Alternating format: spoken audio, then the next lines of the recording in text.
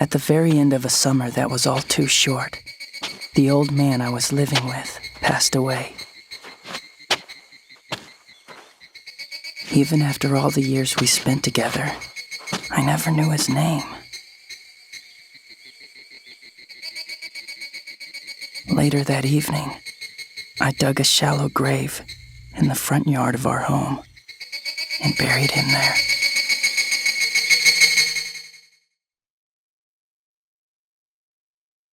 At that moment, I was truly alone in the world.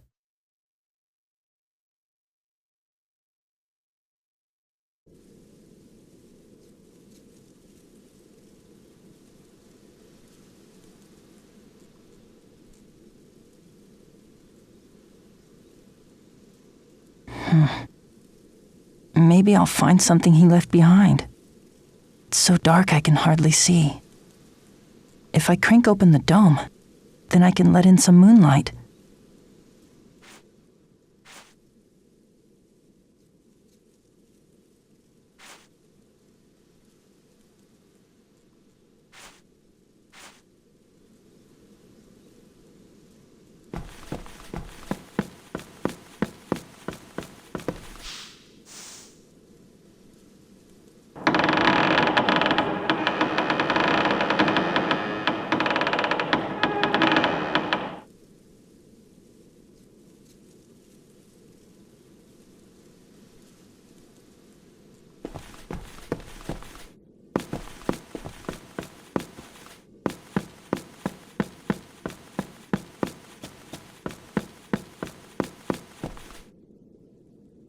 Whoa.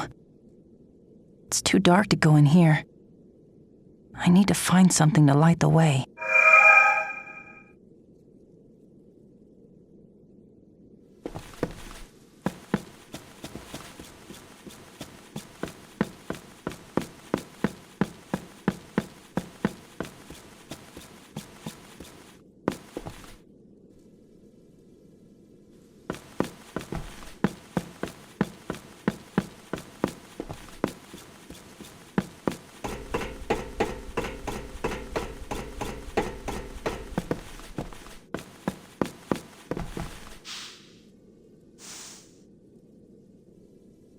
Hey, look.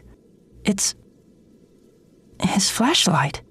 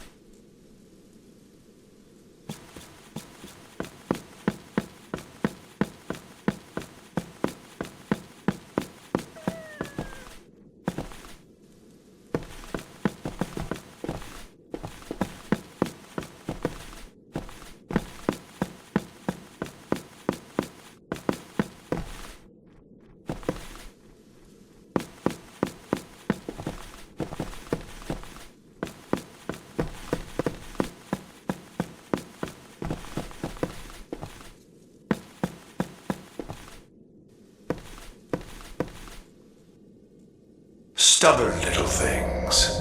I thought they were all dead, but I see at least one survived. Who's there?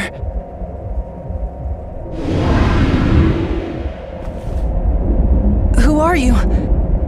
How'd you get in here? Why should I answer?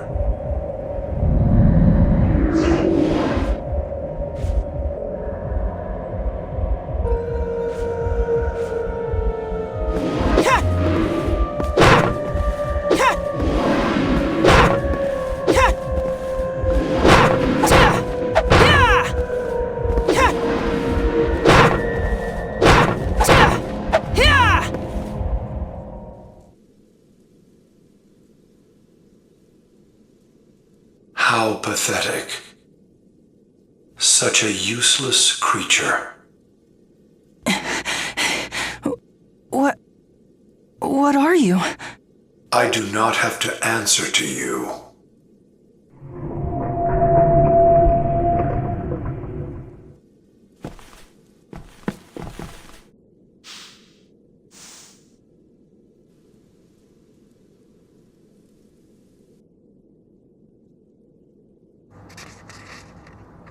By the time you read this, I'll already be gone. Before, I didn't really care if I was dead or alive.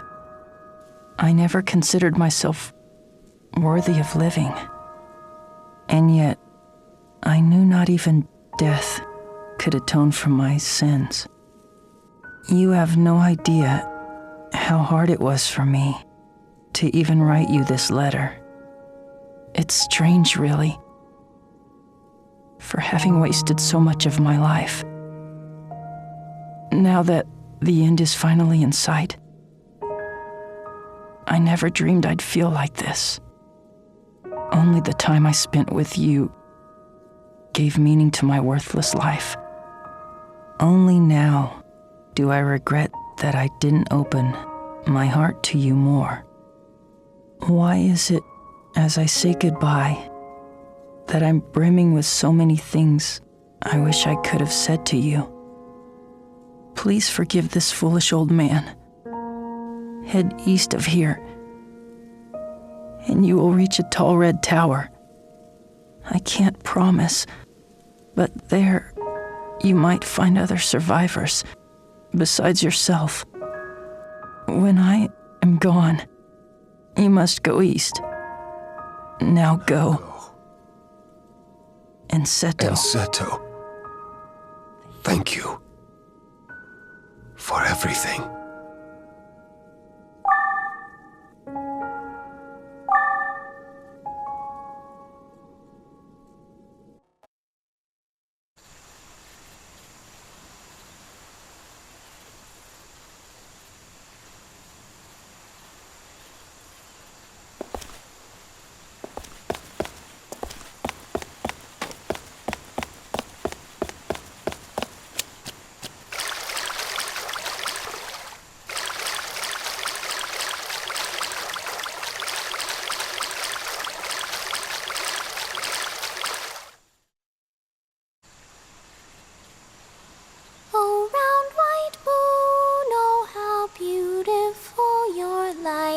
Tonight, how truly precious you can be.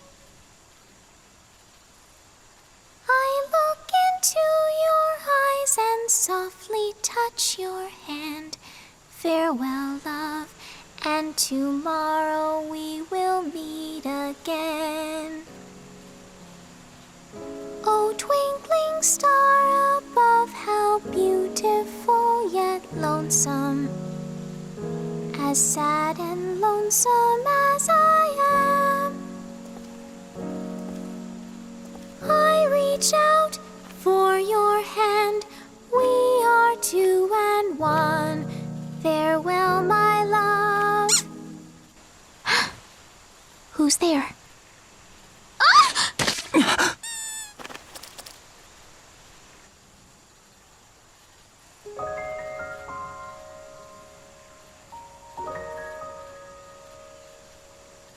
Are you okay? I hope she's not dead.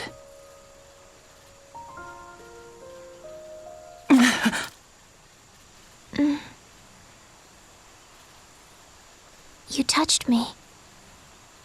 Yeah, but... well, I was just making sure you were still alive. I don't know you. Well, no, but I'm...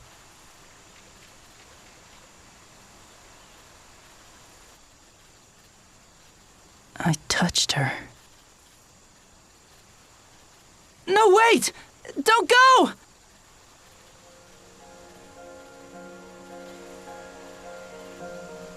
On my journey through the world, all of the people I thought I saw slipped away like they were just a mirage. But that girl, Her cheek was warm to the touch.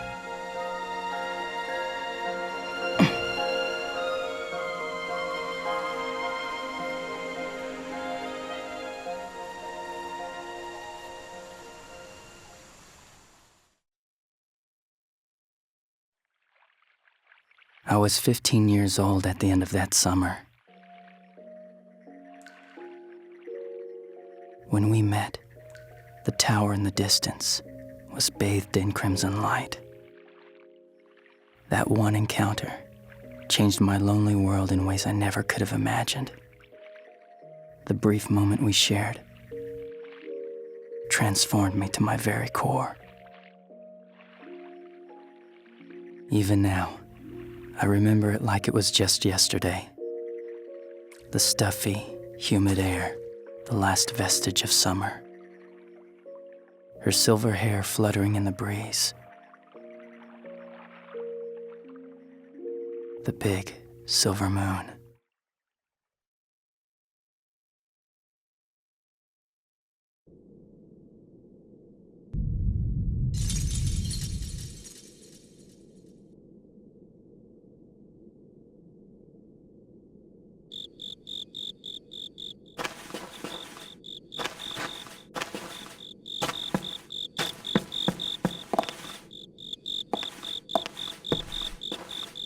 Please help me.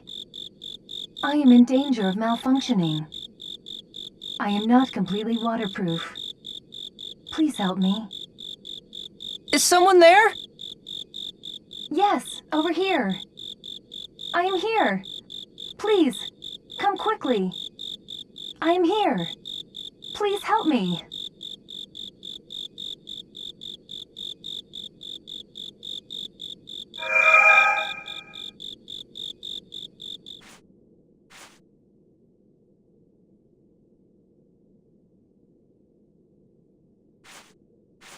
I am not I am in danger of malfunctioning. Please help me.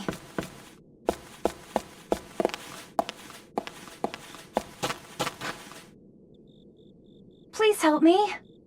I am in danger of malfunctioning. Anyone? It's coming from the other side.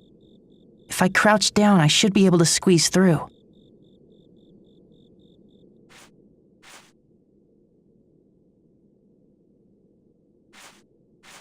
Please help me. I am in danger of malfunctioning. I am in danger of malfunctioning. I am not completely waterproof. It's not coming from over. I am in danger of malfunctioning. I am not completely waterproof. Warning, I am not completely waterproof. Please help me. I am in serious danger of malfunction. Warning, I am not completely waterproof.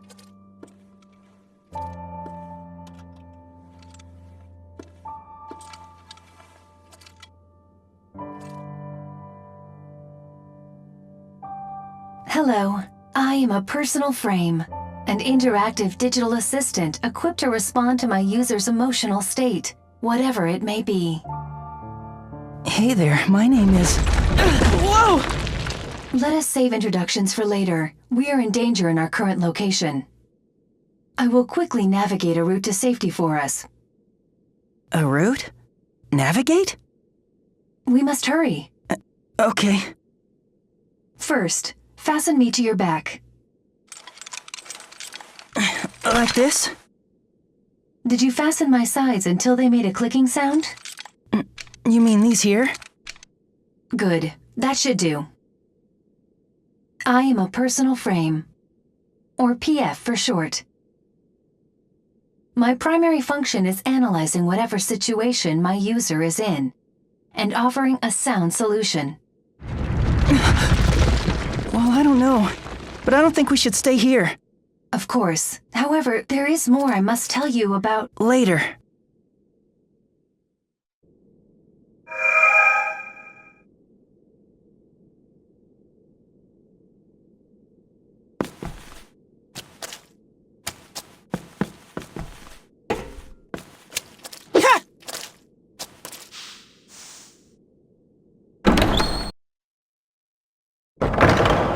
You should be able to build a fire there. I believe that a fire will keep adversaries at a distance. When tired, it is also useful for resting. Oh, I guess you're right. Good idea.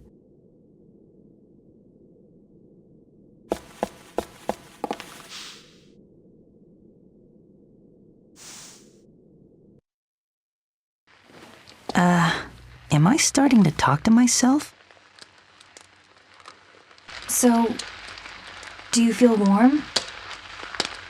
Yeah. It feels good. I know we must evacuate, but I am picking up signs of dangerous enemies nearby.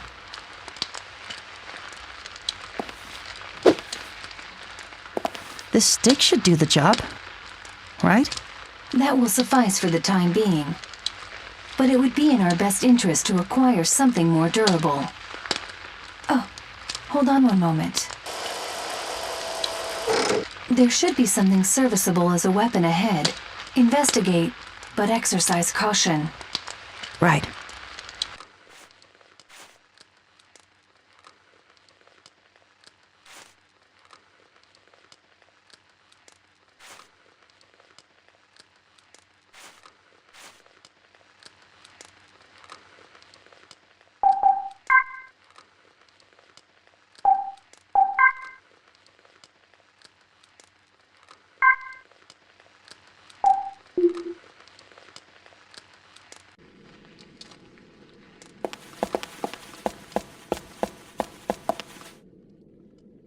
I've got a bad feeling about this. Please stay alert. I am sensing something that means to do us harm, just ahead. Do us harm? Is something wrong? It's nothing. Never mind. For now, please head right. No matter how urgent our escape, your safety calls for a stronger weapon. Good point. Right it is then. Do you understand? The direction of the hand you hold pencils with. Oh, but I use my left hand. Well, in that case, it's, It's okay. I'm going right.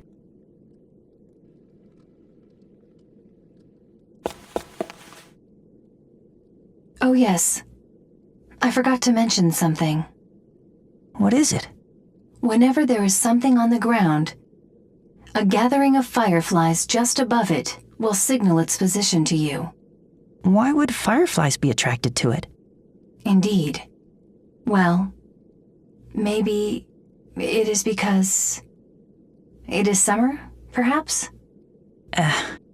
Right.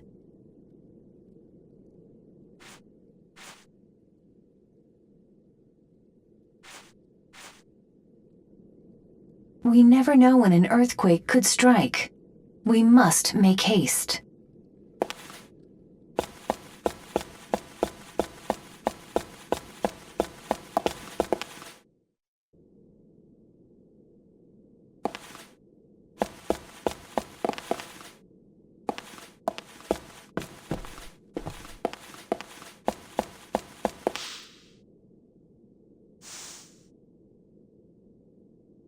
Oh, there looks to be some kind of weapon here. The stick's made of bamboo. Yes, it is a bamboo sword. I believe it will be far more effective than your other stick.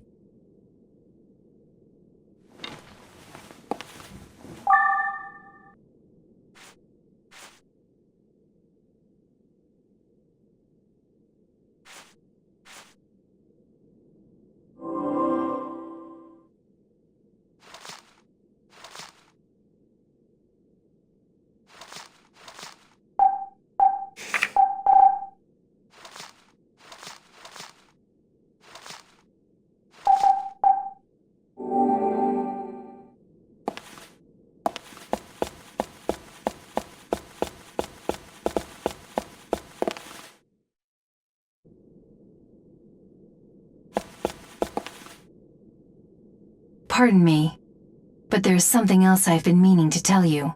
Huh? What is it? This area is suffused with what one might call malicious thought entities. Malicious thought entities? Yes. They are the manifestations of the undying feelings left over from those who passed away. They are hostile toward the living and are apt to confront them. This can... Wait, you're saying that we could be attacked? Simply put, that is exactly the case. So what do these thought entities look like? Depending on the sentiment, they can take many forms. What is most troubling is that they are invisible to the naked eye. What? Then what am I supposed to do? These thought entities are crippled by light. Therefore, the beam of your flashlight should work. It will strip them of their cover and weaken them considerably. So, even when the coast looks clear, I should shine my light around to really scour the area? Yes. So please be careful.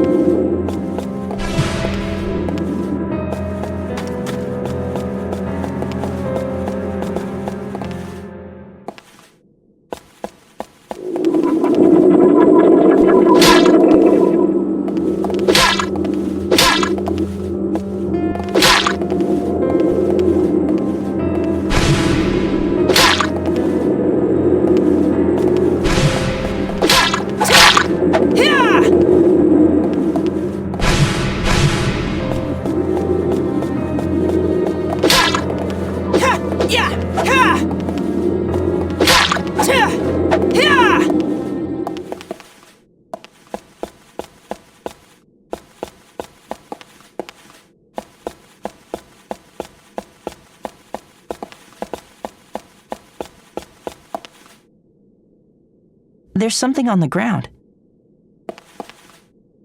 It is a paper crane.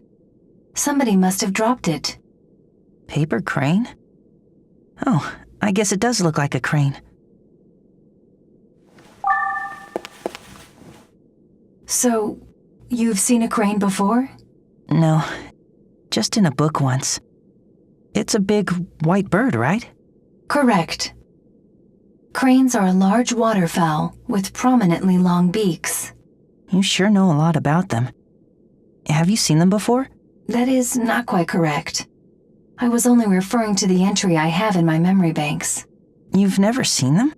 But the way you describe it... Oh, yes. Well, it is only a matter of possessing the right data. Oh, okay. Well, I hope we get to see one together. Together, as in, with me? Of course. Agreed.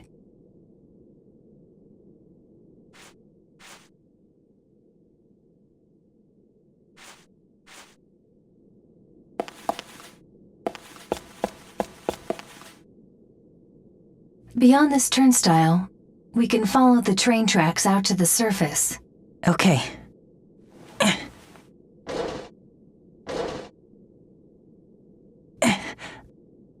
I can't open it. Nonsense. Try a little harder. I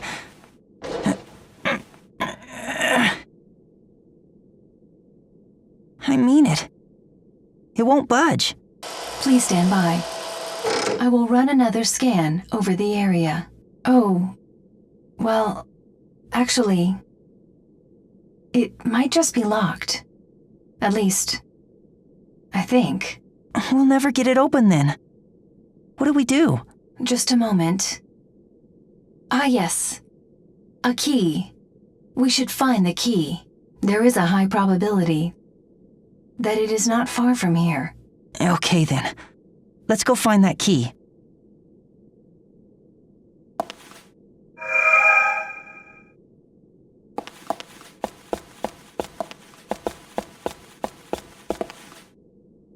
There is a fire pit where you can build a fire just ahead. Perhaps a short respite is in order.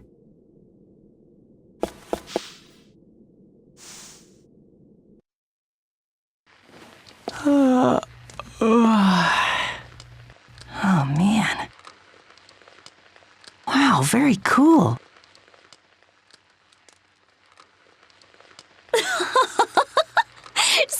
dear. What do you want to play next?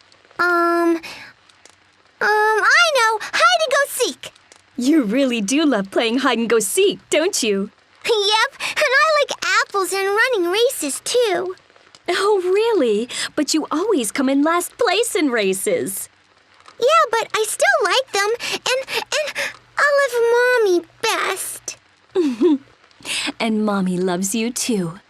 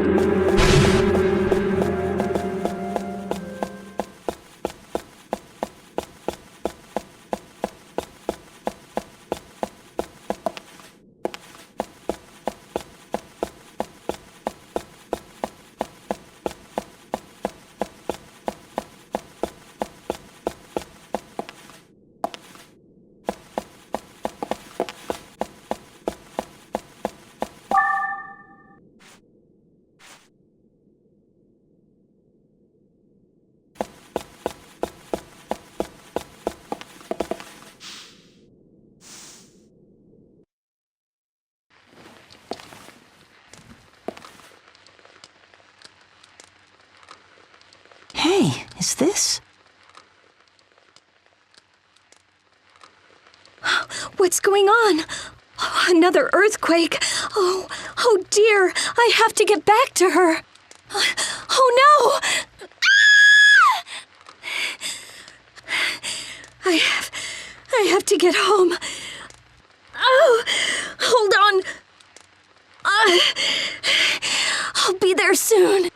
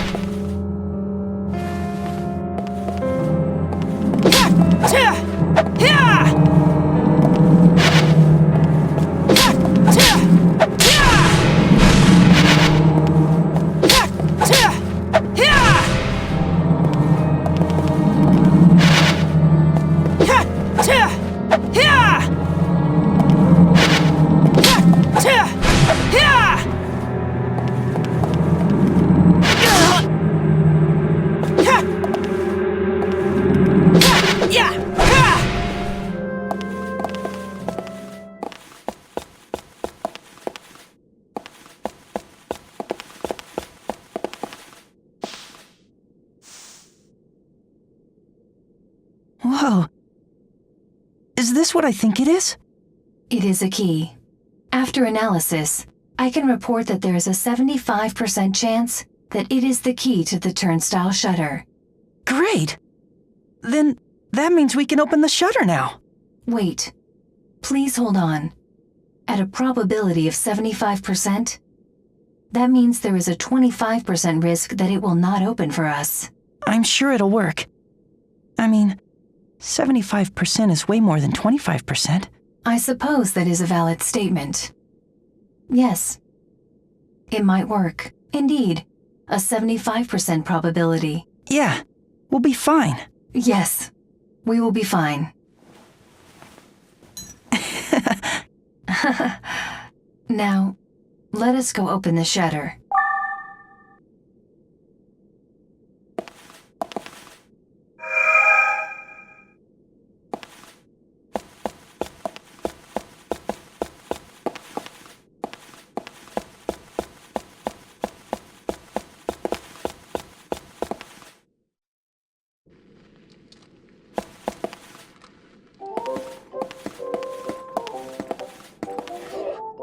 Well now, this is a rare treat.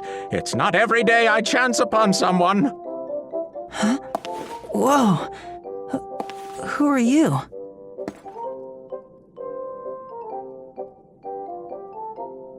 Ah, oh yes, pardon me.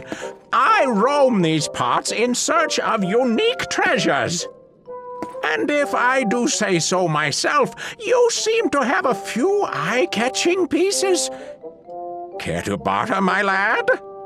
I've picked up some stuff, but none of it's that great. Well, have it your way. In honor of this most destined encounter, I have a gift. It's on the house. Use this dandy little number to ease your tired, troubled traveling self. Thank you. And with that, I must be on my way. Until we meet again!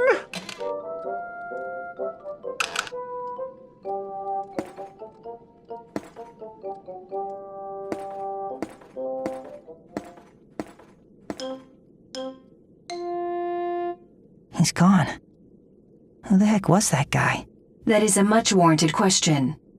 Well, regardless of his nature, we too should hurry on our way.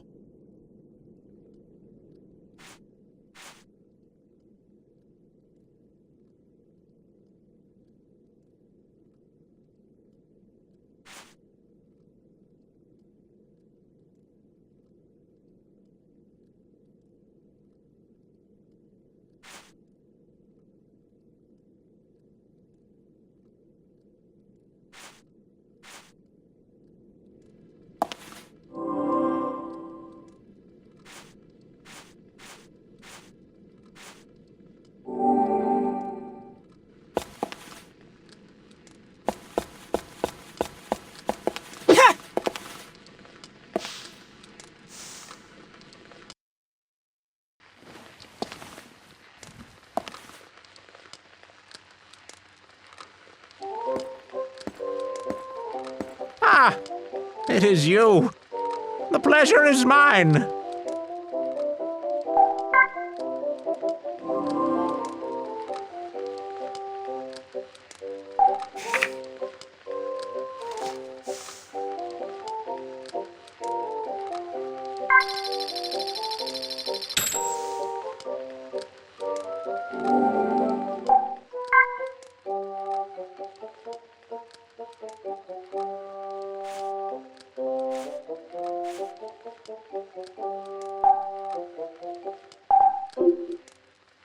Well then, this is goodbye.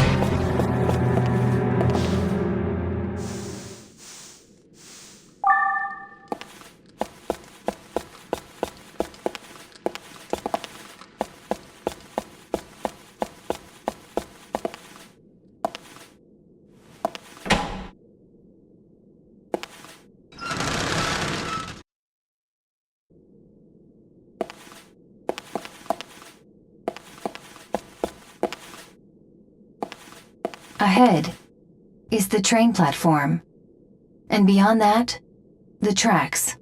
If we follow them, they will lead us outside.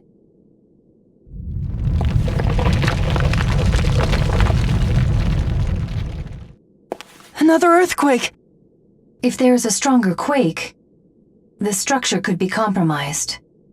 You mean we'll be in trouble? Yes, grave trouble. We must hurry. But what? I sense great danger coming from the platform. Do not linger while traversing, and do not strain yourself. Turning back is sometimes the most appropriate action. The likelihood that you will have a safe passage is... you'll be fine, I'm sure. Yeah. Together we'll be fine. Yes.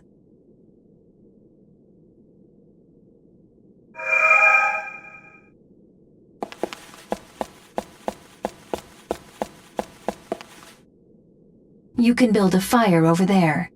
Believe me when I say that rest and retreat can be heroic in their own ways.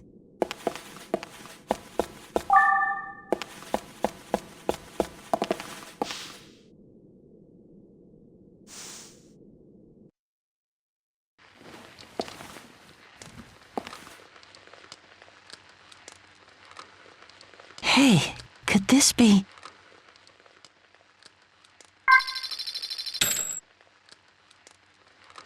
Don't let in any strangers while I'm gone. Okay. Don't worry. Mommy will be back very soon.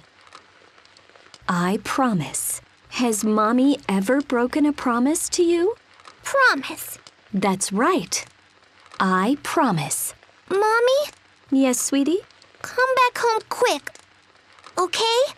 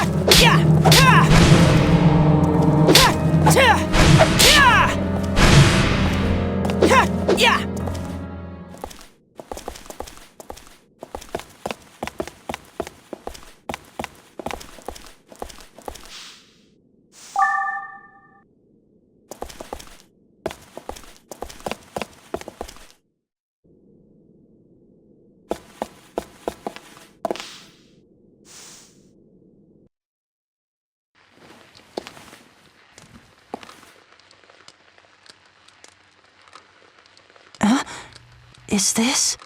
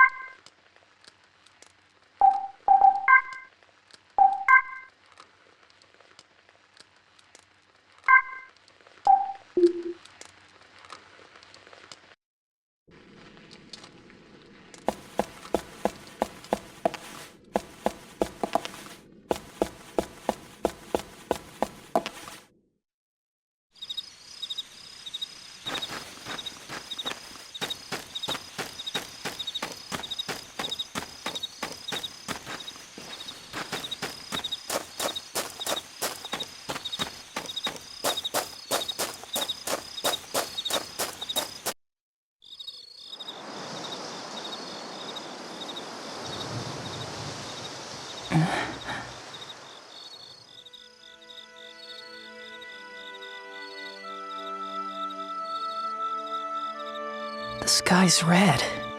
It must be dawn. Yes. Dawn is the time of day when the sun is below the horizon. Sunlight bounces off particles in the upper atmosphere and scatters, causing the phenomenon of a colorful sky. With today's strong winds, more particles must have been kicked up to result in the exceptionally deep red we perceive now. Excuse me, are you listening? Yeah. It's so red and pretty. Yes, it is stunning. Just beautiful. By the way, I've been meaning to ask you something. Yes? Being of assistance to my user is my primary protocol. Ask anything you so desire. Well, before, I saw a silver-haired girl. Have you seen her around here? A silver-haired girl, you say? Just a moment. Please stand by while I conduct a search of my databanks.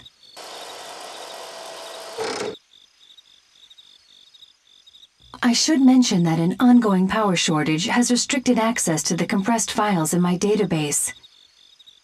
I wasn't able to scan all of my records, but... You know her? Yes, I mean, no. Which is it? Pardon me. It is just that of the memory I was able to access, a silver-haired girl might or might not have shown up. You've seen her? It's possible, and yet it's possible I have not. Oh, so you haven't seen her.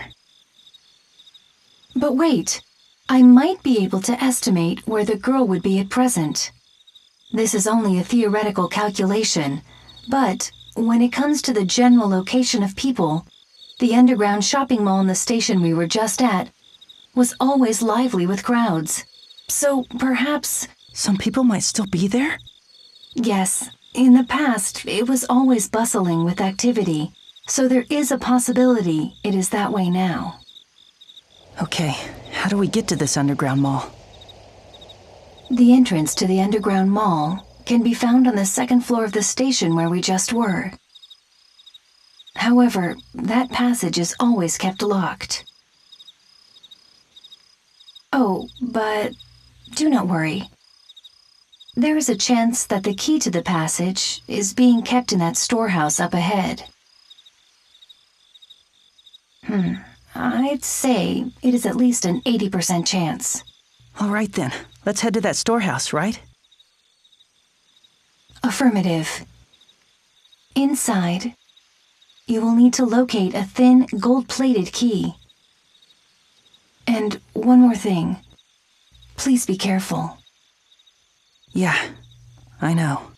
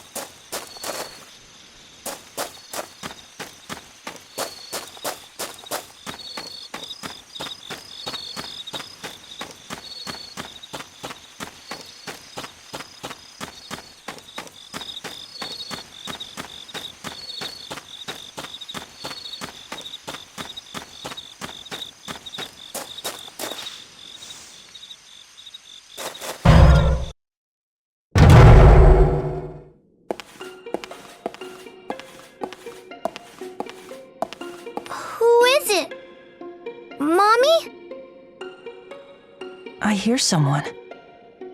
Whoa! Ah!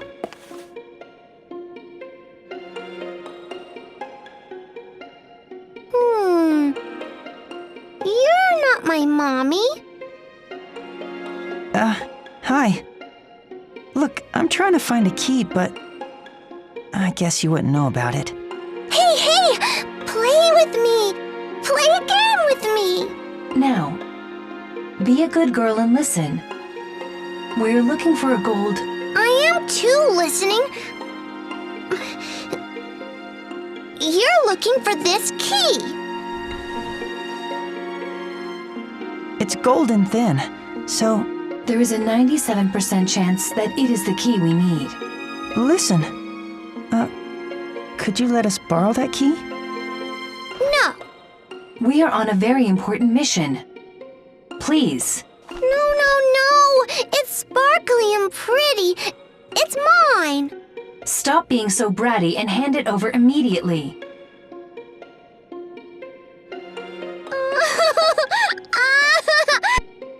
Oh, come on. Don't cry.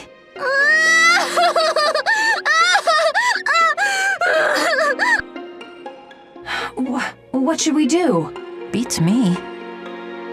Play with me. Huh? I said play with me. Oh, okay then.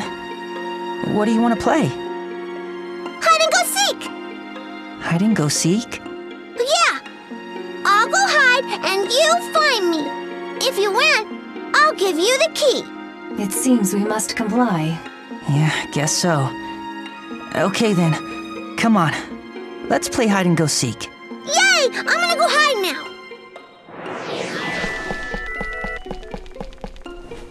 I'm ready!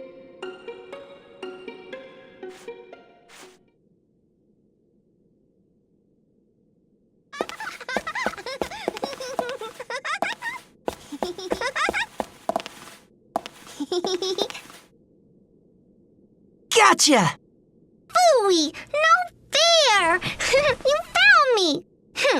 You just got lucky. You won't get me next time.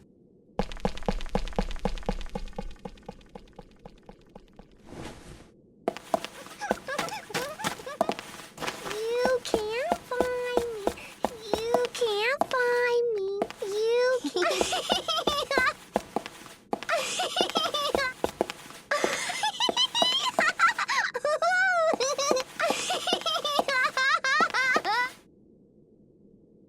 Gotcha! Oh, not again! I won't stay put this time! You'll never ever find me! So there! Ha! This time, if I hear your footsteps, I'll just run away and you'll never catch me! You can't find me. You...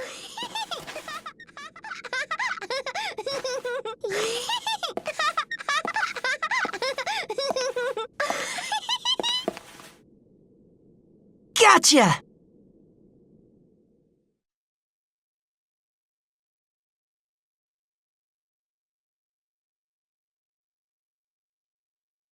Uh-oh, you found me! That means you win the game! Wow, you were good at that. It wasn't easy finding you. It wasn't? I'm pretty good at hiding, but I'm not so good at running. Oh, and don't forget this. It's for you. Here you go, like I promised. Thank you. Here, you can have this in exchange. I found it in the station. Oh, this is my mommy's. She made it special just for me.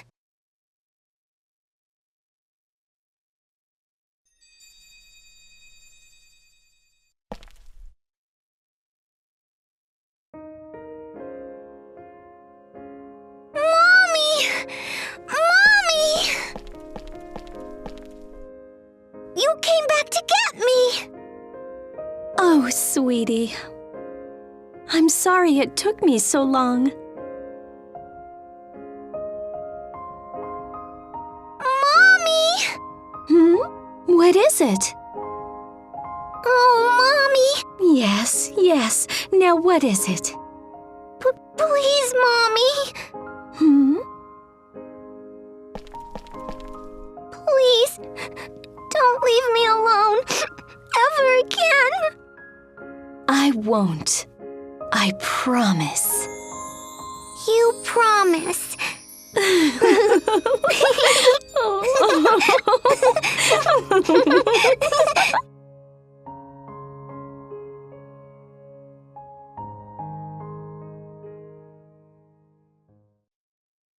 She's gone. I guess I'm all by myself again. Well, technically speaking, you were not by yourself. What? Oh yeah. I guess you're right. I've still got you. Yes.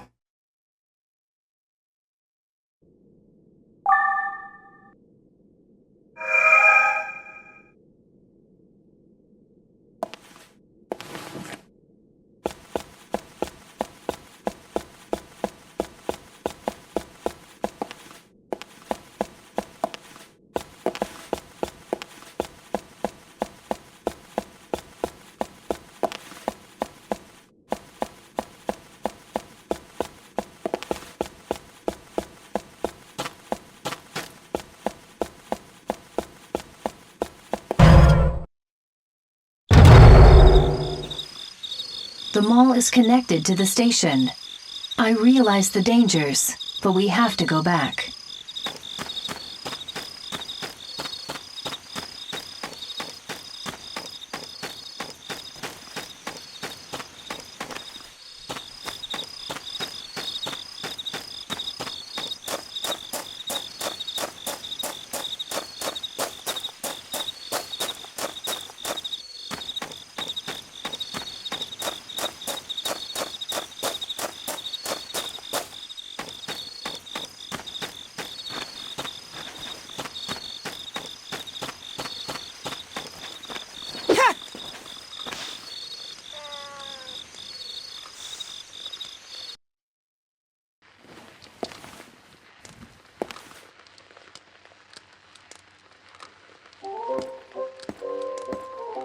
Fancy meeting you here! A splendid surprise!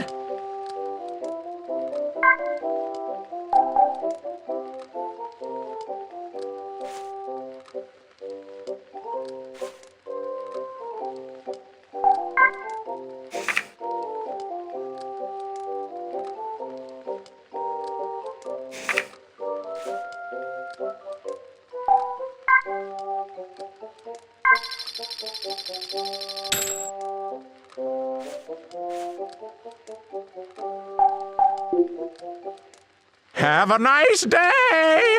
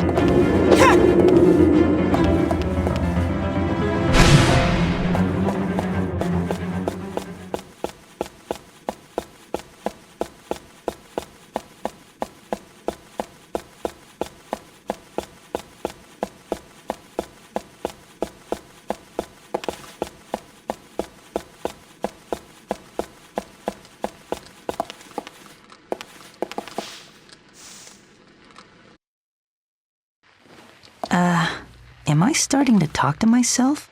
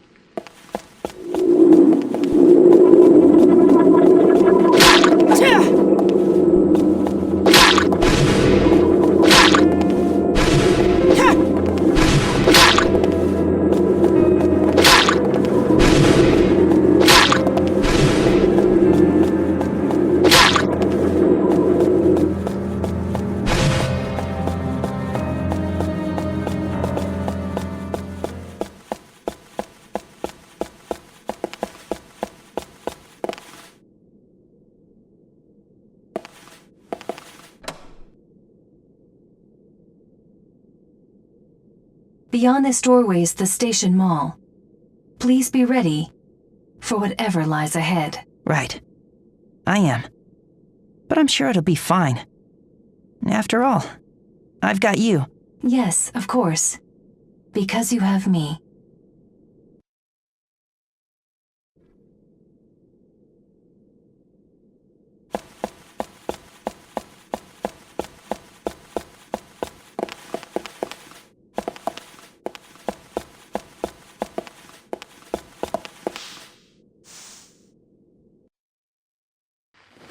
Maybe I'll sit down.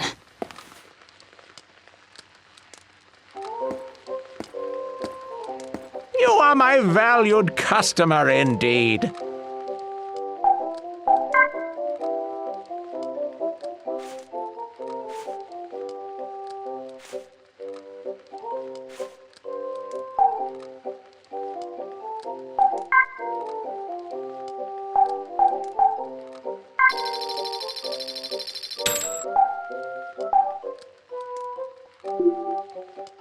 Have a nice day!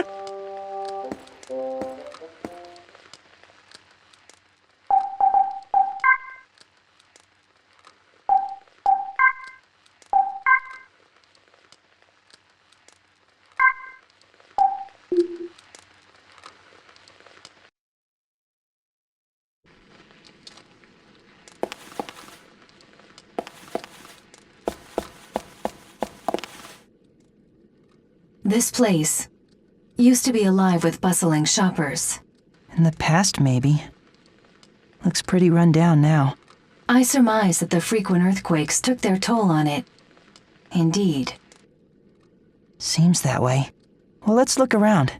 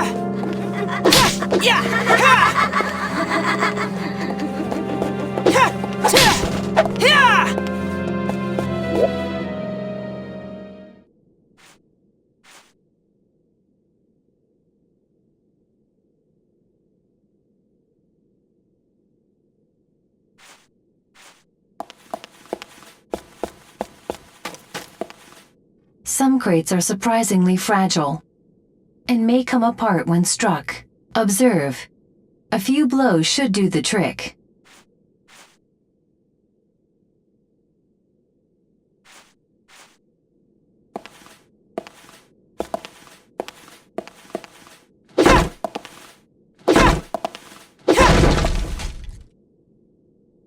Hey, there was something inside. Wow, that's amazing. Did you know this key was here? Huh? No. Well, yes. Actually, I knew all along. That's awesome. You know, being with you makes me feel like anything is possible. Please. It was nothing.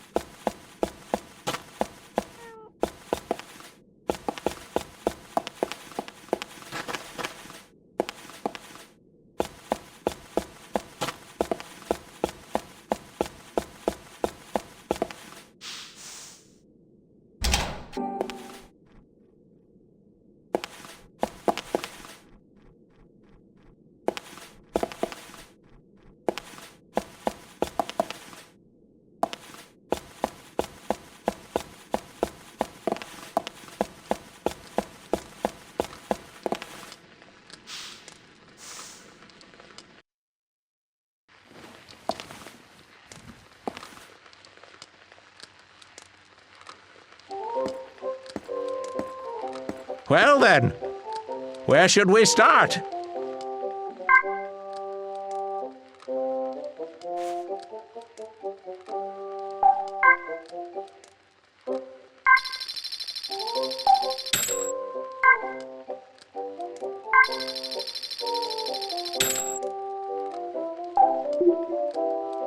Well then, this is goodbye.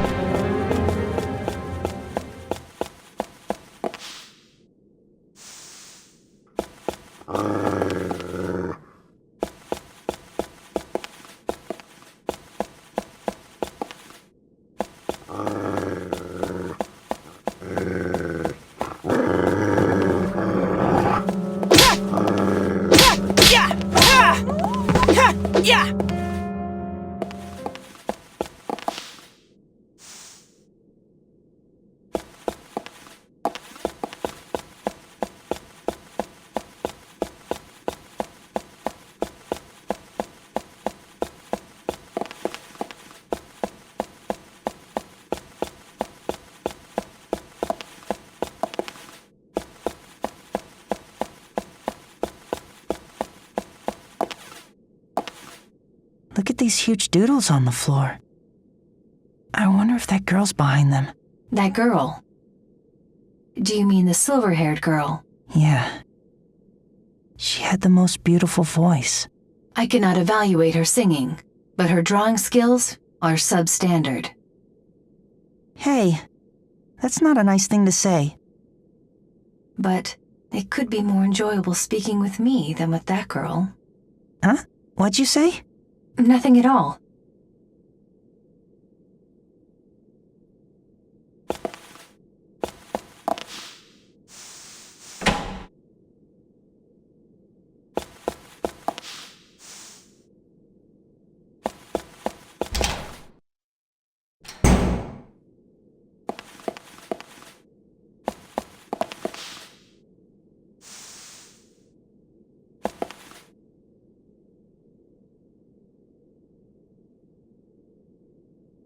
It's pitch black in here.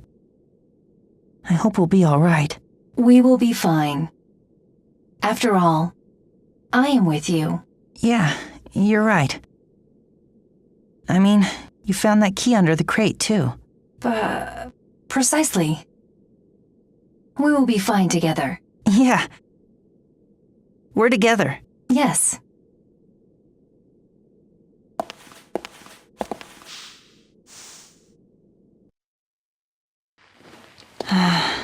This is so soothing. Hey, could this be...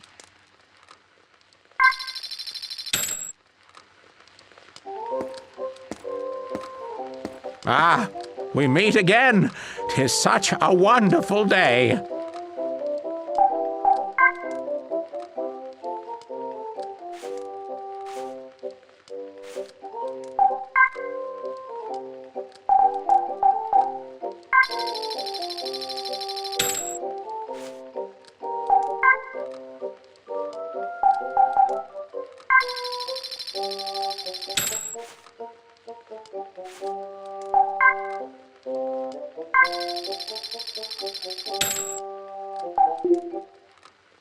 I look forward to our next meeting.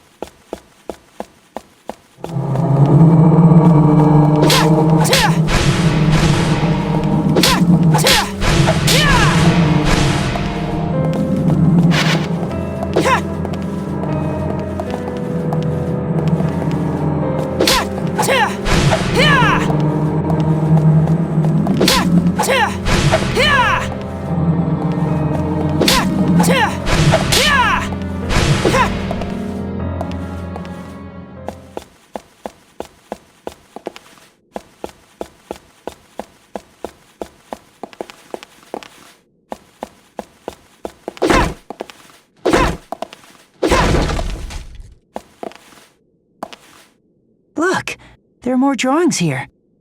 Are those supposed to be crows? They're kinda cute. They look unnatural to me. You think so? I think they're cute. No, they're scary. What is so amusing? Do you find that funny? No, it's nothing. Never mind. I see. In any case, it is clear that this space was inhabited by someone not too long ago. These markings are strikingly fresh. She might not be that far from here. Yes.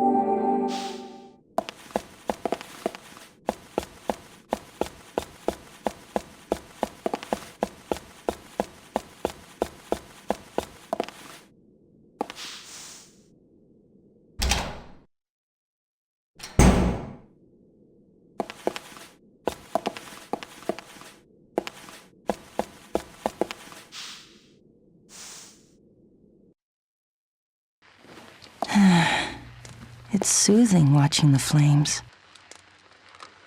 Hey, could this be... I flip hundreds of pages to no avail. Oh, how do I possibly express this feeling of remorse? Nothing fitting comes to mind. It seems no word in this book could possibly do it justice. No, it's something more than that. These familiar pages only offer empty promises.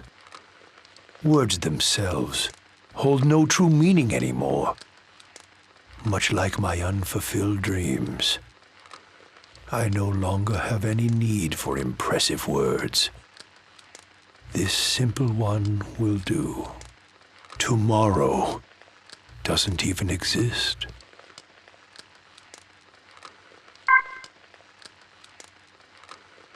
I named my character Ah. At the time, I didn't really care. But halfway through the game, when I thought about changing it, I realized that I was actually pretty attached to it. Despite your bizarre moniker, you still saved the princess and had the king hailing you in your stupid name. Come on, Ah. Are you really gonna vanish like this? Are you okay with ending it all without even saving the world? Stuck with that name? I'm sorry, Ah. I should have thought up a better name for you.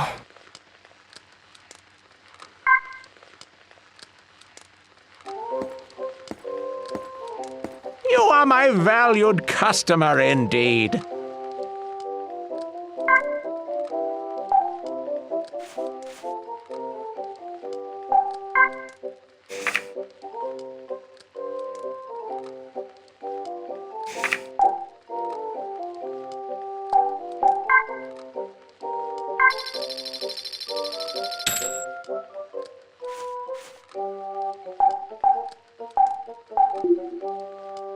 Have a nice day!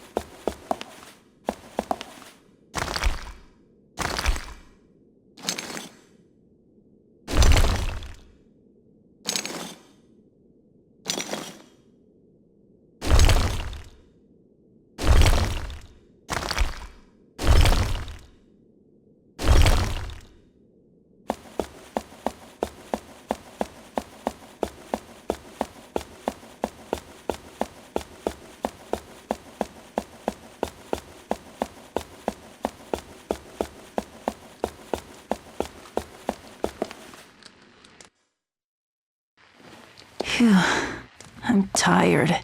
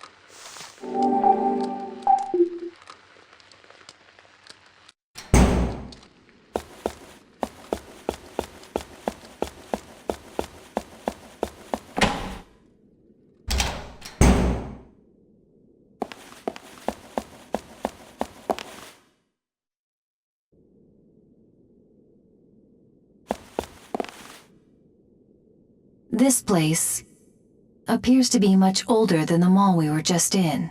And from within, I sense... What is it? Nothing. Or rather, from within, I'm picking up hostile readings. Be very careful.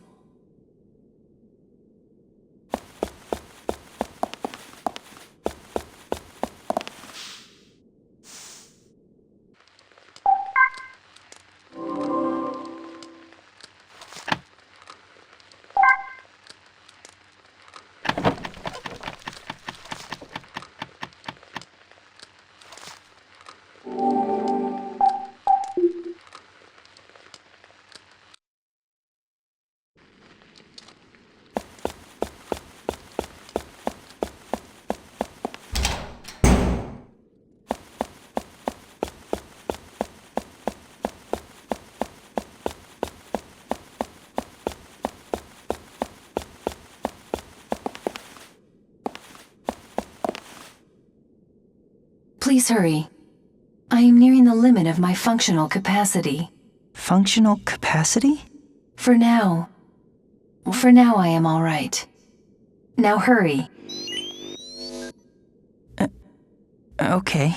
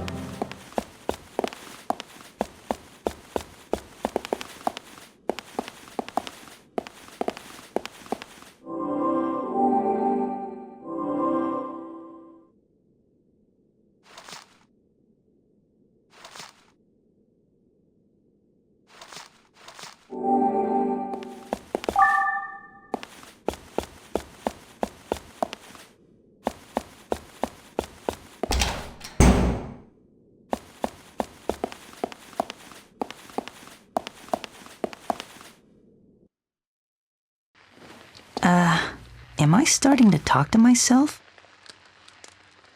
I see.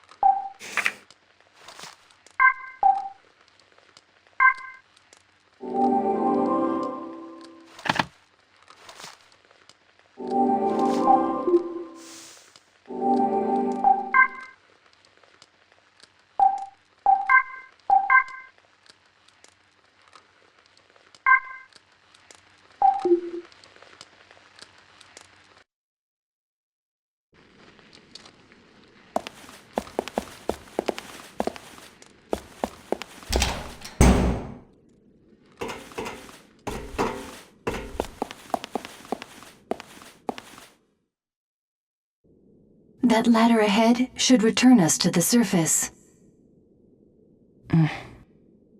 But it's too bad we never found that girl down here. I suppose I was not of much assistance to you then. What? Come on, don't say that. Really, you were a huge help. A lifesaver. Well, if you really mean that, then I am relieved. Hey, what's the matter? Warning, battery low. Huh? Wait, what battery? Warning, battery low. What's happening? What should I do?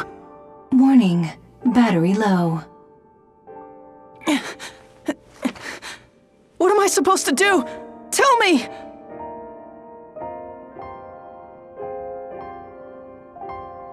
Battery has been depleted. It seems that our journey together must come to an end here. I am terribly sorry. Please, forgive me. But why? This time, please don't speak. Let me talk. You know, I always loved talking more than anything. Unfortunately, the battery I run on has become completely depleted. This will be our last conversation. If you had not come along when you did, I would have malfunctioned in that decrepit station, all alone. Our time together may have been short, but I'm glad I got to spend it with you. Oh no, I have only 37 seconds left until complete termination of operation. There is still so much I wish to talk to you about. But you must let me tell you one last thing. When all is said and done, I'm glad to have met you. Seeing the dawn together, and those unusual drawings. Oh, and your name. I never asked you what your name is.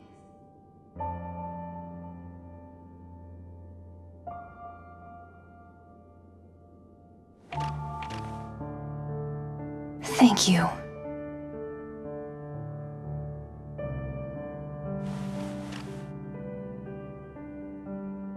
Seto.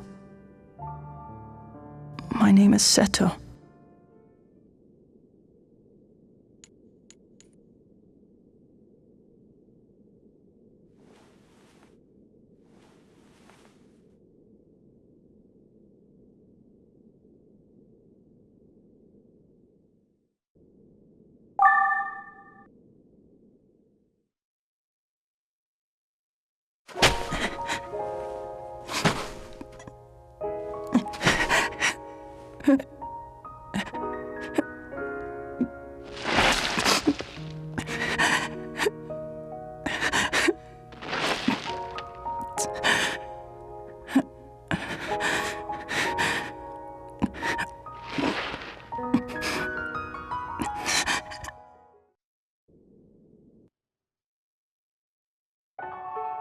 I had a dream that a familiar voice was calling me. As I walked along, it spoke to me, sometimes worried, sometimes happy. We watched the red sky, full of clouds, caught up in the summer wind.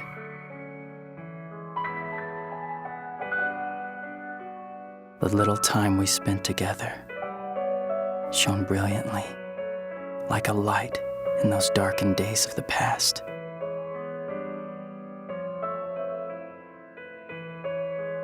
I know that no matter how badly I wish to see you again, that can never be. Those who live must continue to live.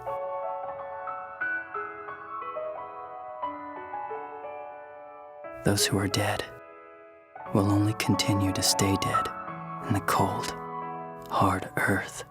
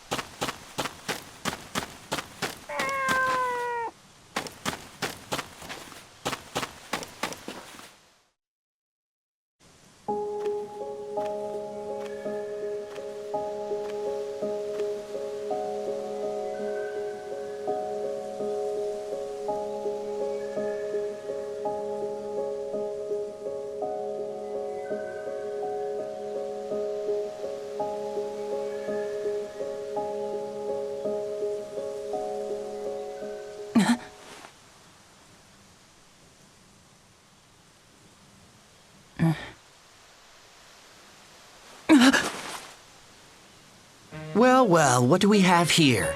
What do you think you're doing in a place like this? Huh? Who are you? Come on, didn't your mom teach you any manners? You first. My name? It's Seto. Seto, huh? And what kind of a name is that? Anyway, you can call me Crow. C-R-O-W. Sure, Crow. Don't act like we're friends. What? But... I said, don't act like you know me. Listen up. I'm the one who's gonna be asking the questions around here. You just answer. Is that clear? Yes. Where are you from? Pretty far to the west of... What are you doing here, huh? Well, it's just that I thought I might be able to find more people if I came. You mean more humans? As in, you're human? Yeah. You traveling alone? I used to live with this old man. But now, he's dead, so... So now you're on your own. And you came here to find survivors. Is that it? Typical human.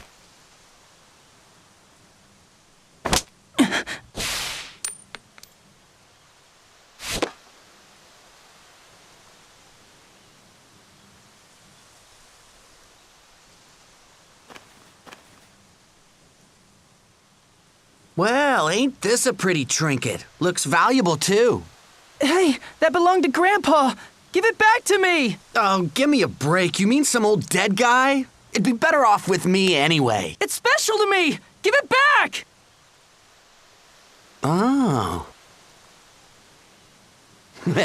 If you want this thing so bad, you'll have to catch me to get it.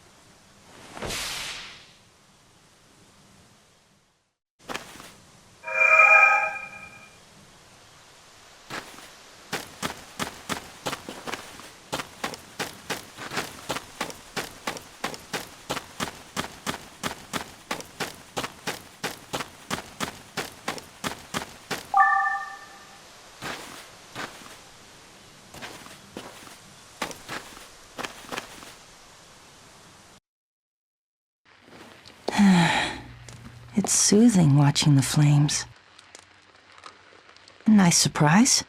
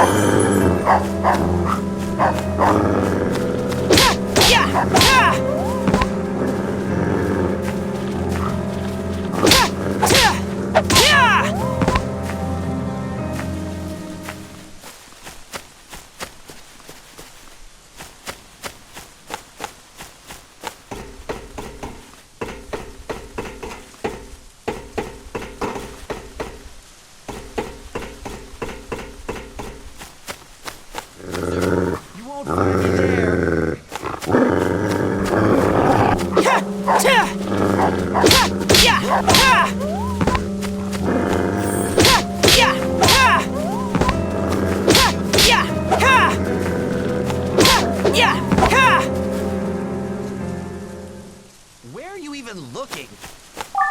I'm over here.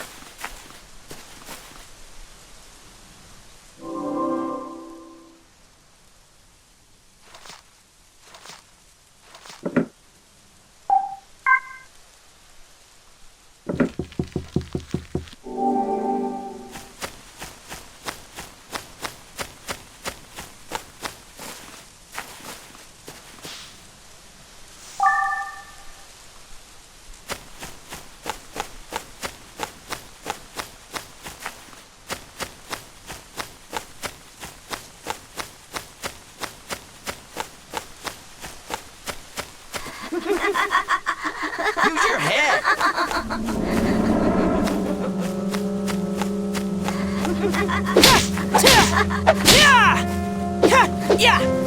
Where are you even looking? I'm over here.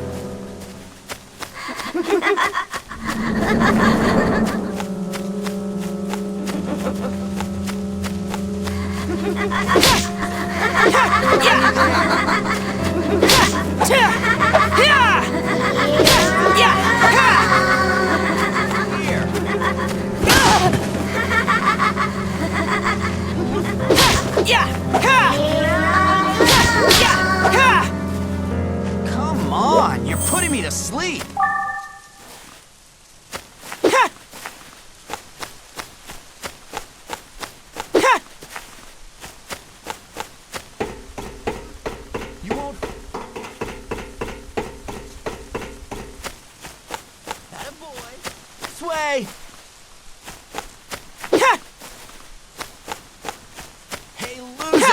You won't find me there.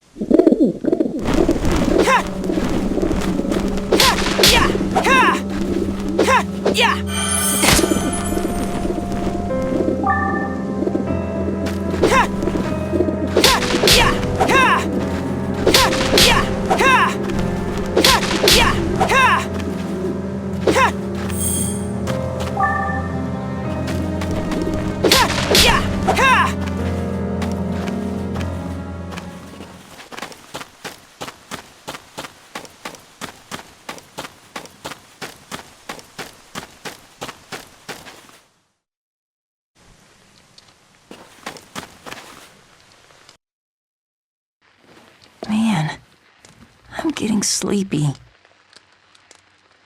Wow.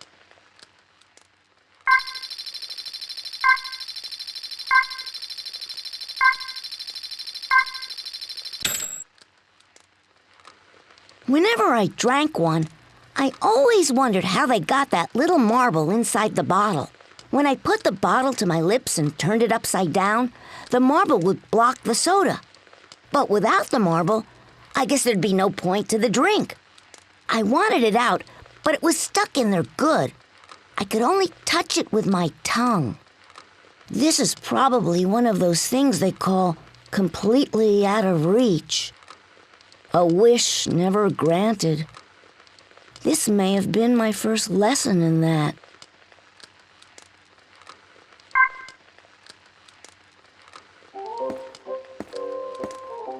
Well then, where should we start?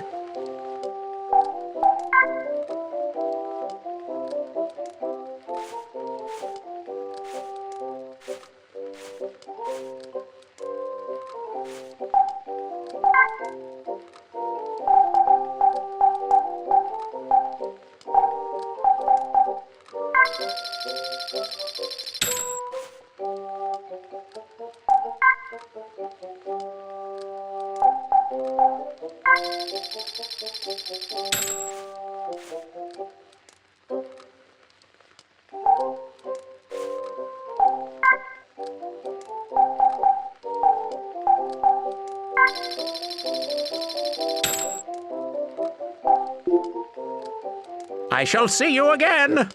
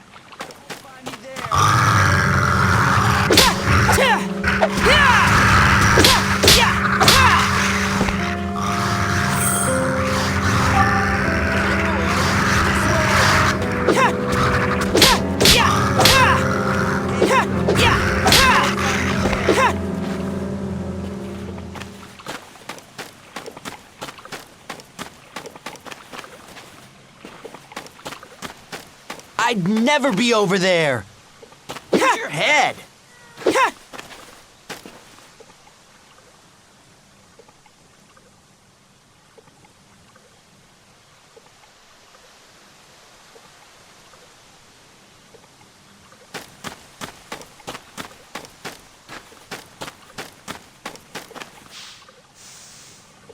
A key? It's labeled roller coaster.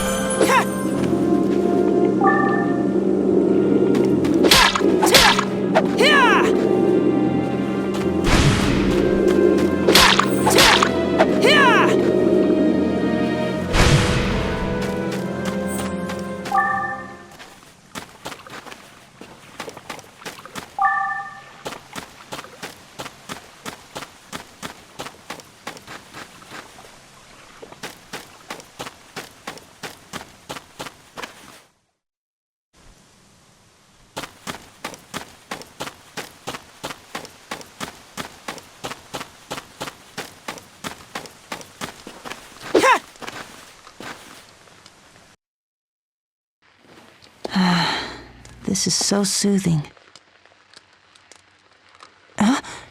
Is this?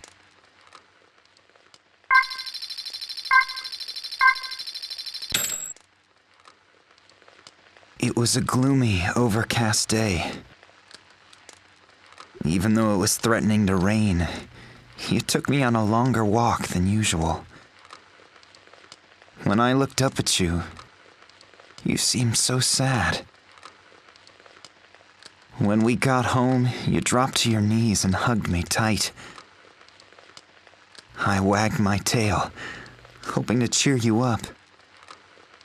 But the sorrow never left your face. And then, suddenly, tears started falling from your eyes. I licked them for you. They were salty. You stood up and waved your hand. I barked in reply. And as you slowly turned and walked away, tears began streaming from my eyes as well. I licked them too. They were salty.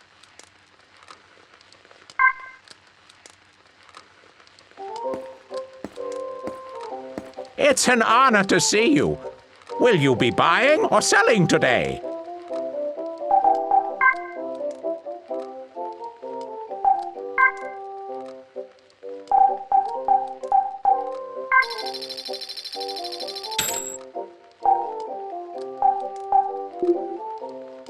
I look forward to our next meeting.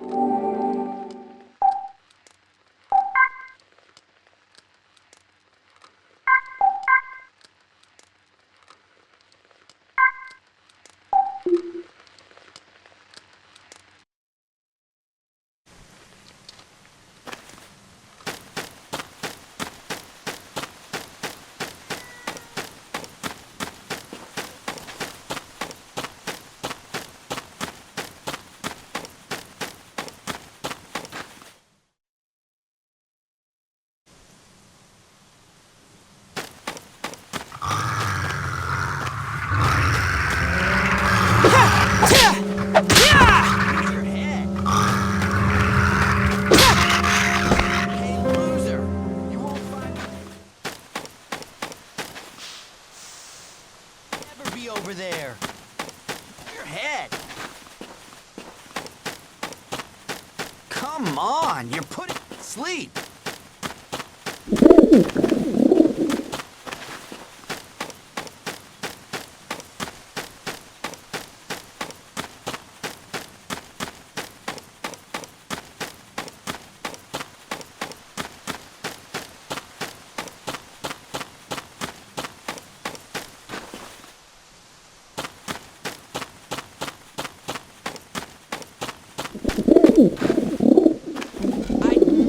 over there! Use your head! Atta boy!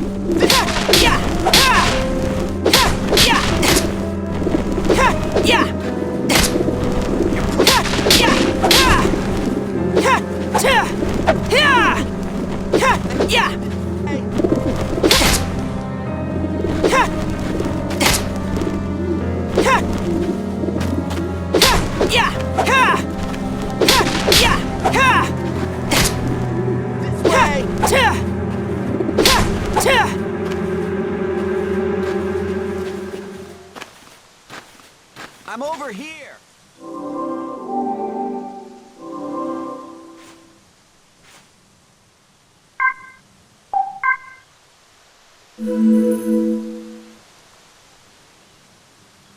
Come on, you're putting me to sleep.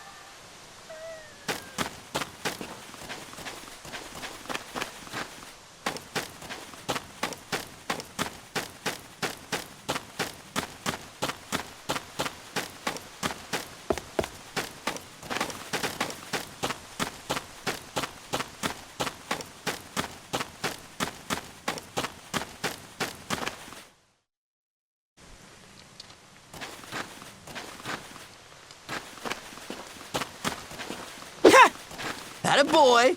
This way!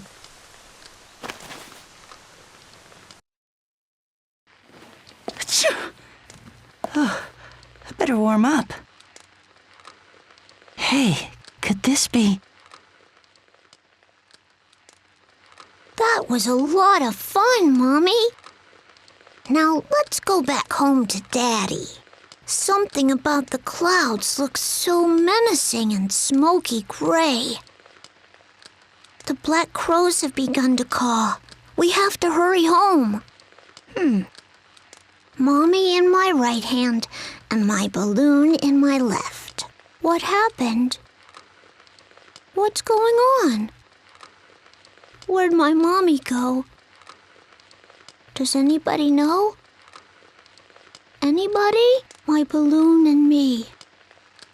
Alone and afraid. The butterflies flew, and I lost myself as I chased them. Alone and afraid. I stuffed them in my pocket. I stop where I am. I stare at my trembling hands, with eyes red from crying. I really am all alone now, so let's go home.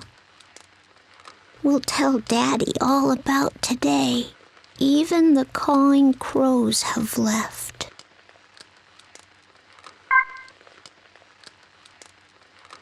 To live free of regrets. That was my greatest goal in life. And I followed through with it so far. I have lived my life without regrets. I did well in school, and I've joined a prosperous company. I never had financial problems. I could afford whatever I wanted. Sickness never visited my door. I never even had a reason to go to the hospital. Truth be told, it was an all-around good life. At least it was supposed to be. Yet here I am in sorrow. As I inch ever nearer to death, I realize I have no one to share it with. I'm scared.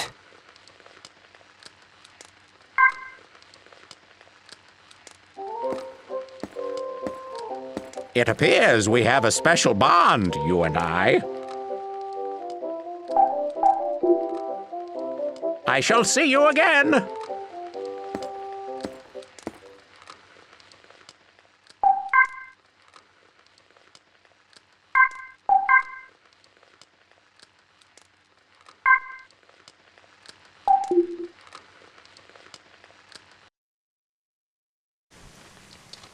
Come on, you're putting me to sleep.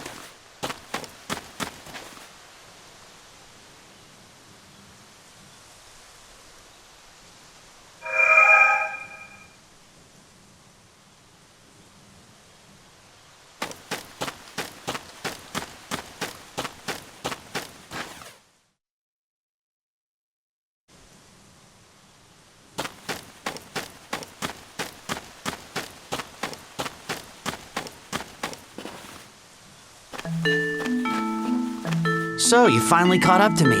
Oh, are you mad? Man, if looks could kill. That's mine! Give it back! It's important to me!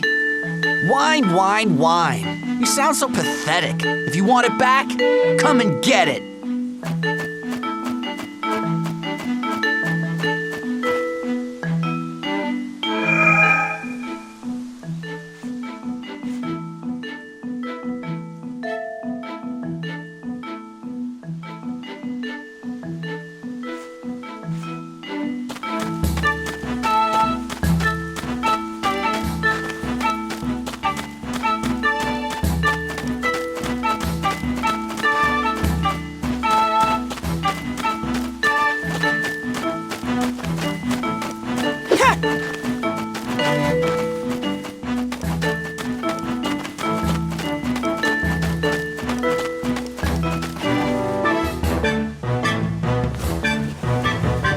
Got you. Now give it back. You're faster than I thought, but I'm not giving it up that easily.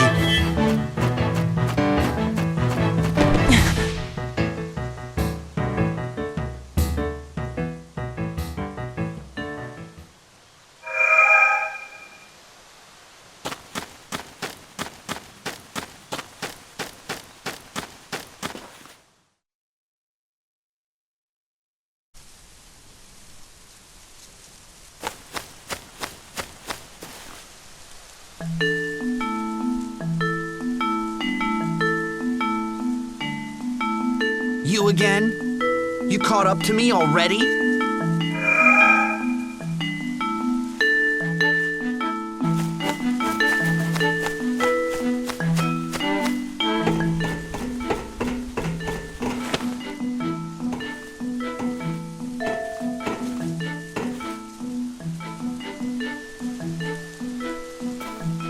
Man, you're dumb. You seriously lost me again? I thought I'd get a little more fun out of you. Come on! I'm right here!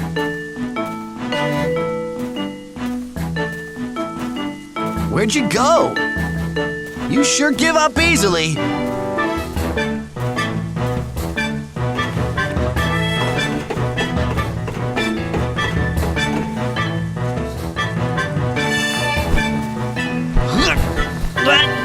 Go!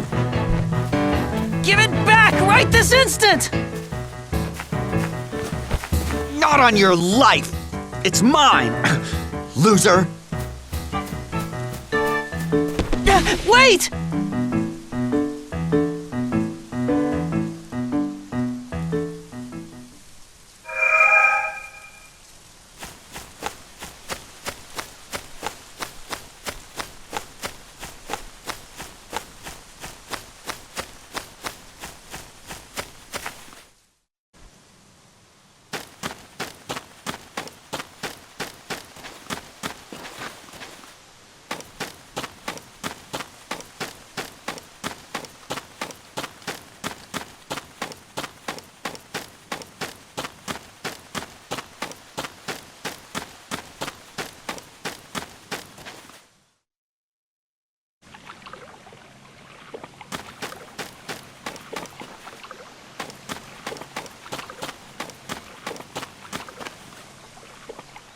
I found you! Now give me back my locket! Kid, don't you know how to take a hint? Never! I said I'm not giving it back, you hear? But it's important to me! It holds the memories of everyone I've known! Memories, huh? How pathetic. Now I really don't want to give it back.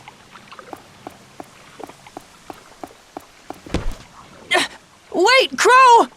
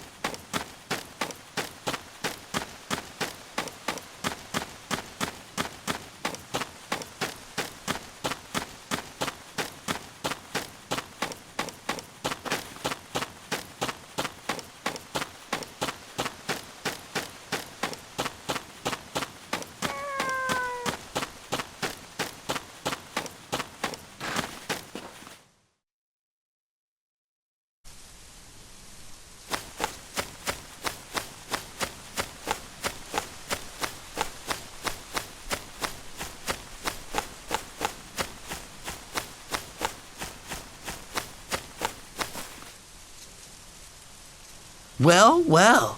I guess you're really serious about this thing. Let's take a look inside then, shall we? What is all this? It's all a bunch of junk. A random screw, a letter, some photos.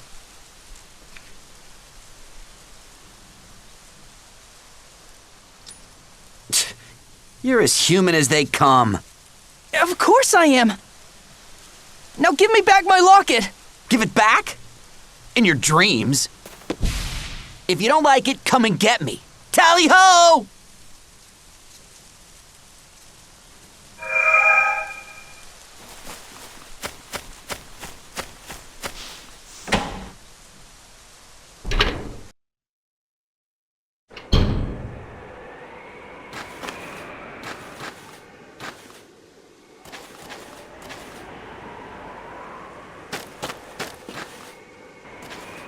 Hey, what's the big idea? I didn't expect you to follow me this far. I've got you cornered. Now give me back my locket, Crow. I don't think so. If you want to do something about it, follow me down the tracks. But it's wicked high up. So make sure you don't fall. I can do this. Ready or not, here I come.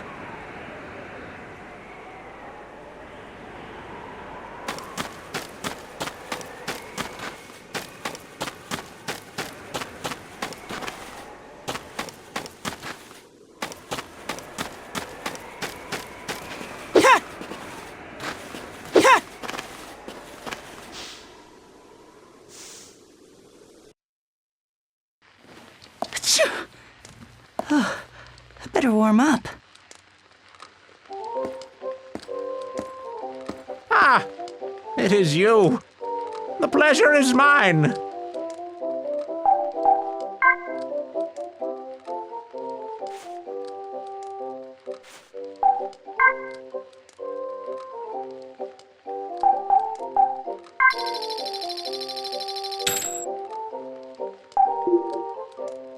Have a nice day!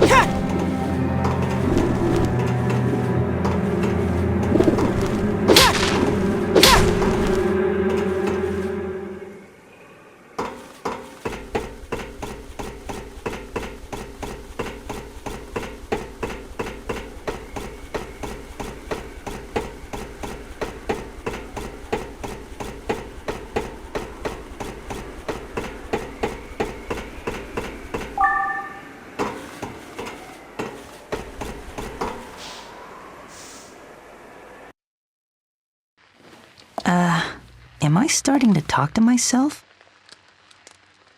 Hey, could this be...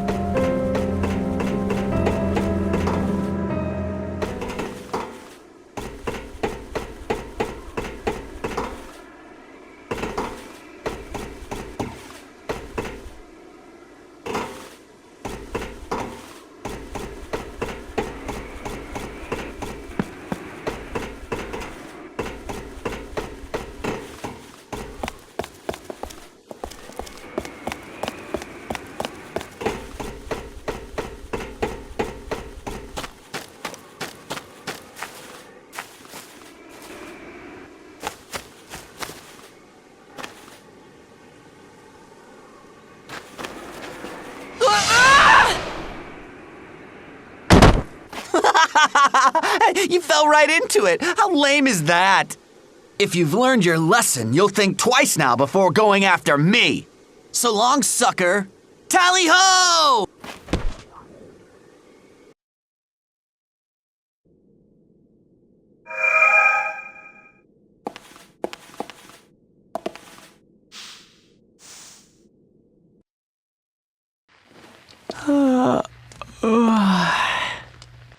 Oh, man. Hey, is this?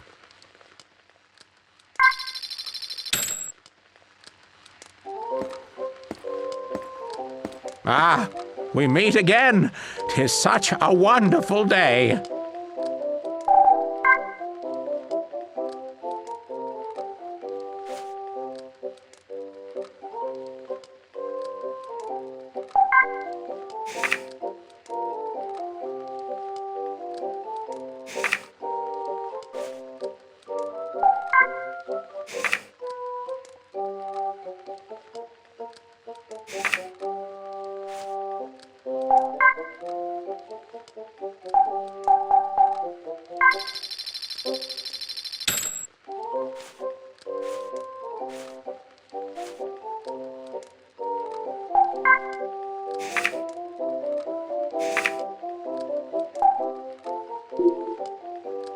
I look forward to our next meeting.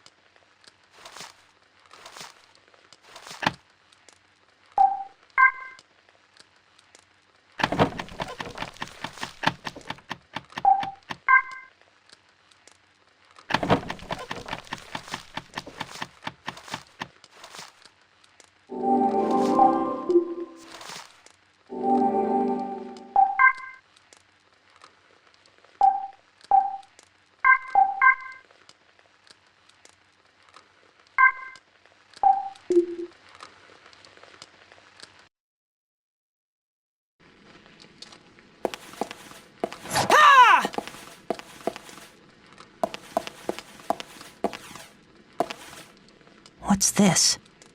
There's a hole in the wall. Maybe I can go through it.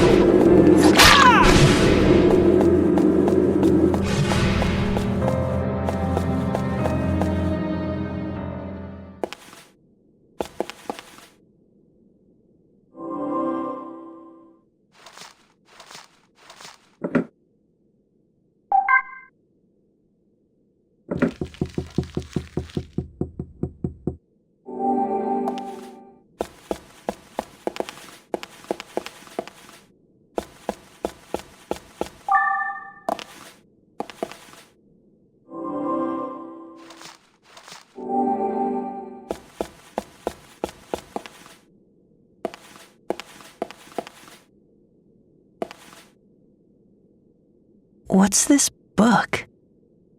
Pirate Isle? Then the young pirate looked down at me and shouted out, "Come on. Didn't your mom teach you any manners? Give me your name first." I tried to answer when the boy cut me off. "Don't act like you know me. Listen up. I'm the one asking the questions around here. You just answer." "Is that clear?" the boy said in a bullying manner. "That's weird. This sounds an awful lot like Crow." The whistle blew, signaling that it was time to say goodbye. I asked the boy pirate if we'd ever see each other again. At that, he answered, "Yeah, of course we will. Friends always see each other again. And we're friends now," and gave a smile.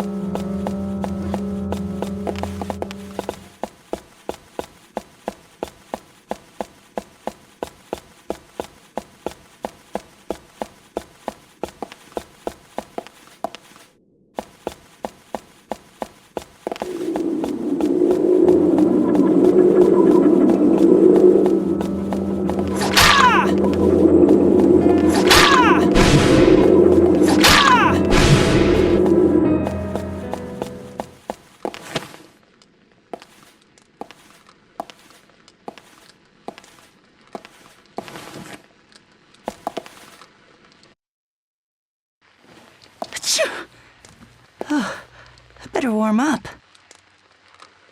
Hey, could this be...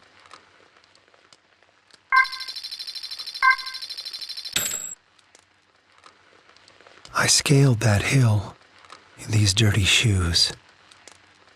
But if this is what reality holds, I'd rather have never known. I'd be happy climbing this hill, never knowing anything. No real summit. An endless mound of earth. Nothing. Nothing at all. No hill. Nothing ever there. Not even my birth. No value. No reason to live.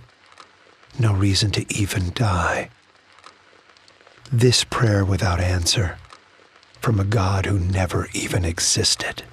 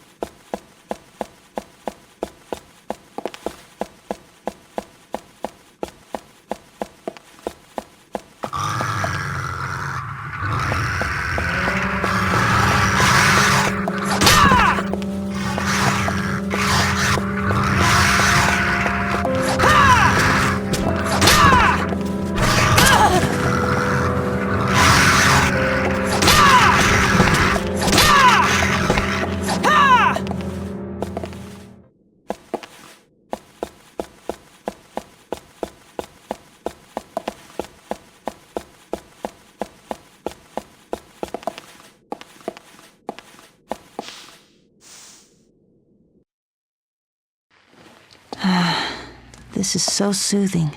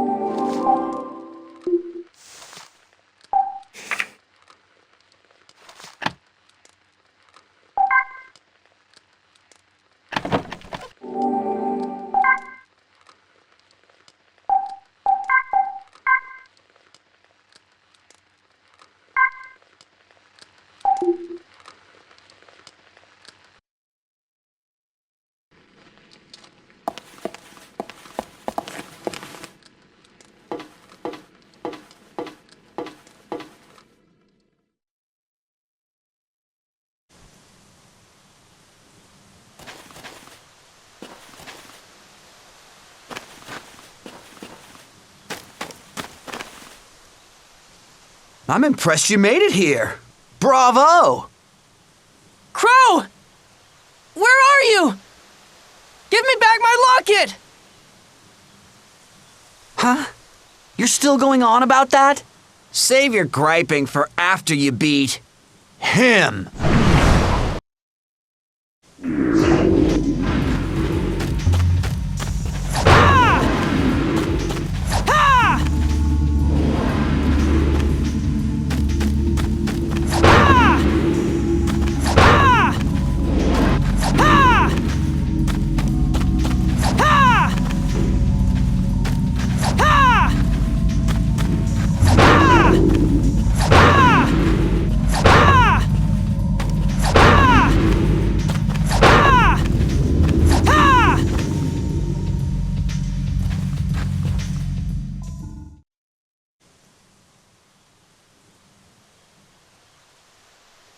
Ha ha ha! Catch me if you can! Up here, come and get me! Come on! Give it back! Oops! Almost! Man, you're pretty stupid, you know that? You're so dumb. I bet you can't catch a cold. Ah! Ah!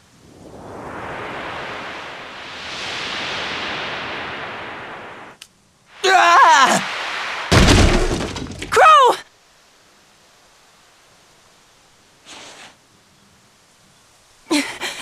Crow!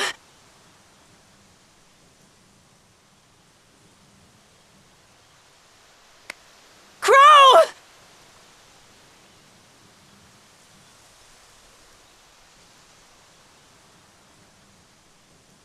You're not dead, are you?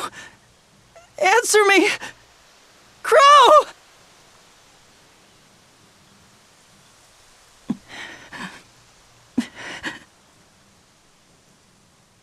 Jeez, what a racket you're making. Quit blubbering already, will ya? And for your information, I've never cried a day in my entire life. You're alive. You're alive. Thank goodness.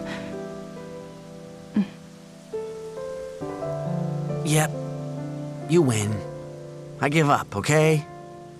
Sorry.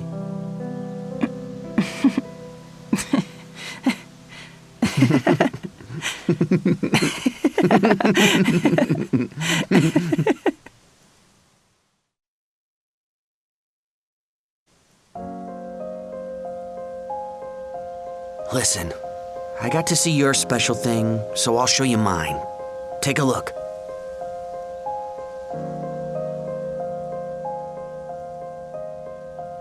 Crow, is that you?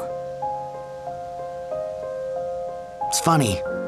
To be honest, I really don't have any memories of my entire childhood.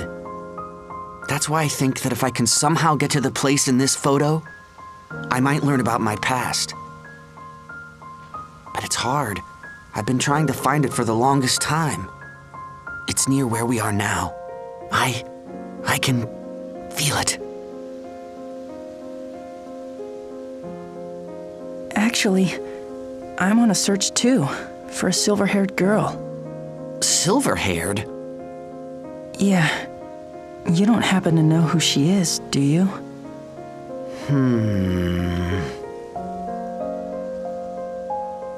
Nope. I see. Wait, hold on a second. There is someone. I don't know if she had silver hair or not, but sometimes there's this real bratty girl I keep running into at the hotel. I don't know. I can't be certain. I've never spoken to her. But maybe, just maybe she might be able to help you out. Great. Okay, then I'll go see if I can find her. Go for it. I'm gonna keep searching for the place in the photo. I guess we both have to make up for a lot of wasted time, huh? And whose fault was that? Hey, I already told you I was sorry. So, do you think I'll ever see you again? Yeah, of course we will. Friends always see each other again, and we're friends now. Oh yeah, another thing friends always do is give each other presents. And besides, I should probably make up for being mean to you and stealing something of yours. Here, take this. A ring with a silver skull? You better keep it safe in your locket, okay? Well, thank you.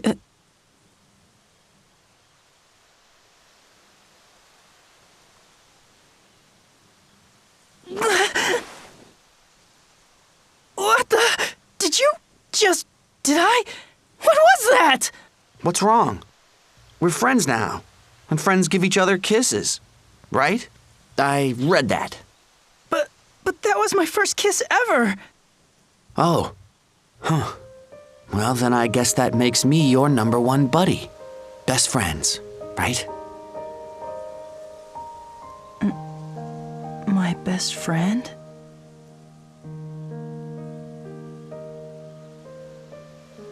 Yeah. We're friends now. You bet.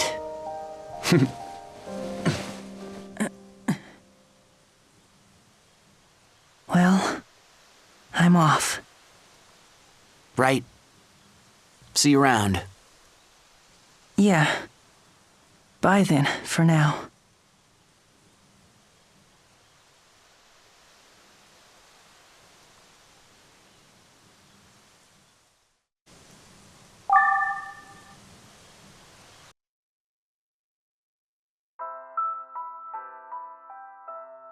Anytime I'm feeling alone, I think about how there's someone out there feeling the same way as me. At this very moment, there are innumerable people just like me all over the world. Yet the tiniest act of sharing a secret could easily make two of us friends. So simple, so effortless. I've never revealed your secret to anybody, and I never will. I promise. I swear. Tonight, under the blue moon, from beneath this dilapidated Ferris wheel.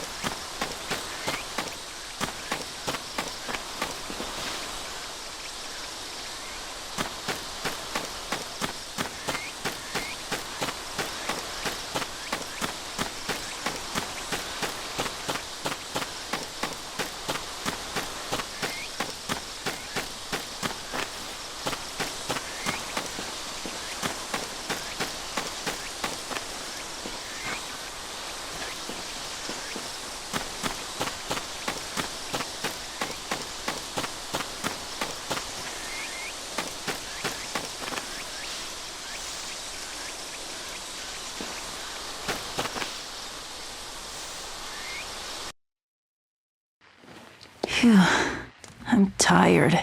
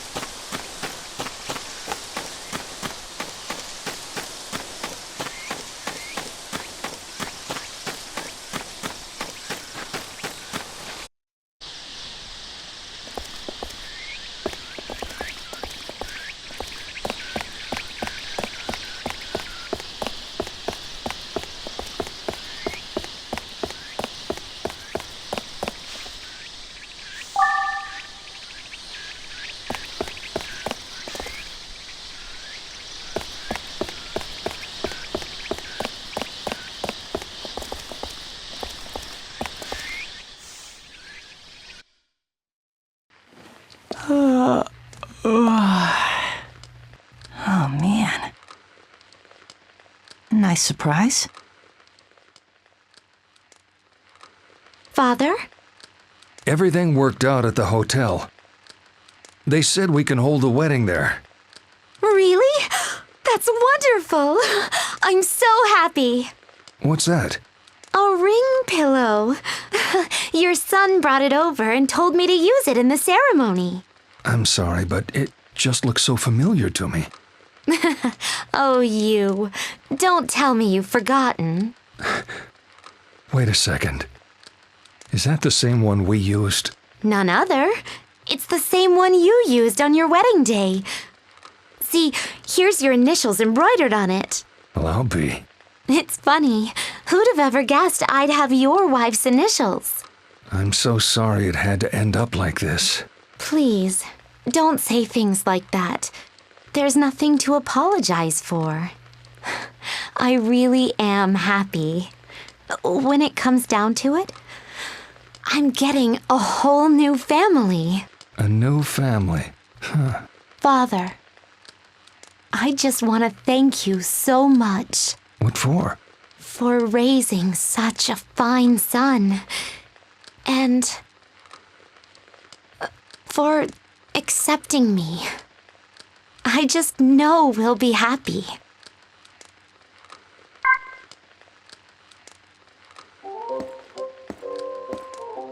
You are my valued customer indeed.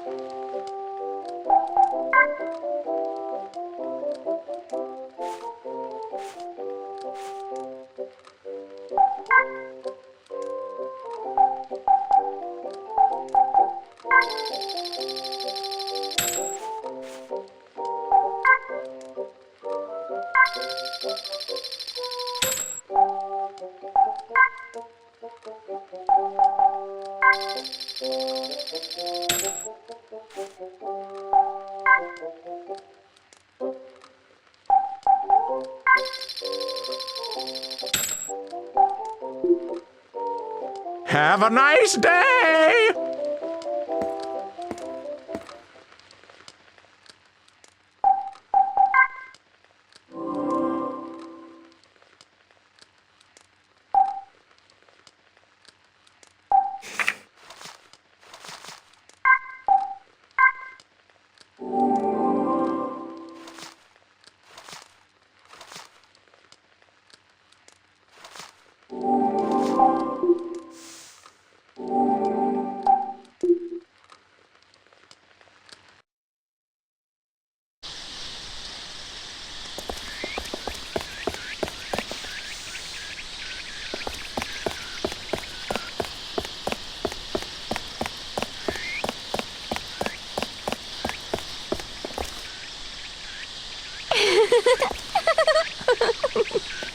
What was that?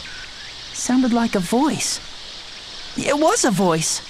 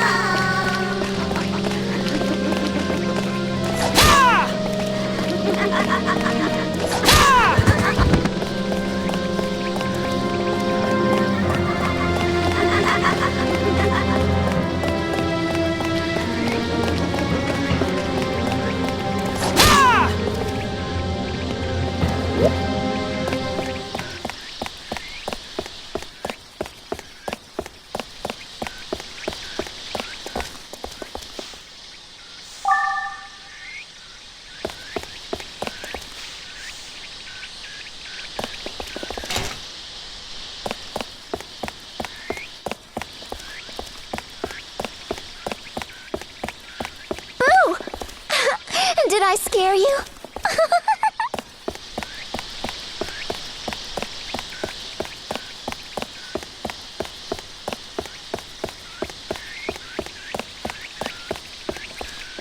You dummy! You're wasting your time, sir.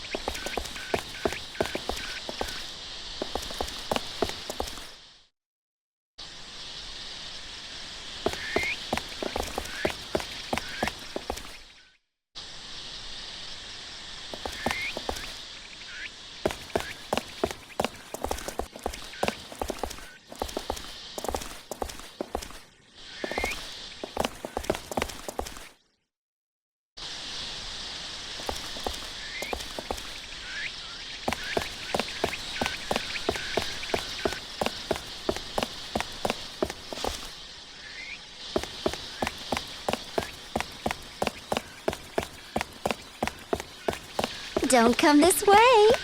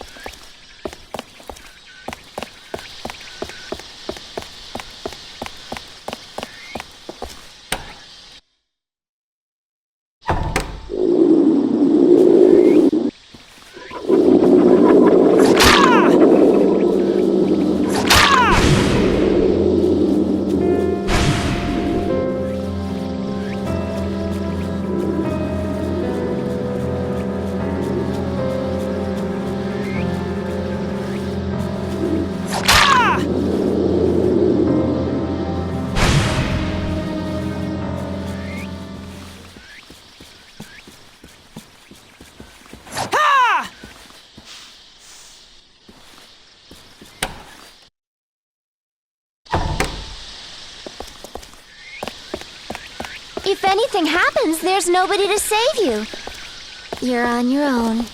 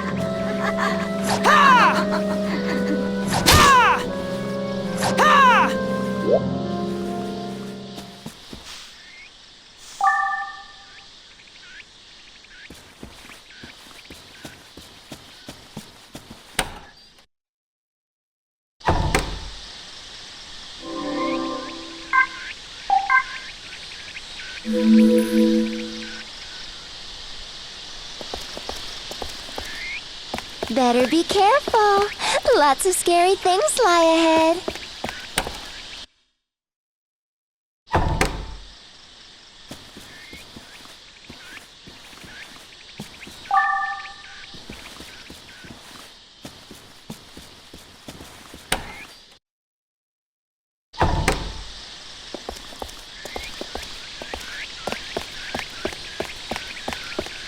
You might never leave again.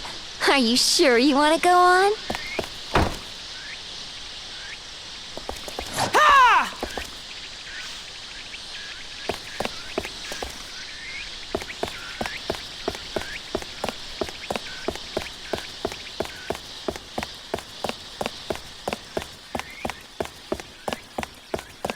Listen to me. It gets dangerous in here.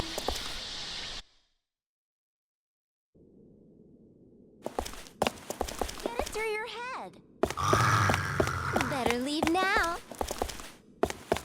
It just gets worse from here. Turn around and go home.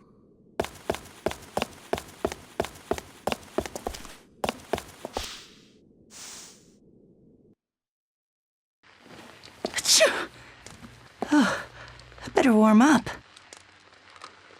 Nice surprise.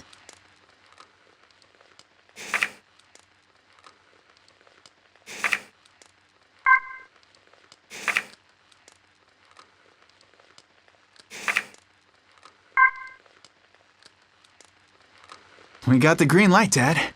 They said we're free to use it. Is that so? Yeah, look. They even gave me the key to the chapel. This is okay with you? I know the hotel staff already said they wanted to spend their last moments on their own. And I doubt we'll have any guests. Well, I expected as much, but all the same. Trust me, it'll be fine. Just you, me, and her. The three of us is all we need. Oh, almost forgot. Sorry to ask you this, Dad, but could you tell her that we can hold the ceremony? You want me to do it? You know how it goes. It's bad luck for the bride and groom to see each other before the wedding. It's a tradition. I'm sorry to pull this on you, but I'd really appreciate it. All right, then. Thanks, Dad. I owe you one. You little rascal. Now you're making me blush.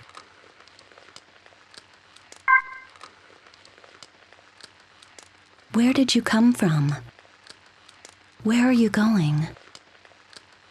I'm sure you come from someplace I don't know. Going someplace I can't follow. When I was 12, I came down with a terrible fever that attacked my nervous system. I survived somehow, but lost the use of my legs. Before I was paralyzed, I'd always dreamed of becoming a prima ballerina. I loved dancing before an audience and basking in their praise. My parents would tell me my smile lit up the room, kindling the fire of pride that burned so bright in my young heart. I can't look back on this time in my life without bringing up Mao. Mao was a neighborhood boy and my best playmate. We shared our dreams, so full of hope for what the future held. Mao aspired to become a botanist. Do you know what genes are? They're what determine the color of flowers in the nucleus of their cells. I'm going to study genetics and engineer a flower with a color like the world's never seen before. I drew a picture that combined both of our dreams. It showed me as a beautiful woman dancing in the middle of a field of mouse flowers. His creations looked like bellflowers that were snow white by day and that glowed blue at night. I called them lantern blossoms. When the stars came out, they would light up, making the field a stage all my own. A flower that changes color depending on the time of day? When I tried to show Mel the picture I had drawn, he pursed his lips and gave a slight frown as he thought it over. I admit, it sounds interesting. White by day, blue at night, was it? Maybe for the tiny window of time when the sun's going down, it could burn a dark red. Mao had given a most wonderful addition to my idea. I considered it a present from him to me. I was so happy. My name is Akane, which means dark red in Japanese. Mal was a pushover of a boy. He was the butt of the other kids' jokes and victim to their pranks. They'd toss his glasses in the garbage or hide them in the blackboard erasers.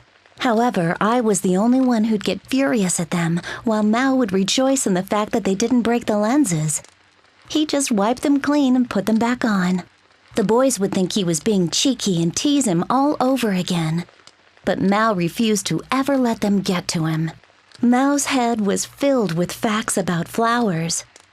So the boys' taunts registered as no more than the meaningless buzz of insects. Meanwhile, I spent all my time worrying about the bullying and helping him find his glasses. We'd eat lunch together and partner up during gym class. Still, over time it became apparent that my attentions meant less and less to Mal.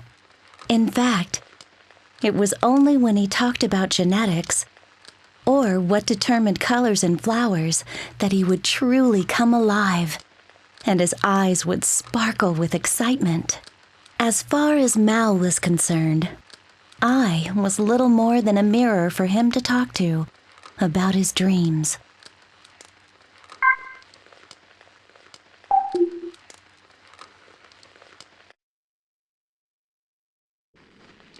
This is no place for a kid like you. Ha! I said go home. Get it?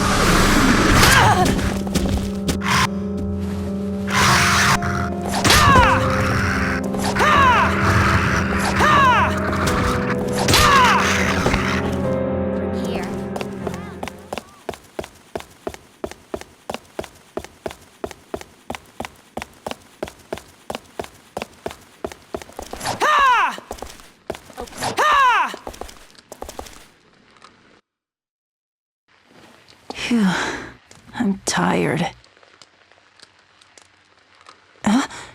Is this?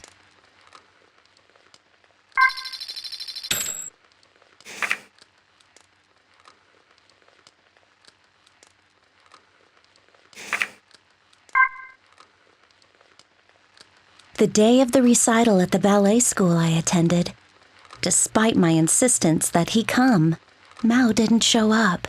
While on stage, my eyes were fixated on the audience, and being so distracted, my feet tripped up my classmates and made a mess of the performance.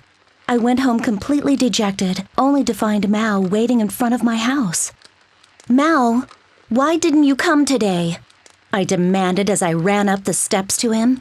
Mao replied with, "Well, you know."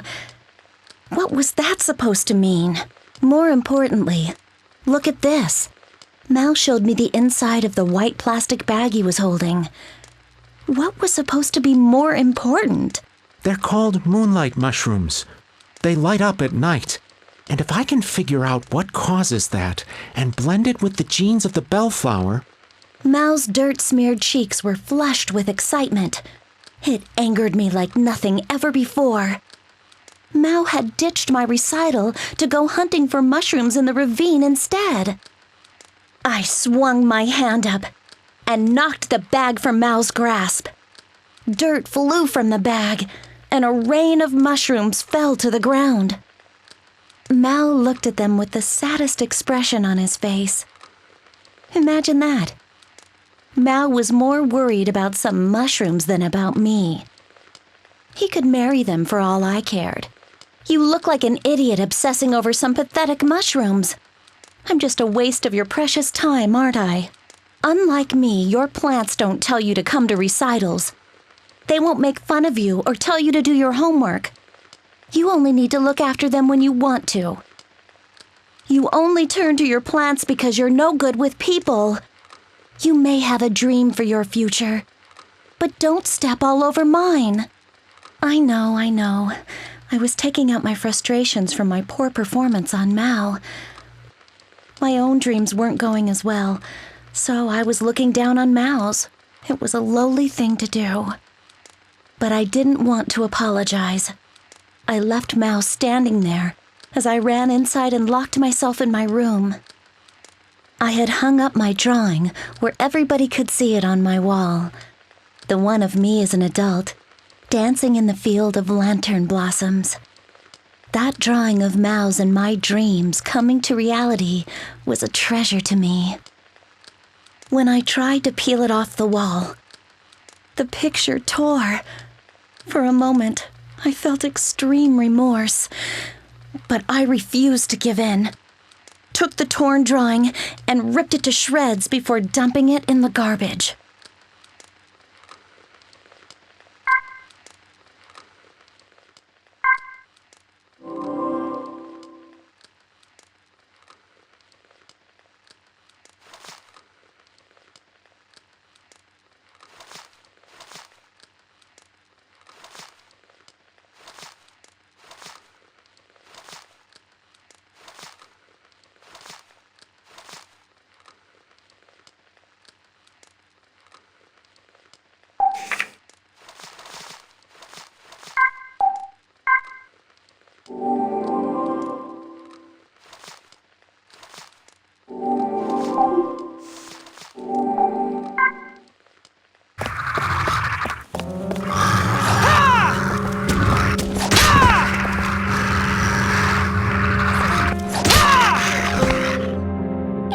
Worse from here. Turn around and go home.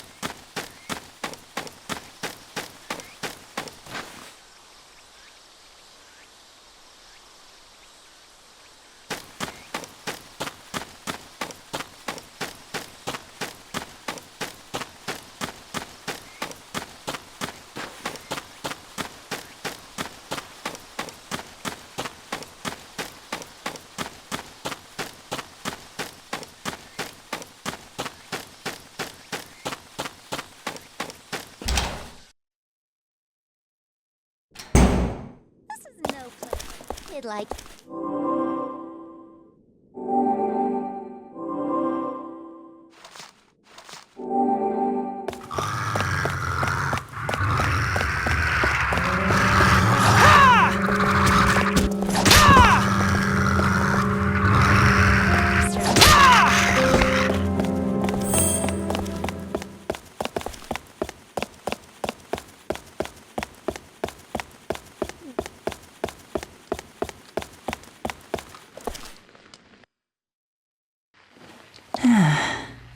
So comfy.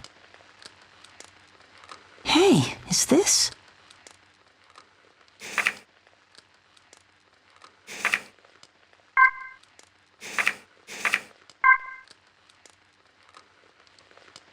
And, do you promise to take her in sickness and in health? How's the next part go? Oh, come on already. Do it right, Dad. Cut me some slack. I'm not even a priest. I've never done this before. It's no use. Let's start over from the top. Don't worry about it. How about we make it simpler? This is our ceremony. We'll do it the way we want it. She's got a point. Ready, Dad? I promise to love her for the rest of my life. And I promise the same. All right then. In that case, I can kiss the bride, remember? I was going to say that. Her smile was so sweet. I found myself grinning back. I never realized how easy smiling could be. The happiness I'm feeling this very moment makes all of tomorrow's fears trivial in comparison. Whatever happens in the future, I'll always have this moment. All I want to do now, from the bottom of my heart, is share this happiness with my son and new daughter. Even if the inevitable end is not that far off. Thanks, Dad. Yes, thank you, Father. Congratulations to both of you.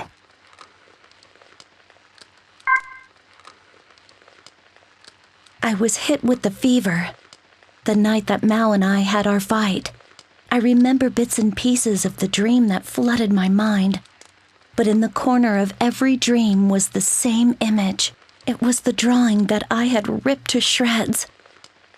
My legs in the drawing were cut off right at the ankle. In a sense, I was dancing legless. Soon the dream became reality. Though the fever subsided, my legs remained paralyzed.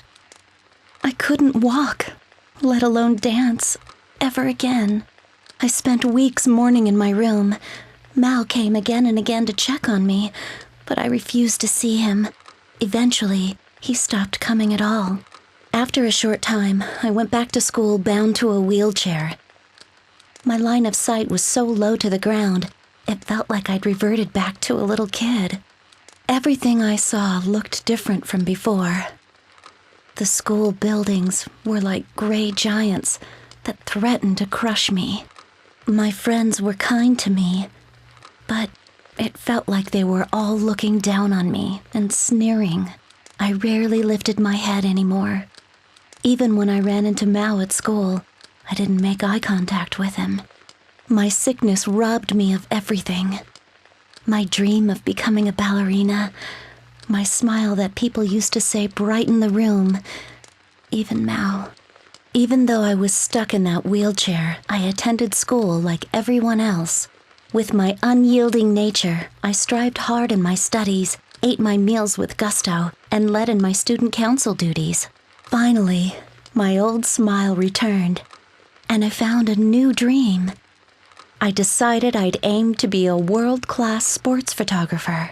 Figuring that my wheelchair couldn't stop me from taking photos, my father had bought me a camera. Of all the things I lost with my sickness, there was only one thing I couldn't get back. After that day, Mao and I remained strangers. The anger and hurt I felt from him were long gone. And yet, there was less and less chance for conversation like before. I would often watch Mao, tending to the flowers, in the school garden from my perch at the window. After all this time, it was only now that I truly understood him.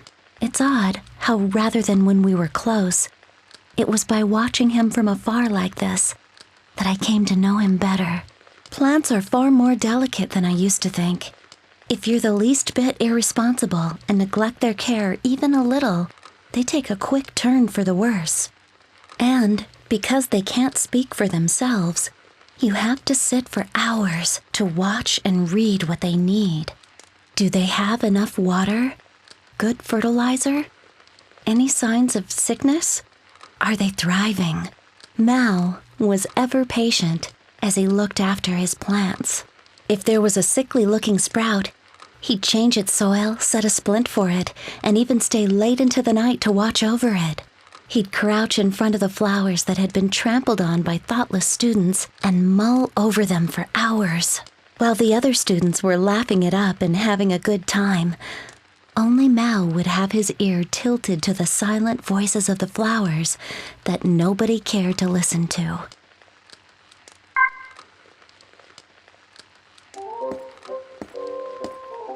Well then, where should we start?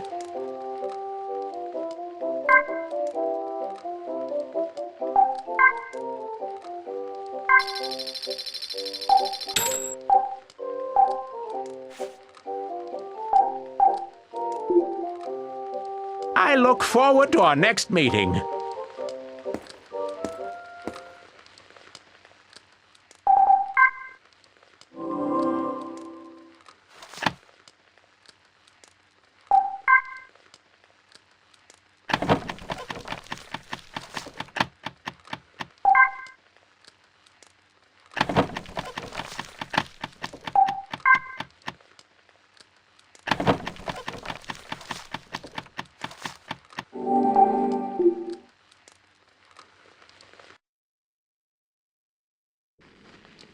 This is no place for...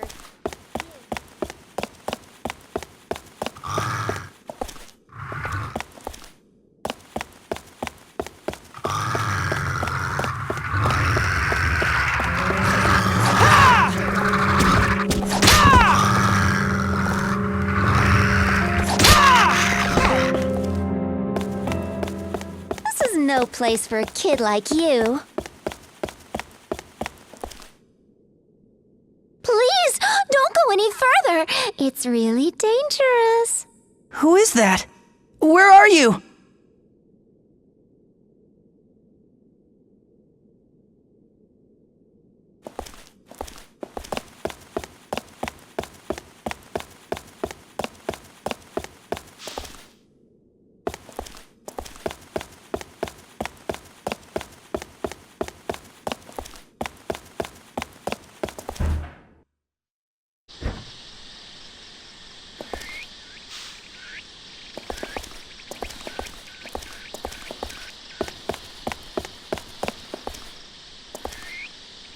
Don't say I didn't warn you.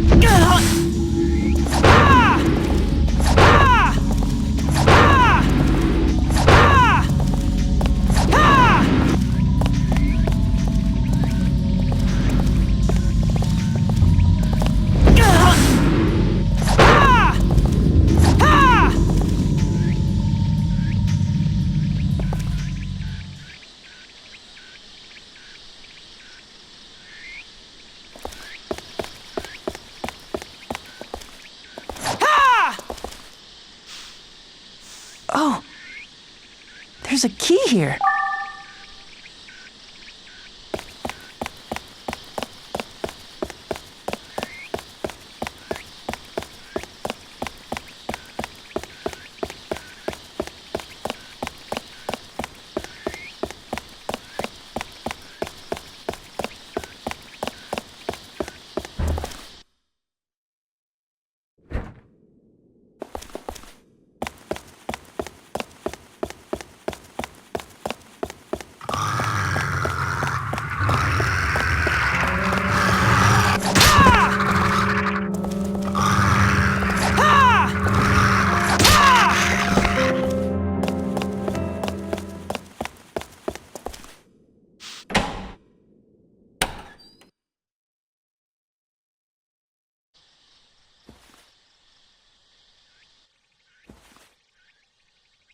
I thought I told you not to come in.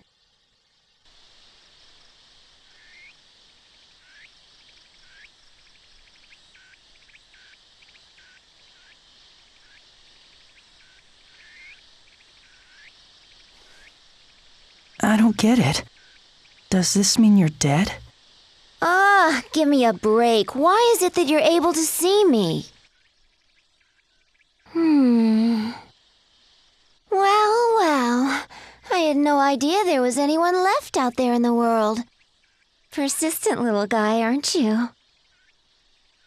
Anyway, listen, my name is Sai, and you are? My name's Seto. Seto, huh?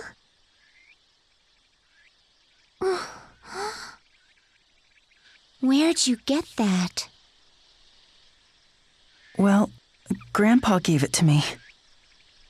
Your grandfather? So he survived? How strange. But I guess if he's already an old man now, a lot of time must have passed.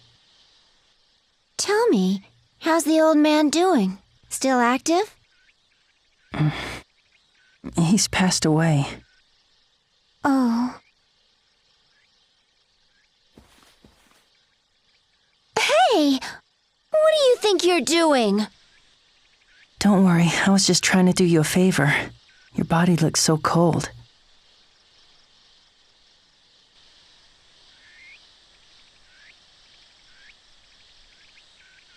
Can I ask you something? Sure, shoot. You see, I'm looking for this girl I saw with silver hair. Have you seen her? Don't ask me. You want a girl? Find it for yourself. You're a guy, aren't you?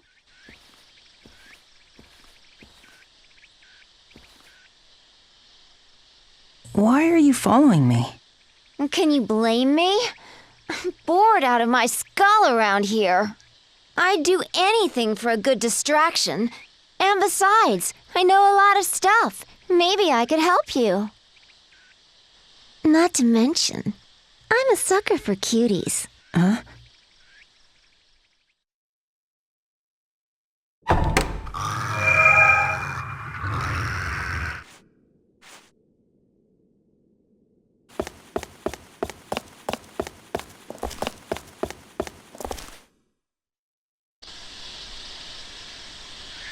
Heads up! There...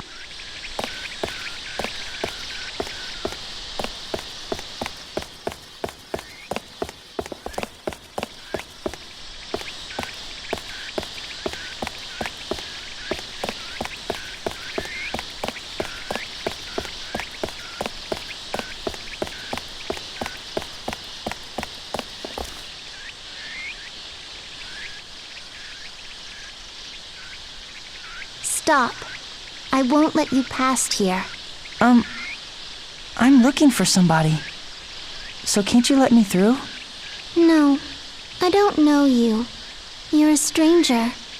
I don't trust you. What a brat.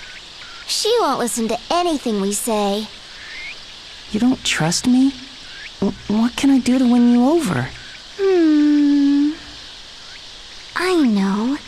Will you bring me the star? Huh? A star? I think she's talking about the one on the Christmas tree down at the station mall. So you want me to bring you that star? Yes. Okay then, Wait right here. Guess what? There's a shortcut to the station mall by taking the roof stairwell. Pretty convenient, huh?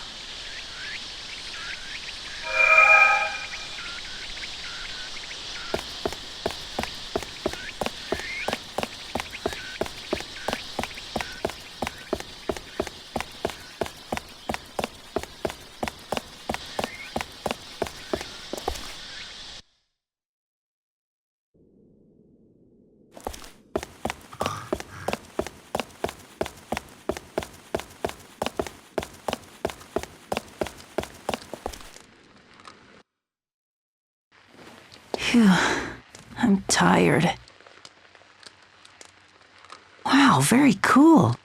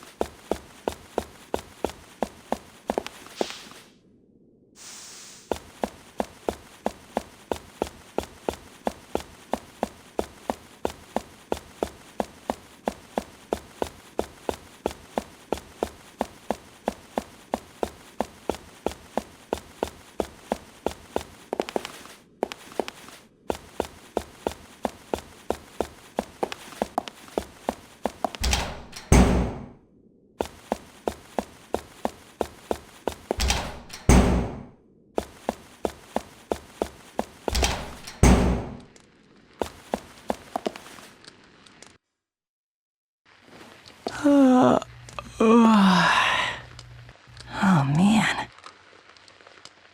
Hey, could this be...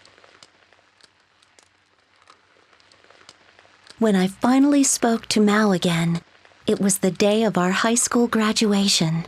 I heard from our homeroom teacher that Mao was going to college in some far-off city.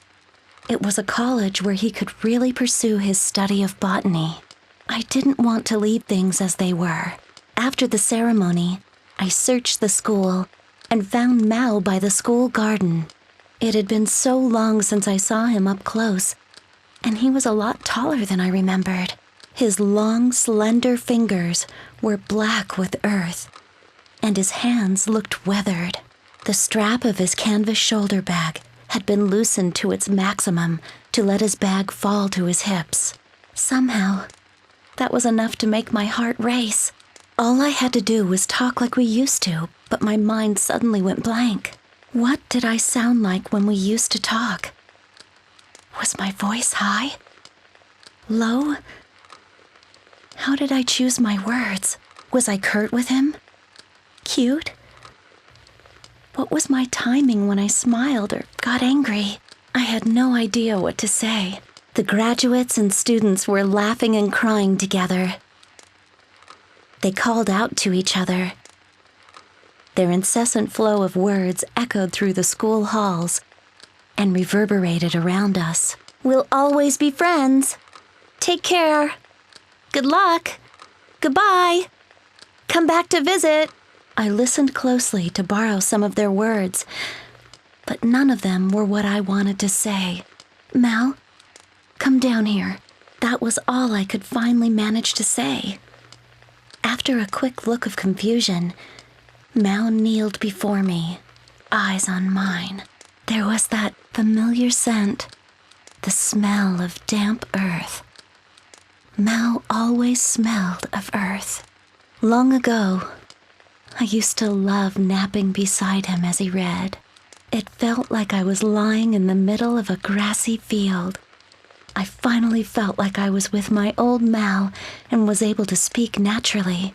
How's your research for the lantern blossoms going? Actually, my college has fully equipped labs, so I think I'll finally be able to make some sort of progress. Genetic engineering is still a tricky field, so I probably won't be successful right away. I have 1,000,001 things I want to test out, so I highly doubt that 4 years will be enough time. Once given the chance, Mao's eyes glistened, and he rattled on like the old days. His voice was lower than I remembered. He was intense and full of confidence, but there was still a bit of that old, delicate Mao in him, too. My heart was filled with so many feelings. I thought I'd burst into tears. I hadn't even cried during the ceremony. How had I survived being apart from Mao all these years? How could I stand not hearing him? How could I breathe without taking in his scent? Why hadn't I tried to patch things up sooner?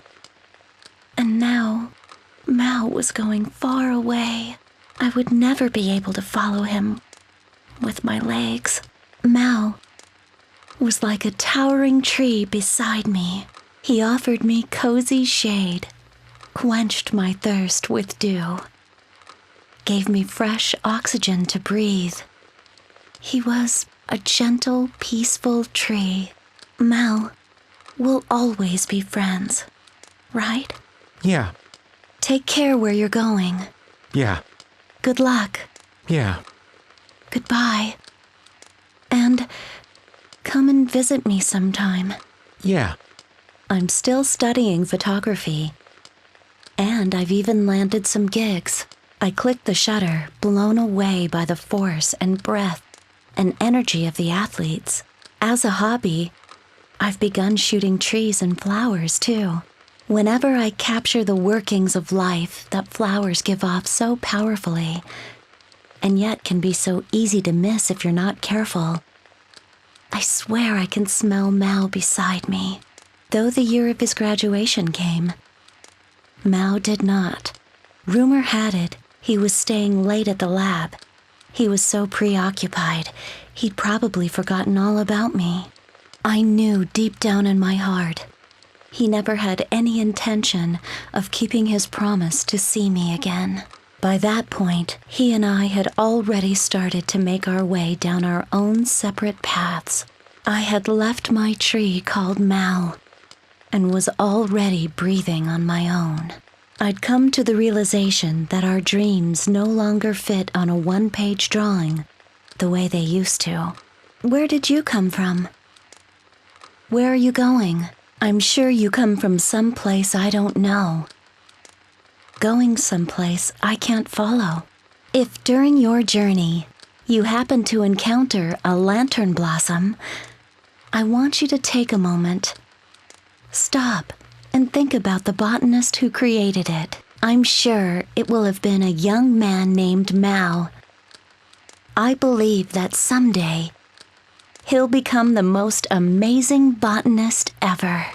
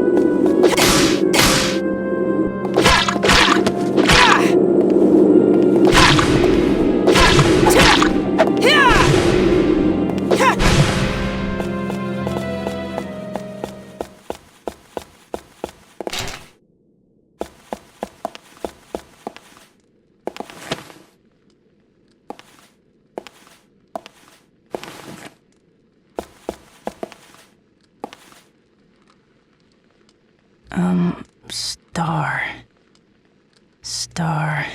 Where could it be? I don't see it anywhere. It looks like only the star is missing. Hey! What's that?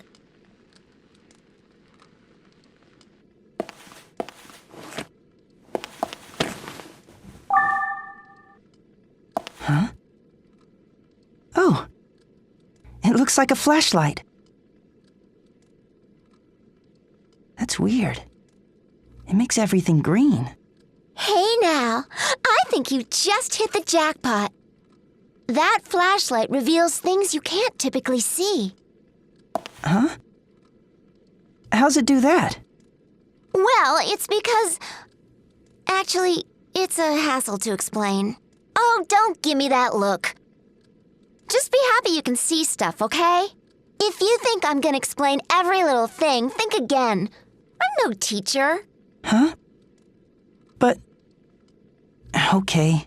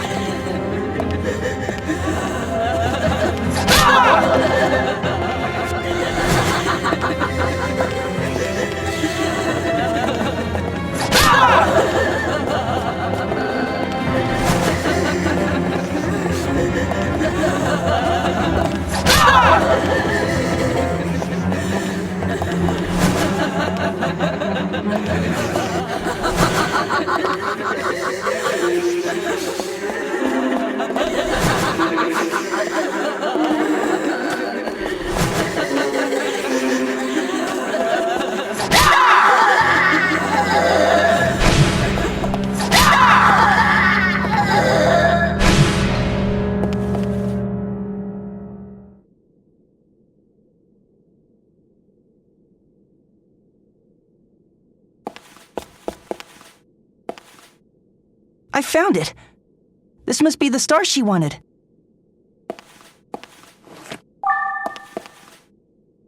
What'd she want this for anyway? I just don't get what's going on in that little girl's head. And for being so young, she sure is acting like an old hag, if you ask me. I thought all girls liked shiny things. Well, they don't do it for me. Rather than having some things, it's more important to have somebody. What are you staring at? We got the star. Now let's head back.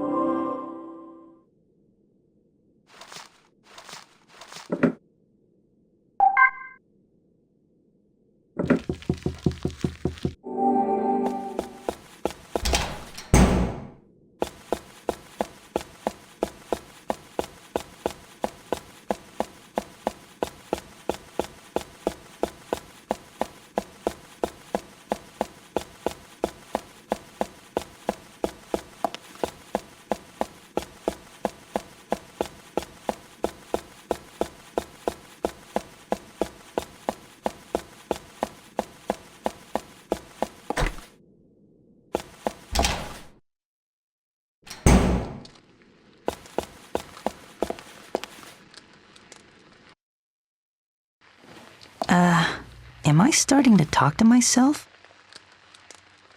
Hey, is this?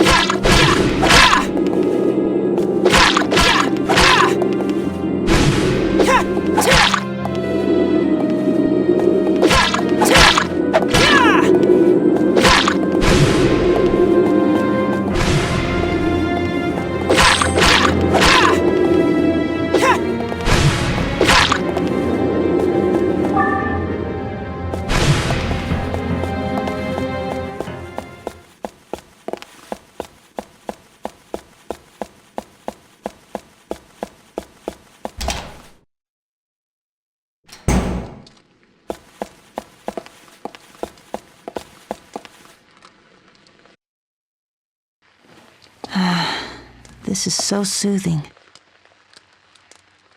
Hey, could this be...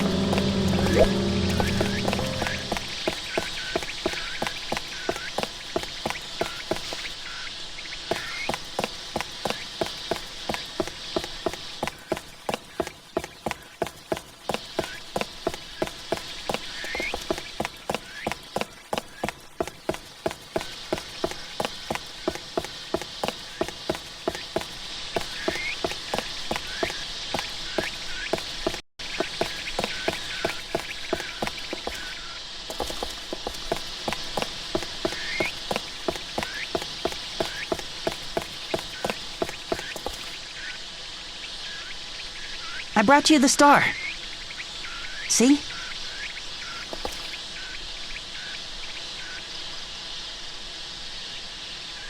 Liar.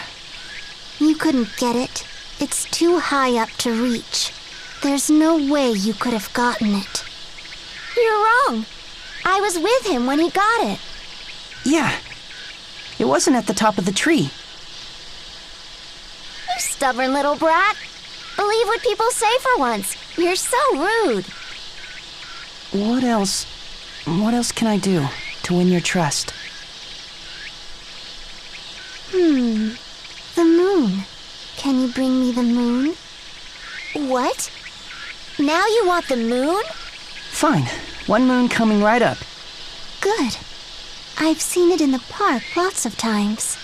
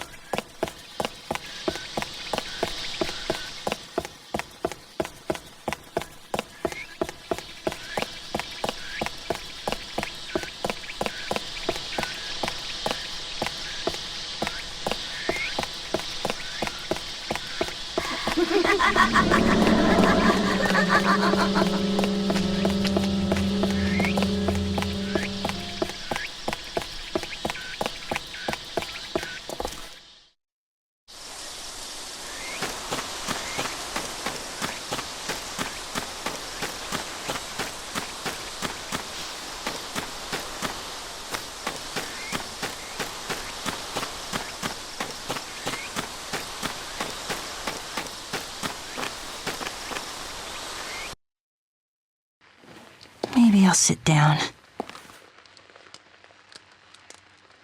Hey, could this be...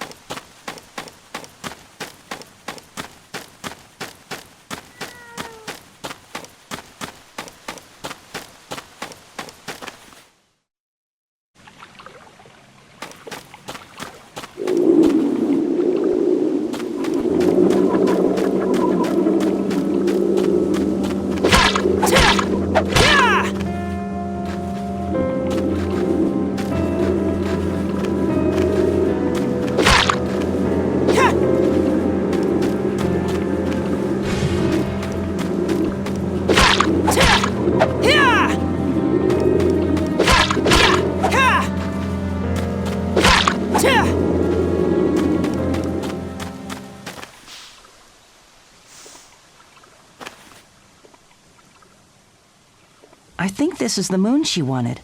Yeah, but look at it. It's cemented to this sign. There's no way we can get it off. But we finally found it. There's no point trying to pull it off. I did it. It came right off. Huh. The sign must have been rotten. Well, good for you.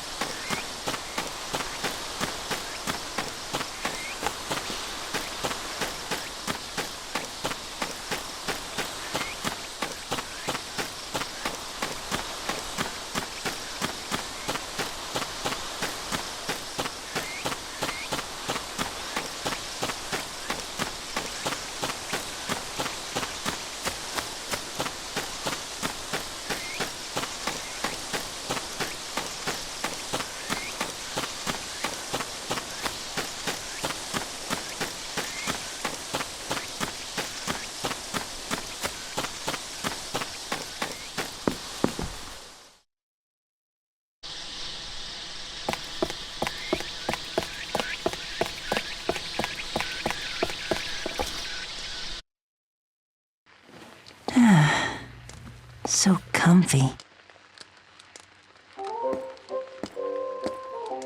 Ah, we meet again. 'Tis such a wonderful day.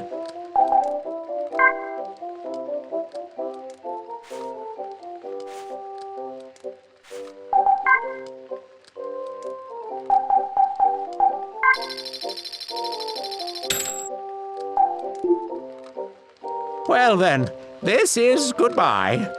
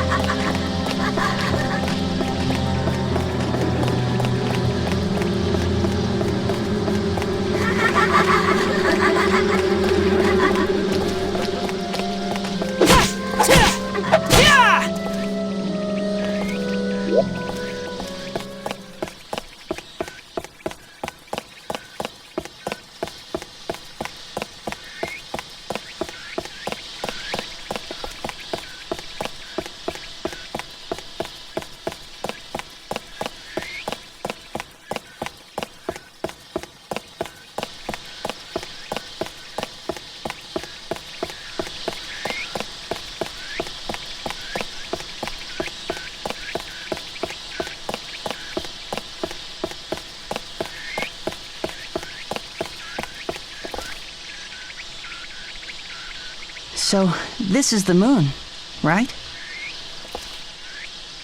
No, you're a liar. There's no way you could have gotten it off. It was cemented to a wall. Yeah, well, the wall gave away easily. I didn't think it would work at first either. I barely had to touch it for it to come right off. I don't believe you. Oh, come on. What do I have to do for you to believe me? Oh, please. Don't even waste your breath. She won't believe you no matter what you do. Well, my ring. Could you get back the ring I lost? She'll just pull this all over again. Let's forget about it. What? You want me to find it? Uh-huh. What's it look like? Well, it's silver and heart-shaped. Do you remember where you last saw it? I'm not sure. I think it was in the hotel restaurant. Okay, I'll be back. Oh, okay. A silver ring, huh? I've got a feeling this is gonna be the toughest hunt yet.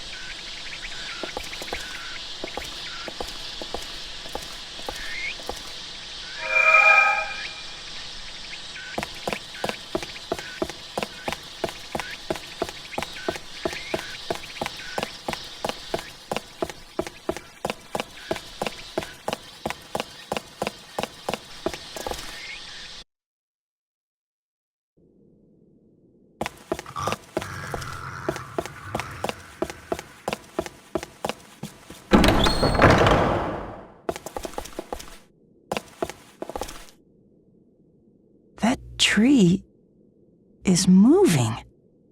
How weird. What an understatement. I wish weird was all it was. That thing's evil to the core. Evil?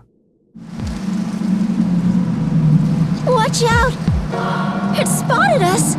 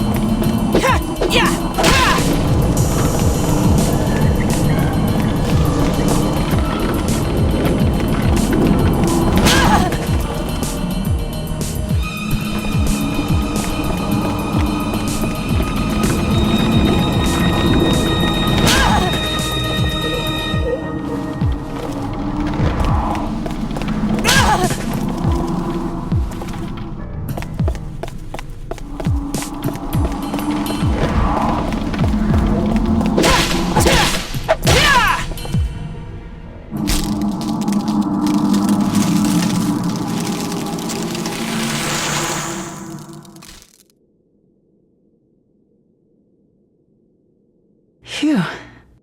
I guess that took care of it. I gotta say, For being such a pretty boy, you're kinda tough. I guess being on my own has made me that way. Hey, what's that? It's glowing. What is it?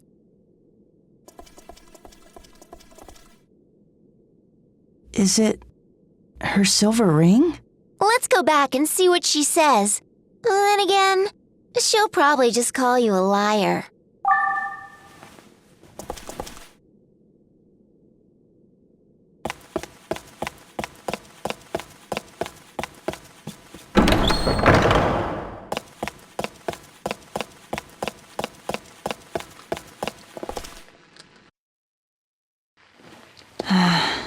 This is so soothing.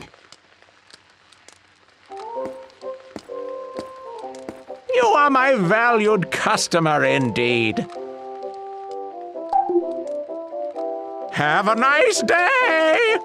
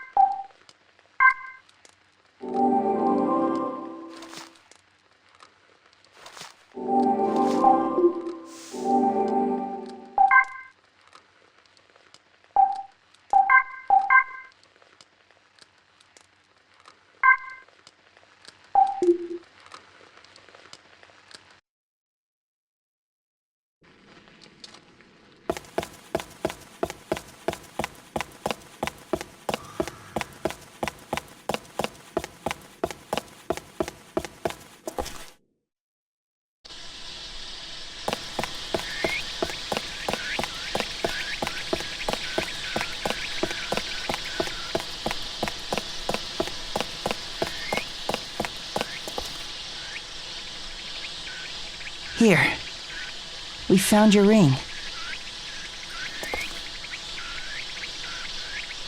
Why did you believe what I told you? Why not? I didn't think you'd lie to me. But why? Because I wanted to trust you. Does that sound weird? It is a little strange, but it's not a bad thing. You wanted to believe me? That sounds like something he'd say. My name is Chio. Please, come in. Thanks.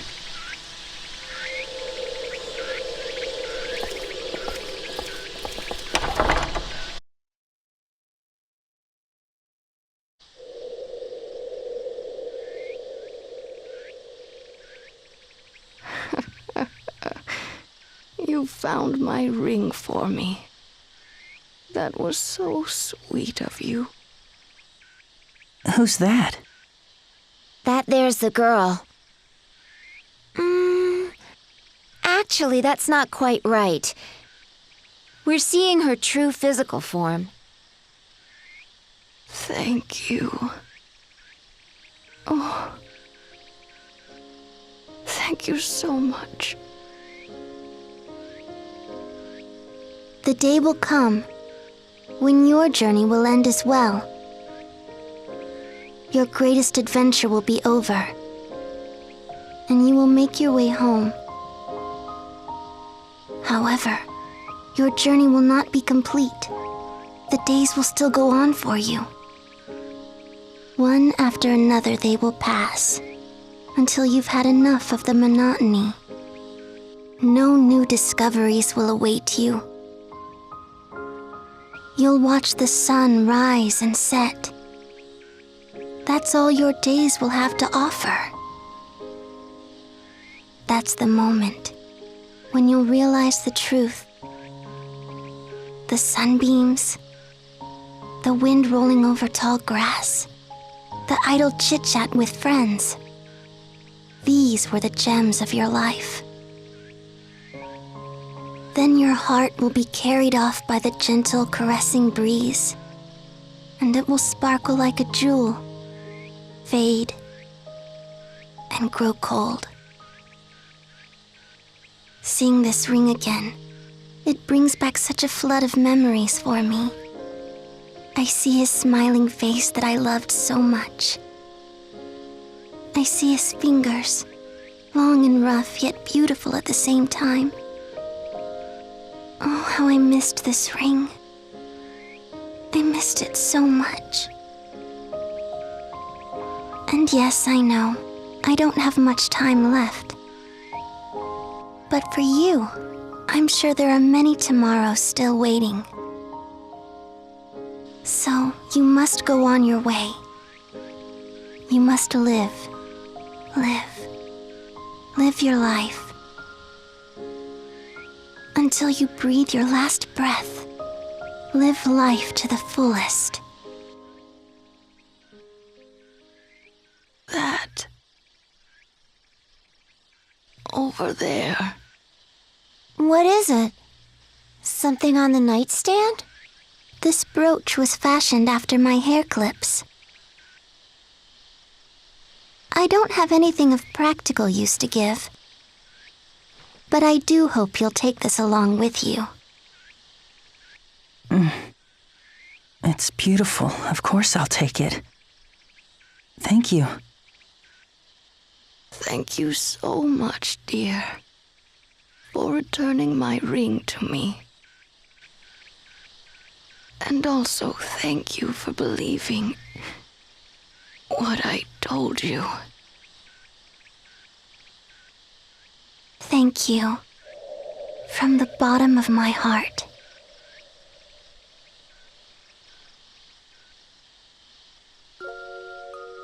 Let's go. There's nothing we can do. We can't leave her like this. There's no saving her anymore. Besides, you have to go out and meet your own tomorrows. Don't you remember?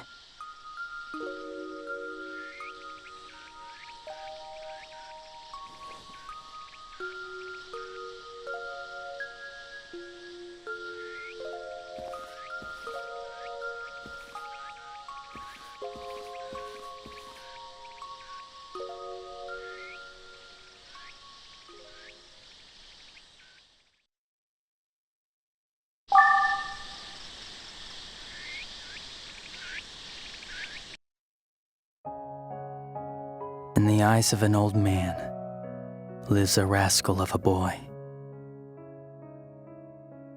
Behind sunken, mistrusting eyes lies a frightened little girl. During the many years of life, we feel anger, bitterness, and fear. And yet, even when betrayed, part of us wants to trust again. Just as we believe in ourselves, we want to believe in others, no matter who takes the first step. I will believe in them. And I believe that they will make the choice to believe in me too.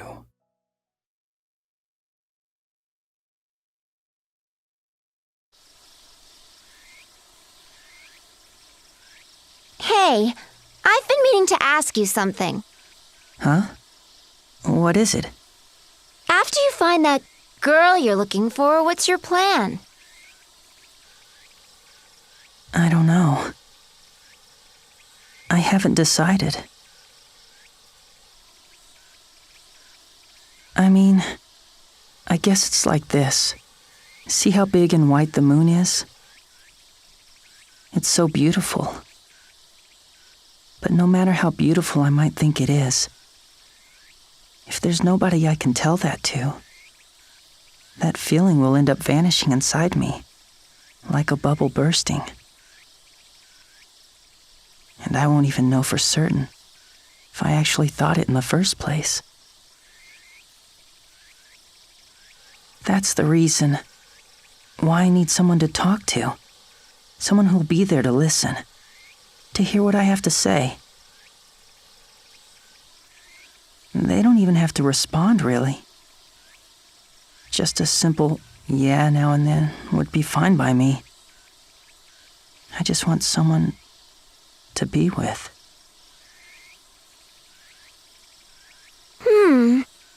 interesting. You really can say the most ridiculous things. But that's part of what makes you so cute.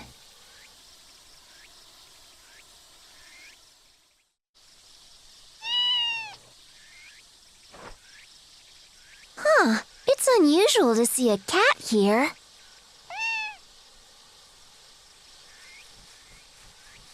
I wonder where he's headed.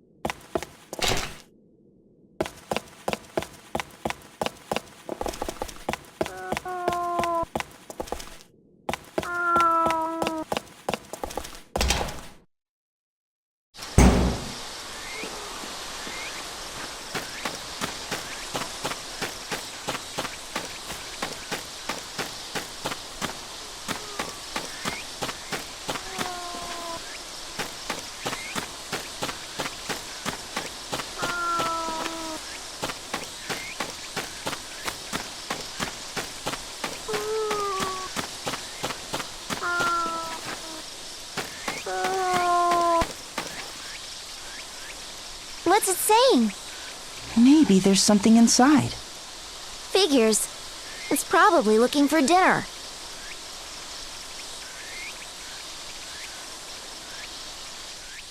That girl. She was here. Look. You can make out these scribbles? Talk about obsessed. She might be down there. We have to go in. Whoa! Not so fast! You don't even know what's down there. Oh, what's the point? I can't stop you. Just be careful, okay? I will. What's so funny? Nothing. I'm just happy. That's all. Don't go getting ideas in your head. I'm only coming along out of curiosity.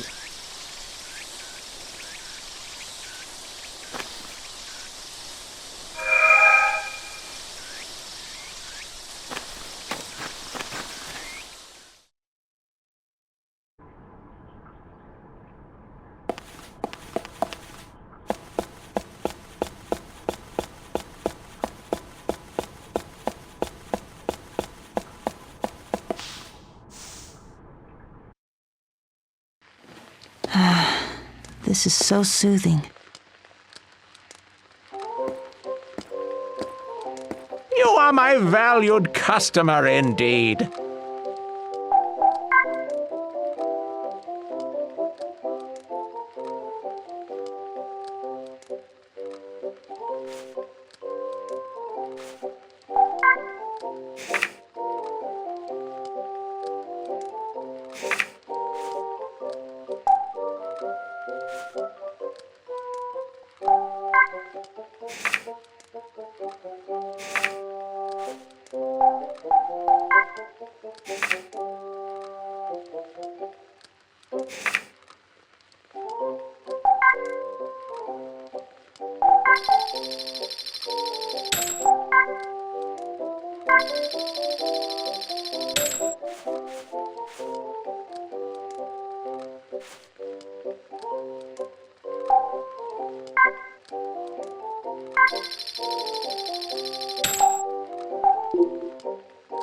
I shall see you again.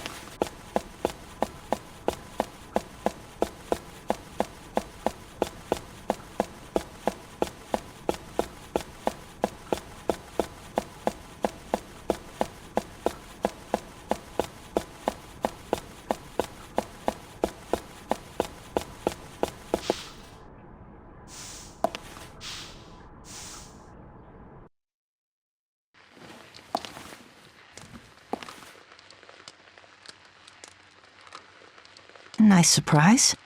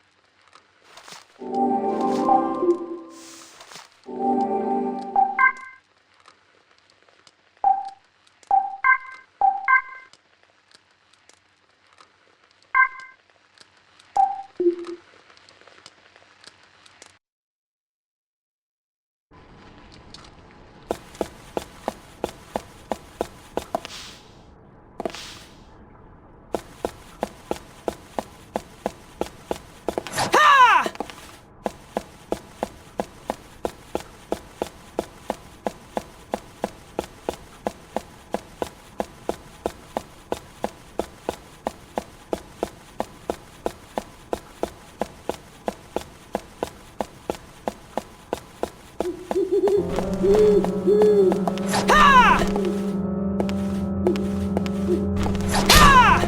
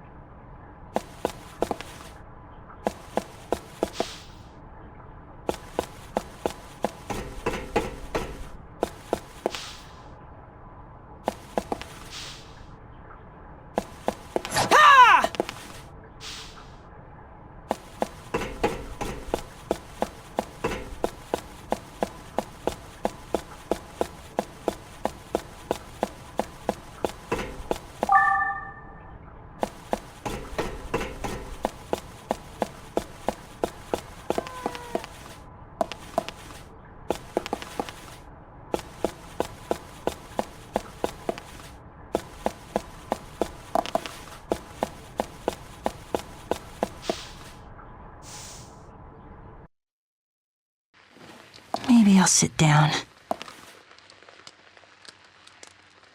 Huh? Is this?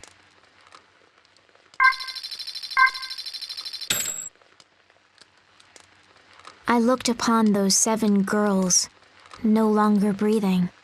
I recalled the word deathbed. In that bright white alley, they lay there lifeless. I didn't think to explore the cause behind it. Death cannot be overturned or reversed. It stays right where it is. It doesn't go anywhere. The only reason I spilled tears was because of the wretched shape I was in. I had no memory of being loved, especially not at first glance. The day they were welcomed into their homes, they were given heirloom bells. It proved that they were loved, like family. In all my days, I'd never been given a bell. And yet, here I was, alive, while these girls, who were supposedly loved unconditionally, were dead. It might have been poison, perhaps even disease. Maybe I too would be whisked off by the cold wind of death. Either way, I was alive. A part of my heart scoffed. Serves you right. Just look at the evidence. You ridiculed me, and I survived.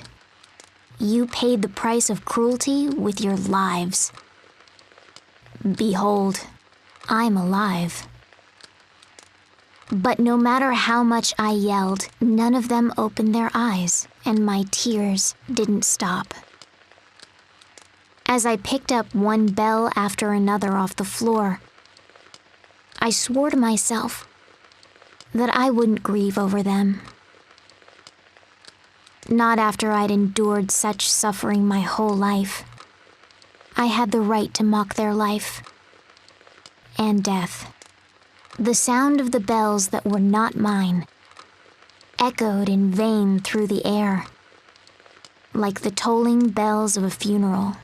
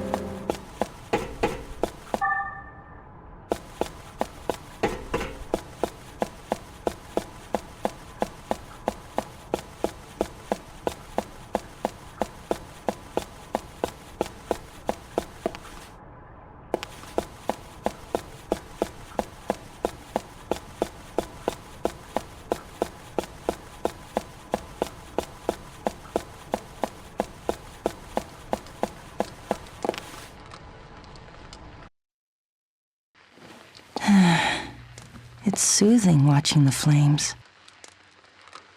I see.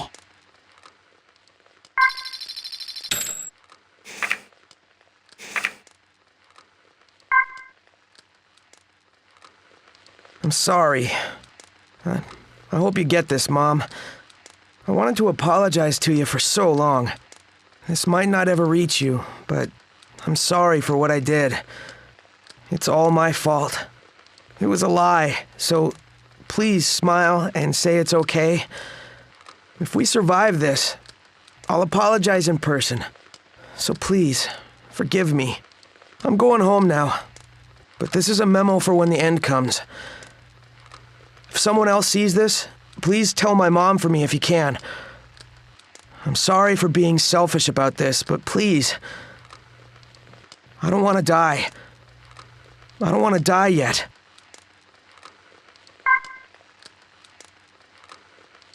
Cough. Cough, cough, cough.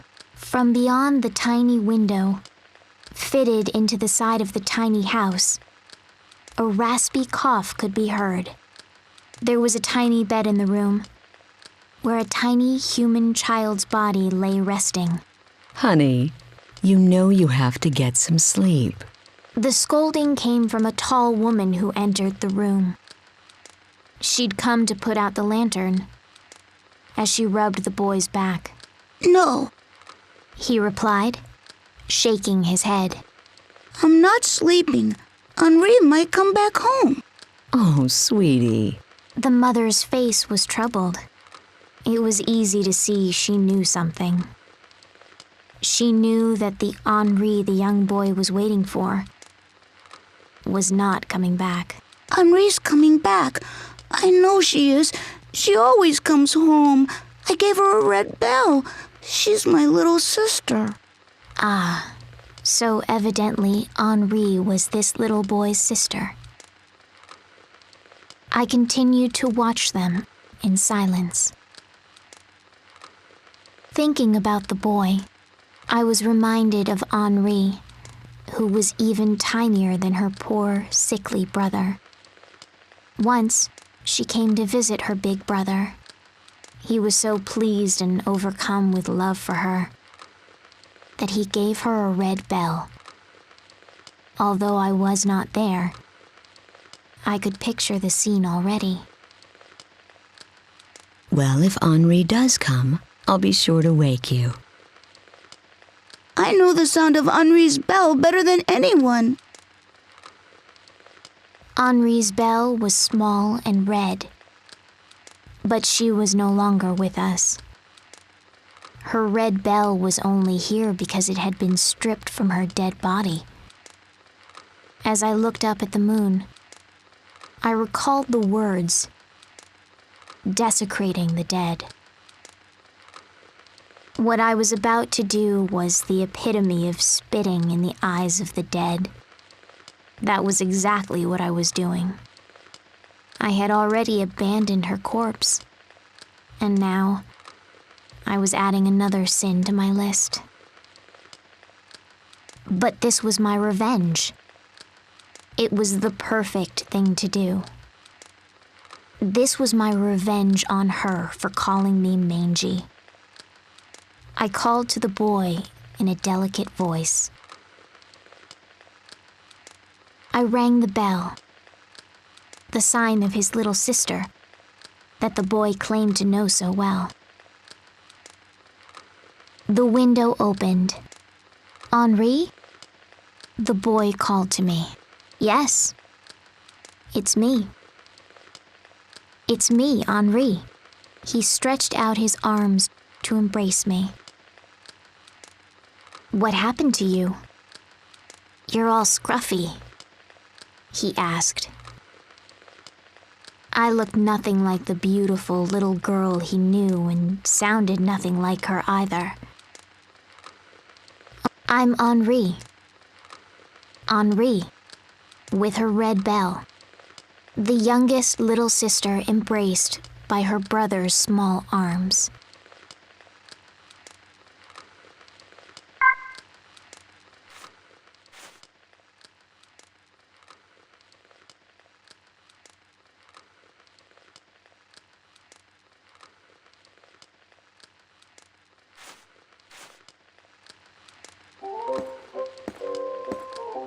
Well then, where should we start?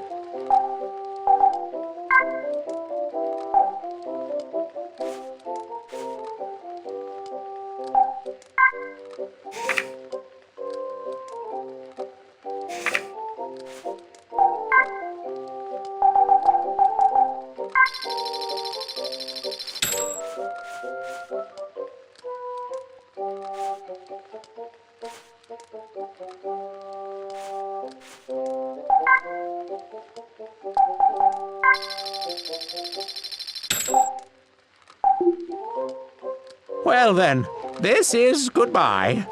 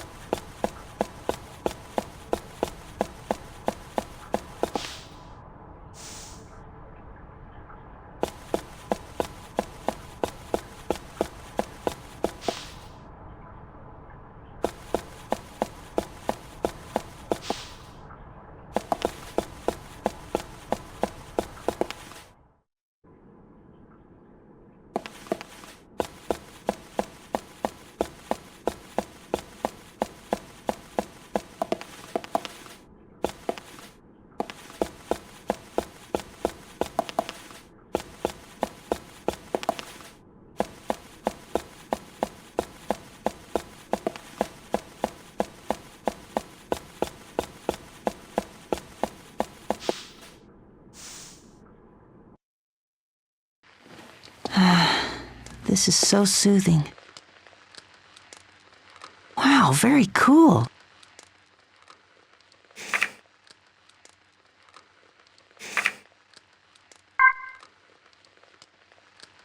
Good evening. Thank you for the many entertaining episodes. I'm truly sad I'll never get to hear your voice again. I loved your show and looked forward to it every week. It always cheered me up. I know you'll never get the chance to read this, but I wanted to send you one last thanks from your biggest fan. Thank you very much.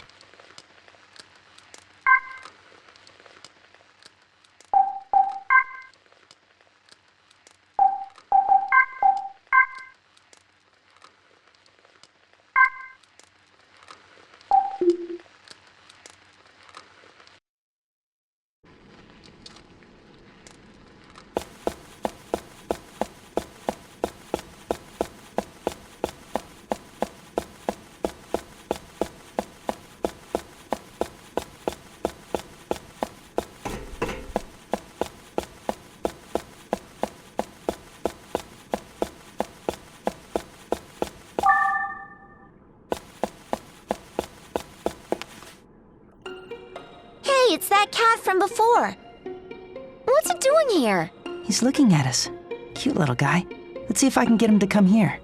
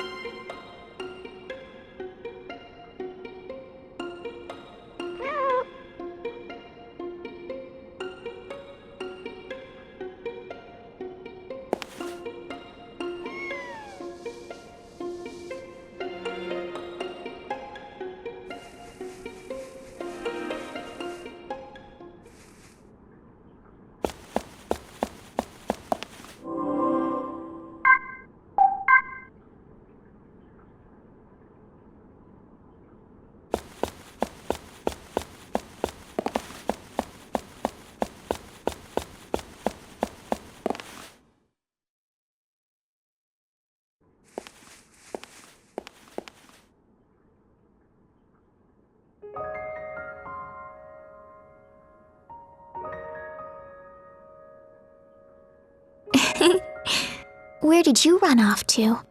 You had me worried. You know it's dangerous to wander off too far.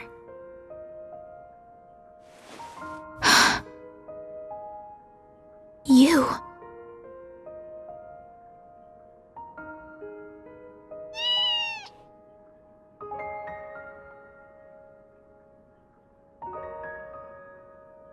I know you.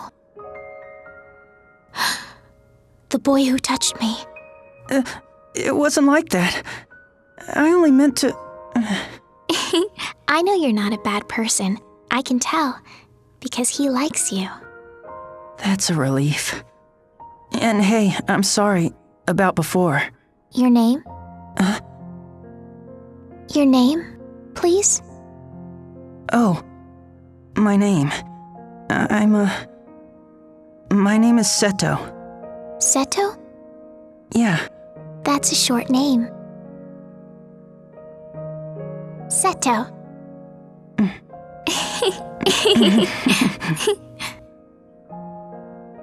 And, what about you?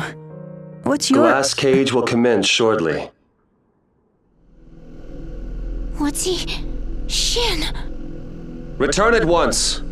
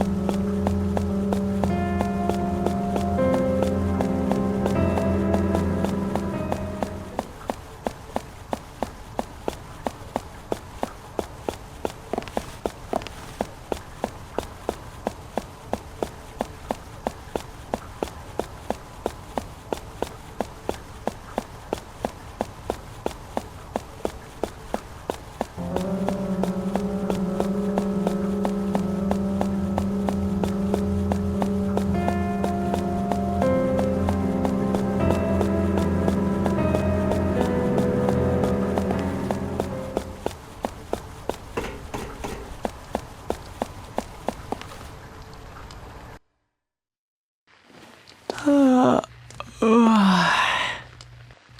man. Nice surprise.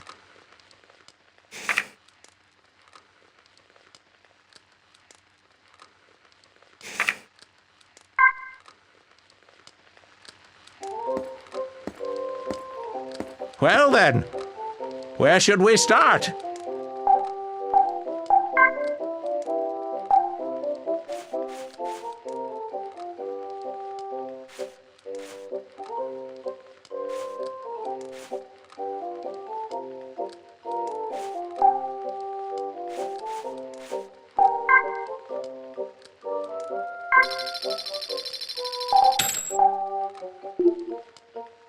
I shall see you again.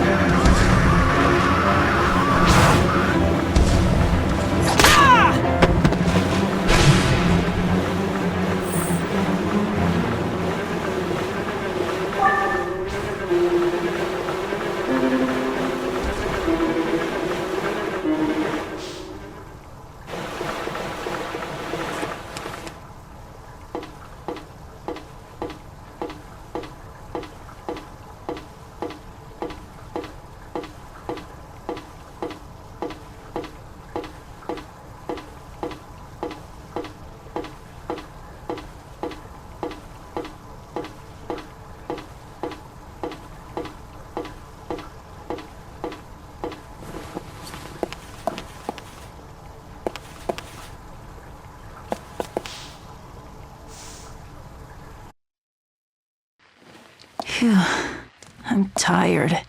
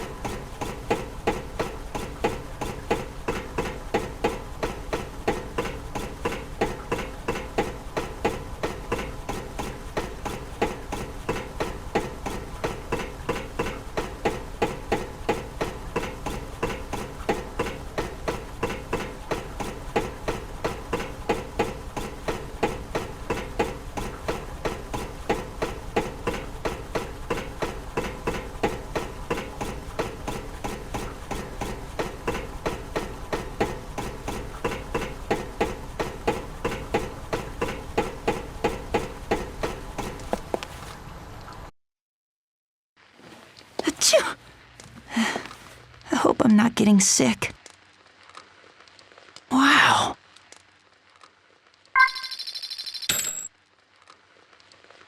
I just don't get the boss these days. Behind the mill, I heard two men talking. They wore matching white uniforms, smeared with soot, while smoke seeped from the mouths on their young faces. I snuck up to where their shadows touched the earth and eavesdropped from behind a pole. He missed the deadline again.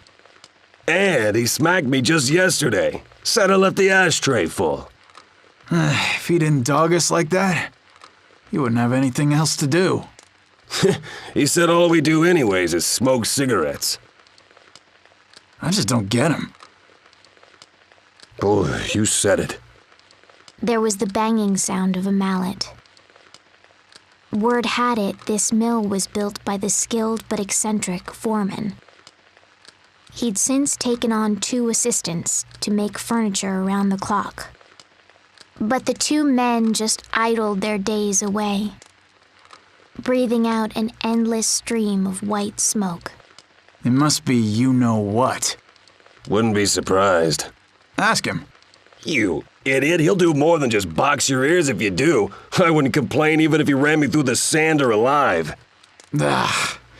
Just can't win with him. What I'll say. And with that, they let out white sighs. It's seriously been a month since Fleur went missing? Guess she's not coming back.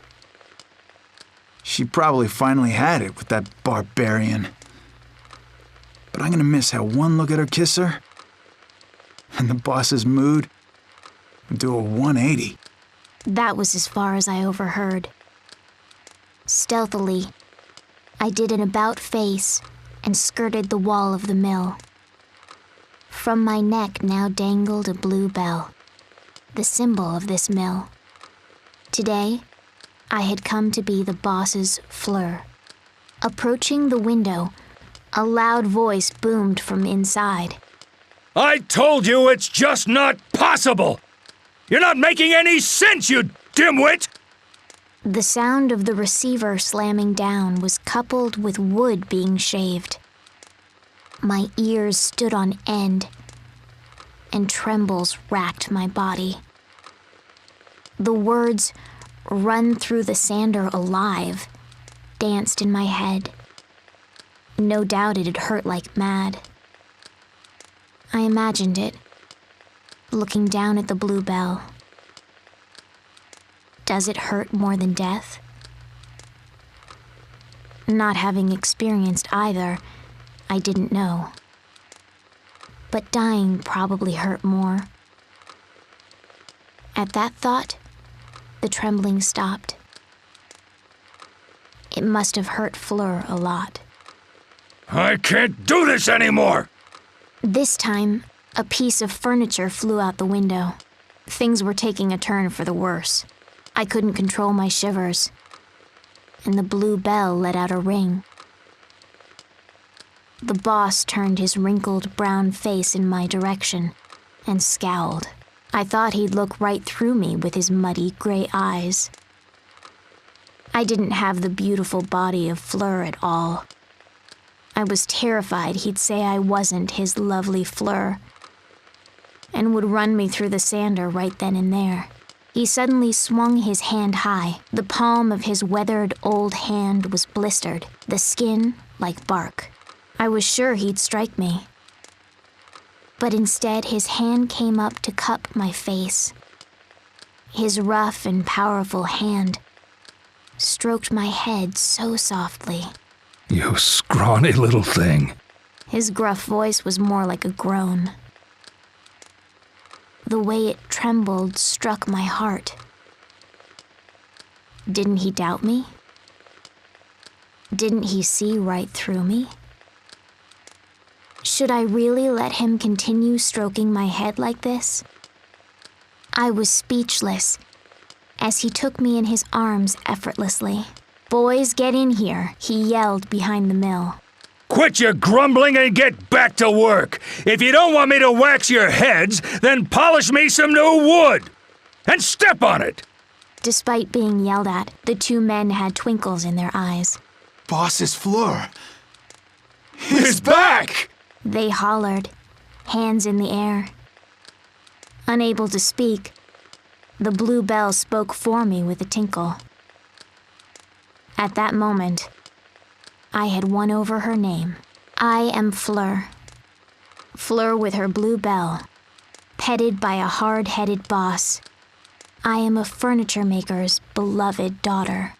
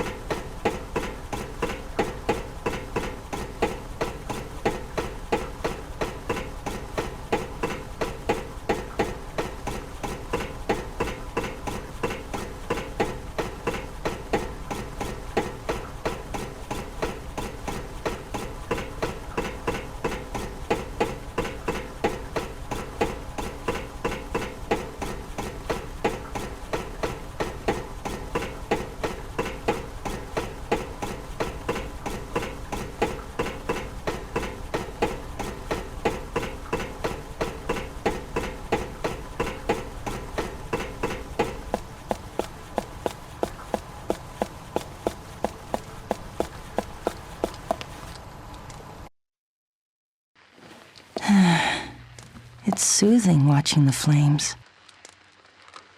Hey, could this be...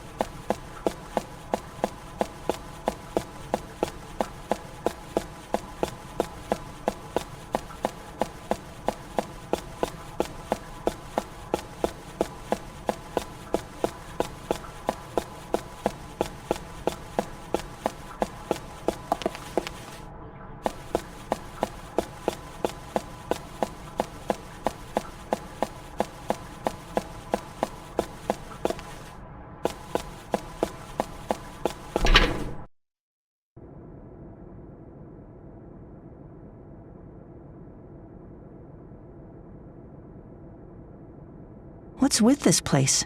It smells funny. Be careful. There's a whole different breed of enemy hiding around here.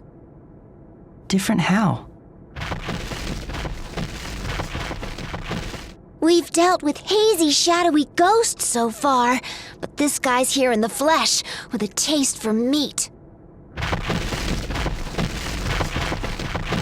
It'll strike from the walls and the ceiling. Keep your ears open so you can anticipate its attacks.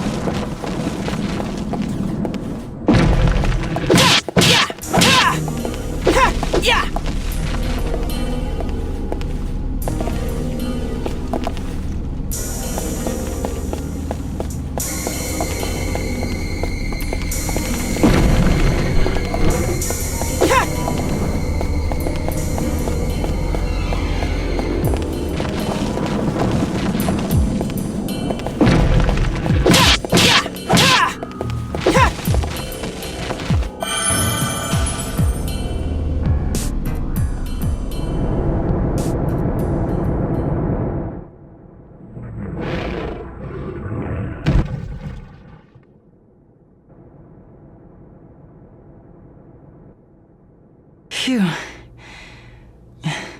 I think we're okay now. Well, well. When did you become Mr. Tough Guy? I guess all that practice is paying off. Don't get too full of yourself. Now let's go find that girl.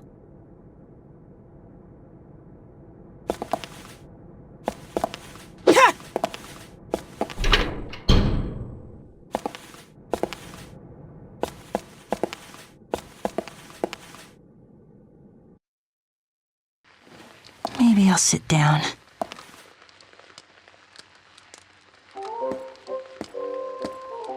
It appears we have a special bond, you and I.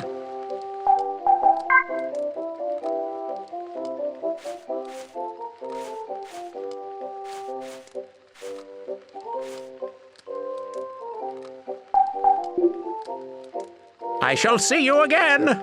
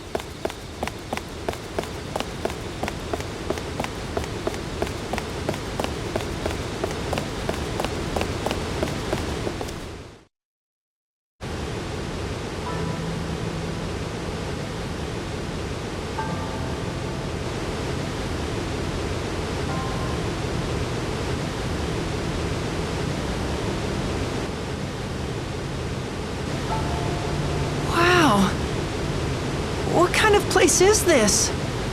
Are you kidding me or what? You don't know? That thing's called a dam.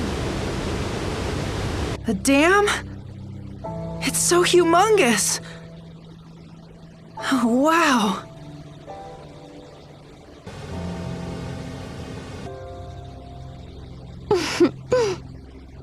Yep, it's one of the larger structures built by man.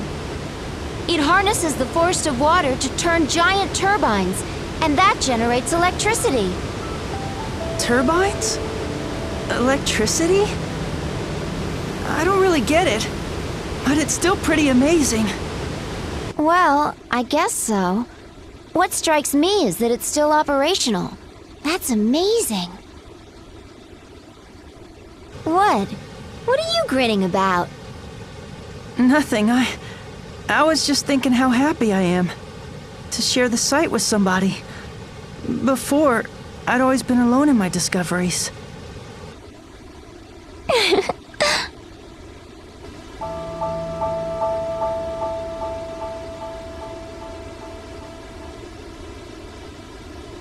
The lights turned on. That might mean there's somebody up ahead. Maybe. Although in my opinion, I think we should go back where we came from.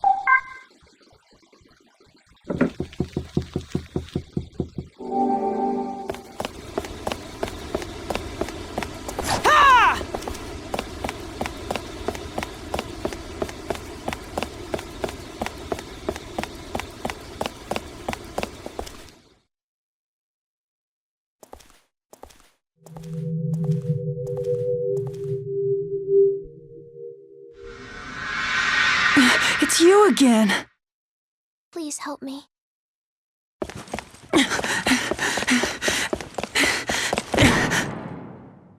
Please help me. What's that? What are you saying? I can't hear you.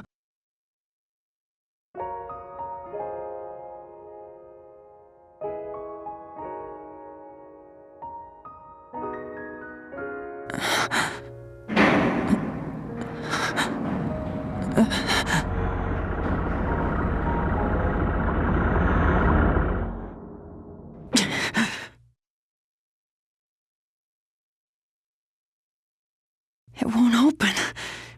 We have to climb down. You can't be serious. Don't tell me you're thinking of taking the ladders down. But she's in trouble, and she's waiting for me down there. Quiet already. Who am I kidding? Once you've made up your mind about something, there's no swaying you. What? Swaying me? You don't have to know the lingo. In any case, the walkways might be really flimsy, so be extra careful, will you? Yeah, I will. You'll be the second death of me, I swear.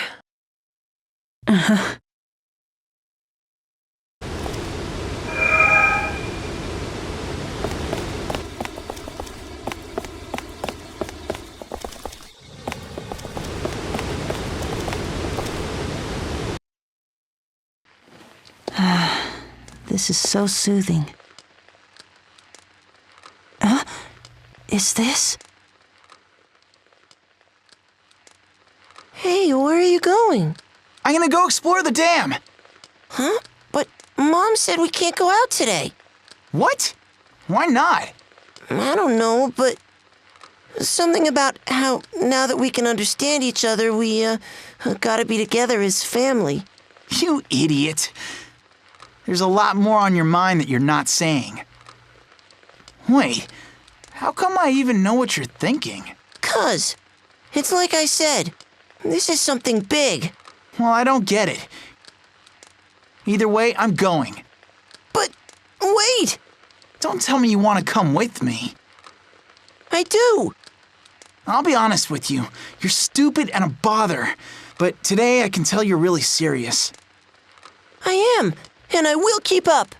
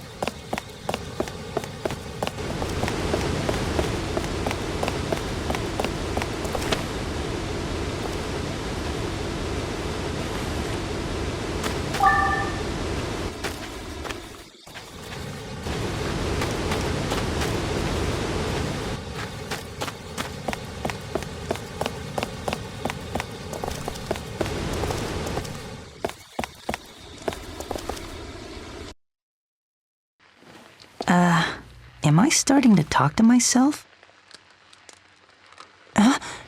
Is this?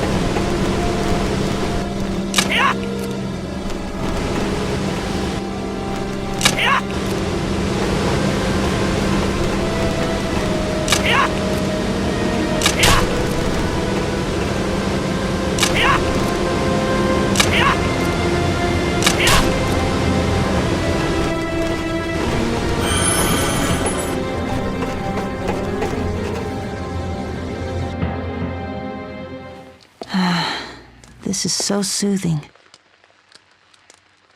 Wow.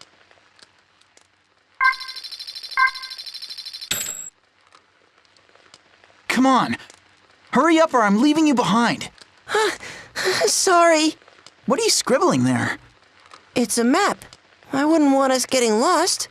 You numbskull.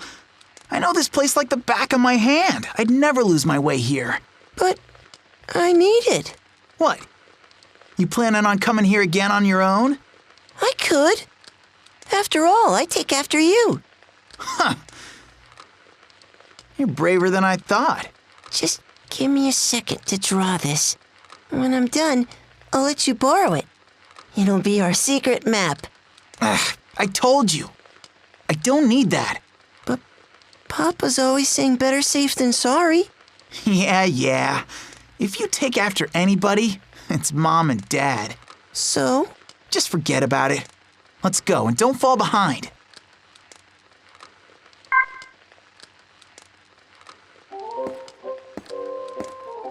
It appears we have a special bond, you and I.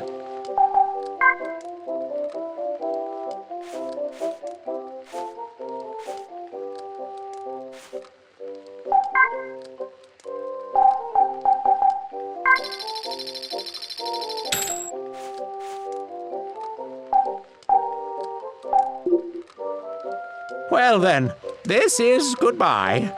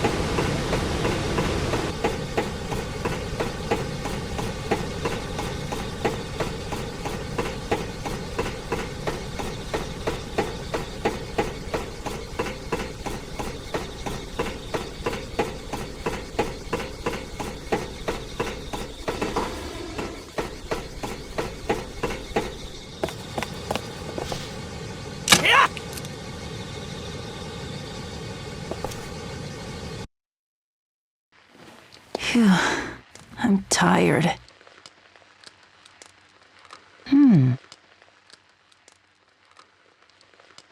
Wow. What'd I tell you?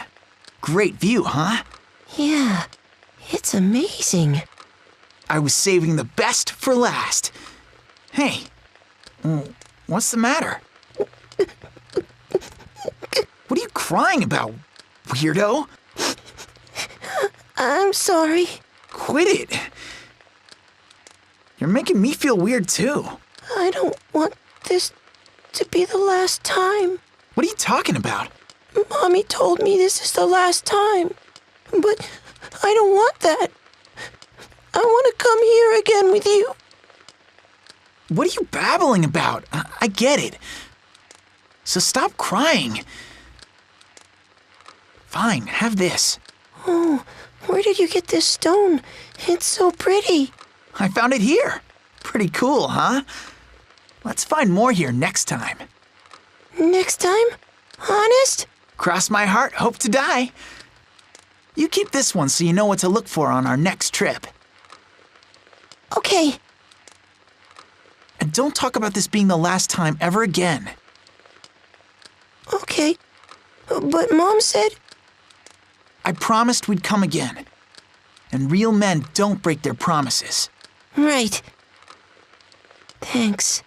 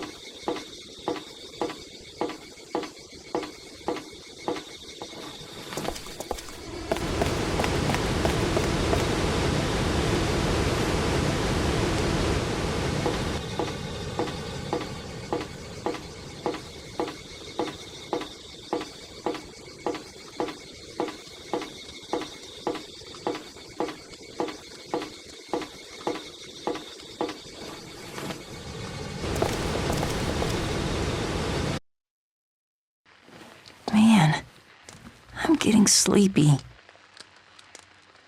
I see. Hey, you hungry? I brought us something to eat. What gives? You're asleep? You gotta be kidding me. You're still such a baby. Next time I'll bring you somewhere even cooler. But it's real dangerous, so you might get cold feet and quit halfway. Come on. Are you seriously sleeping? Hey, don't think I'm gonna carry you home. The things I do for you. Wake up already. There's no way this will be our last time here. It can't be. Don't be like this. Come on. If we're going home, you gotta wake up and walk there yourself.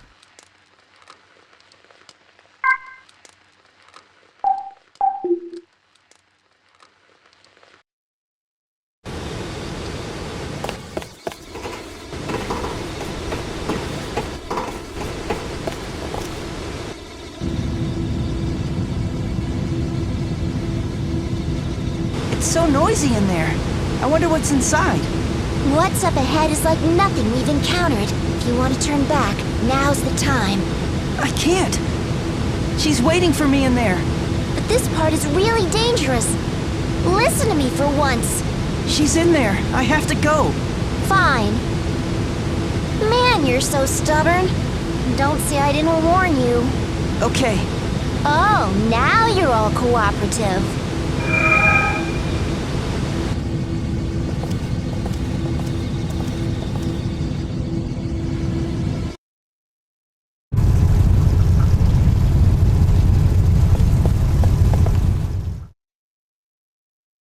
Oh, look how shiny and sparkly this one is.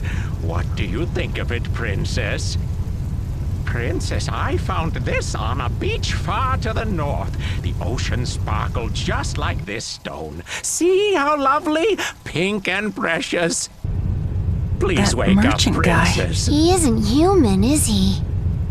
Princess, look at this! If you peer into this blue vial, you'll get a sparkly treat for your eyes.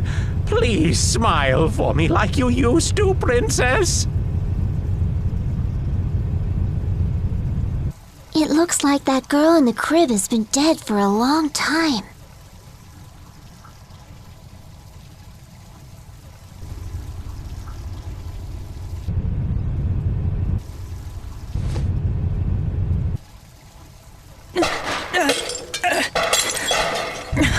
Who's there? Did you receive permission to enter the princess's room? I didn't. I'm so sorry. I was just... Get out this instant! You are in the princess's room! This place is not open to the likes of you! Get out! The guy's not listening to you. Let's get out of here while we can. Be gone, you vermin! Get out and never come back!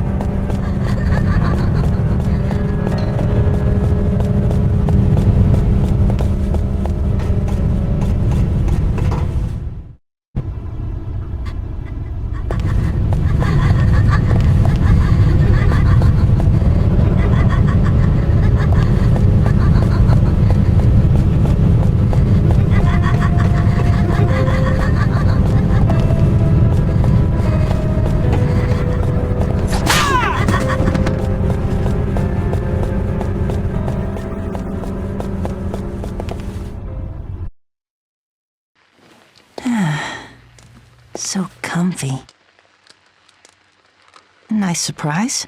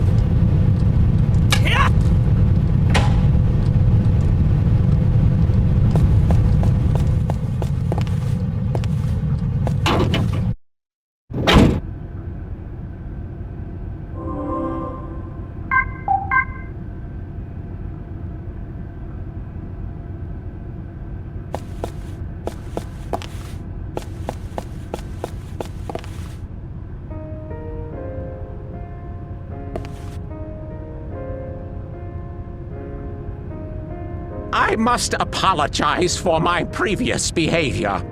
It's okay. I just got a little scared. Such rude behavior is inexcusable. I was under the impression at the time that you intended to harm the princess. As a sign of my most earnest regret and sincere apologies, please accept this. Oh, how cute. It's a little chick plushie.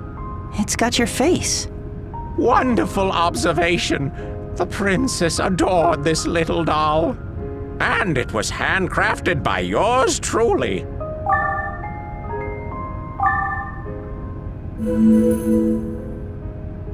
Thank you very much. As you have undoubtedly witnessed, I have been in the service of the princess for many years now. One day, she suddenly failed to wake up. Since then, I've collected rarities from across the land in hopes of rousing her. When she wakes from her slumber, she can smile at me again, like she always used to. Your princess... That little girl is... Ah, yes, the princess's smile, like a rose blossoming in spring. Such a lovely sight. Yeah, but she's... You don't have to say it. So, if you stumble across any rare or beautiful items, please consider a trade with me. Best regards until we meet again. And with that, take care.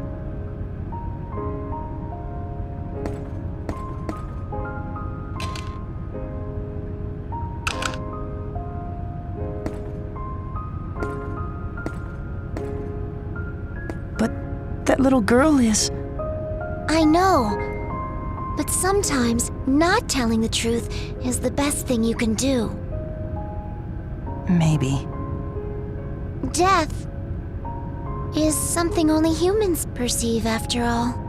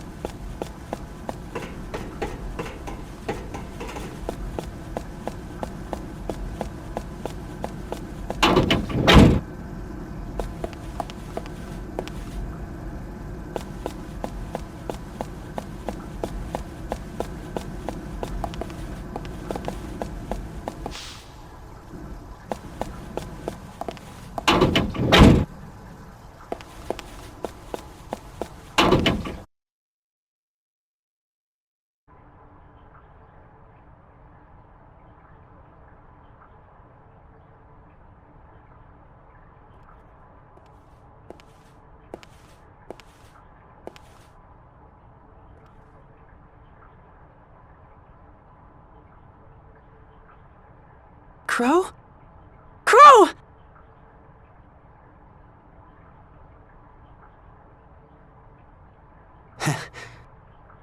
Nice job recognizing me.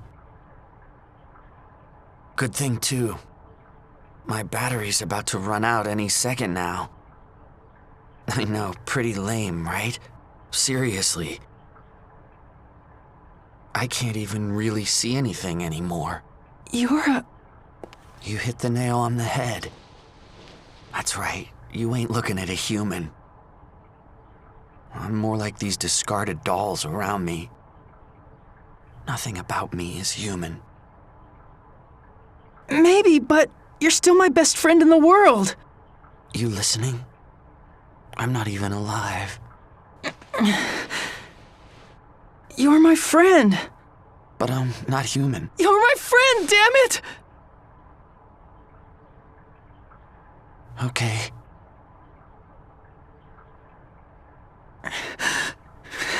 I'm your friend. Come on, don't cry now. Okay. It's sort of funny.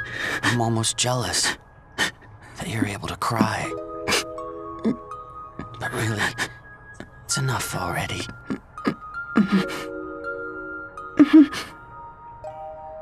Oh yeah. That skull ring I gave you. You still carrying it around? Yeah. I keep it in my locket. That's good. That ring is proof of our friendship. Our friendship. You know, you're the first real friend I ever had. You are my #1 friend. My best friend. My best friend. My best friend. My best friend.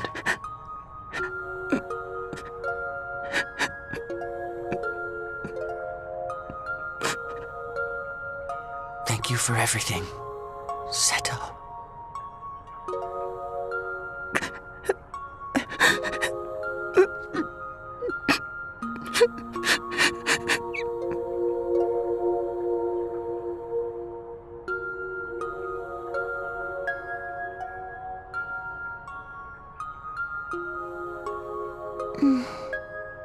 Come on, he shut down. You're wrong. He died.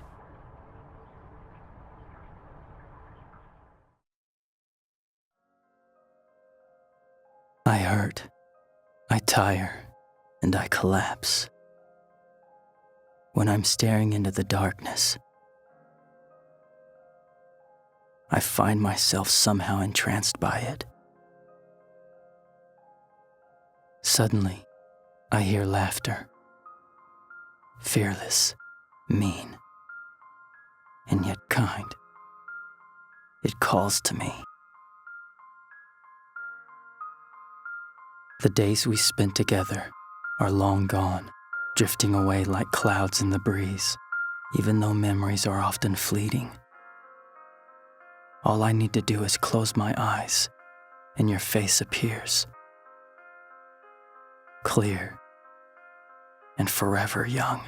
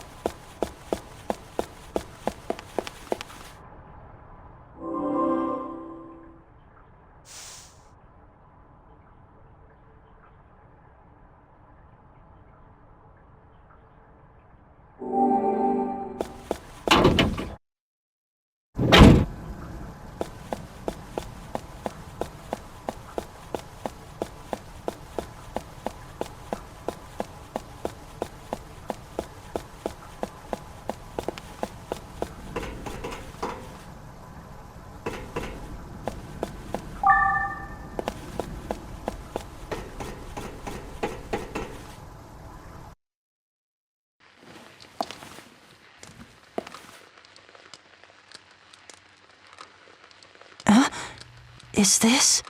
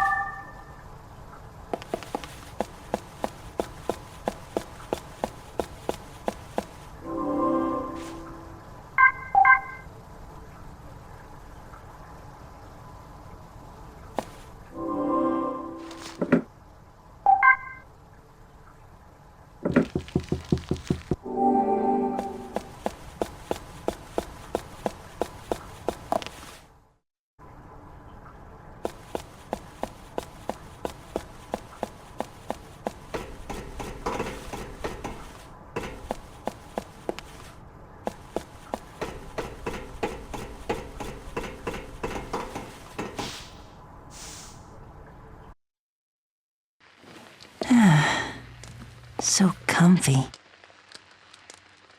Hey, could this be...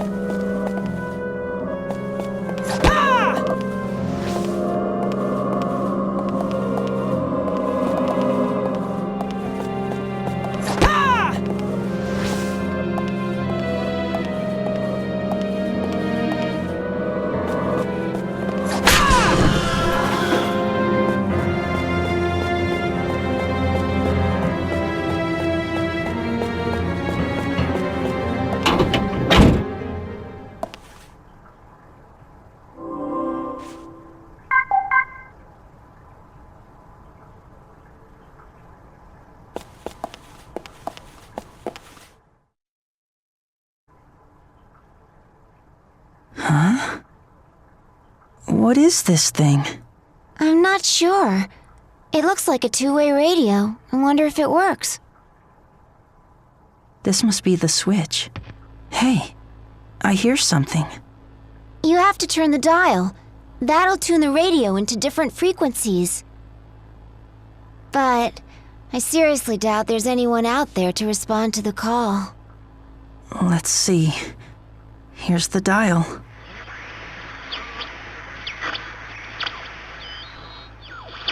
Anyone? Is anyone there? Come in. If anyone can hear this, please answer. Can anybody hear me? Is anybody there? Hello? Anyone at all? If you can hear... Hey, you hear me? Can anyone hear me? Has to be there. Please respond. Please, someone answer me. I'm here all alone. Yumi? Everybody, where are you? Come on, everyone. Don't give up. You gotta answer, please. I don't want to be alone. Somebody. Can you hear me? Hey, can you hear me?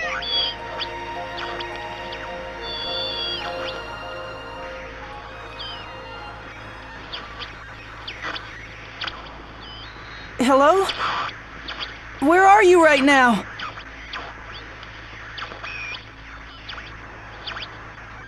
Hey, I'm right here. I promise you, I'll come see you very soon. Good. I'll be waiting. I'm always waiting.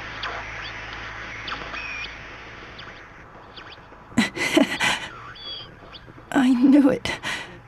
I knew that I couldn't possibly be the only one left in the world. See? There are still other people.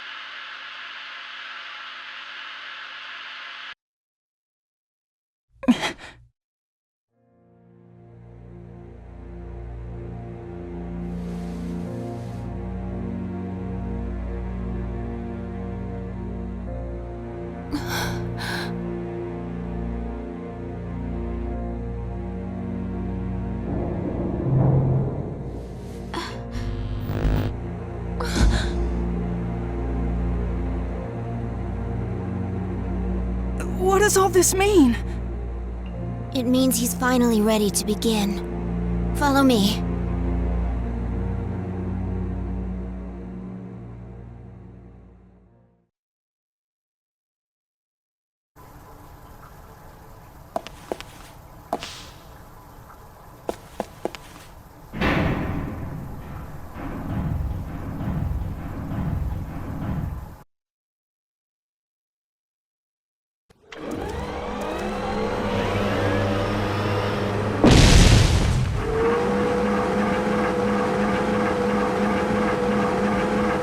No way! He destroyed a power plant? He must really be serious this time. How dare you bring an intruder here, Sai? What were you thinking? Stop! He's just a kid! He can't do anything!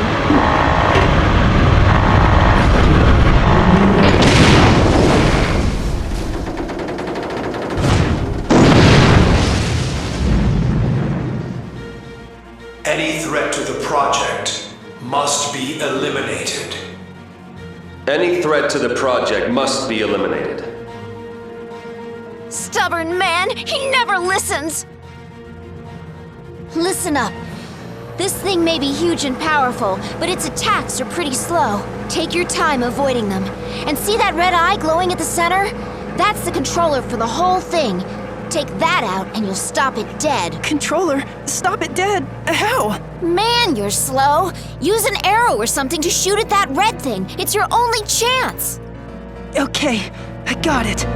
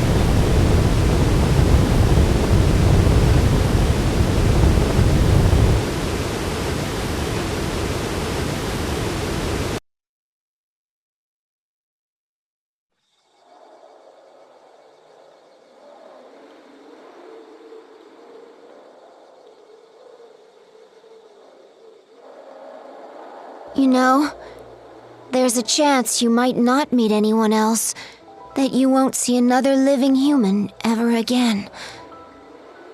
That this planet will become a world of ruins and wandering spirits. Why would you say something like that? You heard the radio, there's lots of people left. Maybe, but not if Glass Cage's power is unleashed throughout the world. These aurora lights are a sign it's going to happen. To be honest, I don't really know what he's trying to accomplish. It looks like he wants to do it again. But if the world suffers the same outcome as last time, it really will wipe out every last living human. It can't. I mean, I have to at least save her. And if you do manage to save her, then what do you do next? You really think you two will just somehow click with each other? What if you don't even get along? Maybe you won't understand each other. Maybe you'll hate each other. Relying on your faulty language to communicate? You humans will never fully understand each other. And you still want to see her knowing that? Do you still want to save her?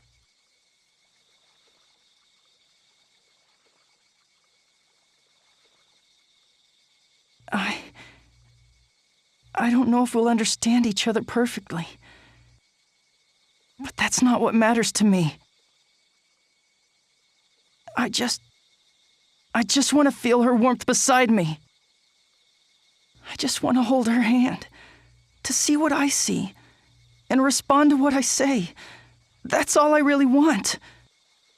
Wandering around alone, looking up at the moon by myself, I'm sick of it!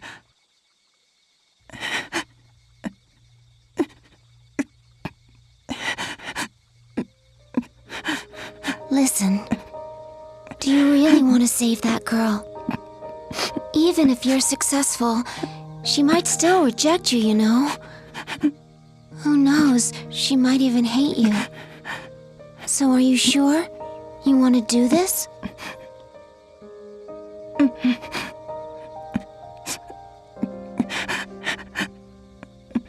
That's enough of that now. Don't cry anymore. I'm going to tell you where you can find her. Hey, dry up those tears. Remember, you're on a mission to save her.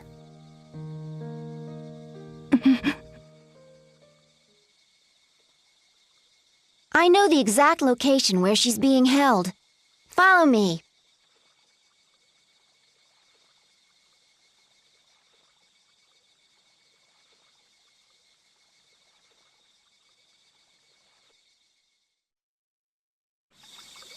That room with a cage in it.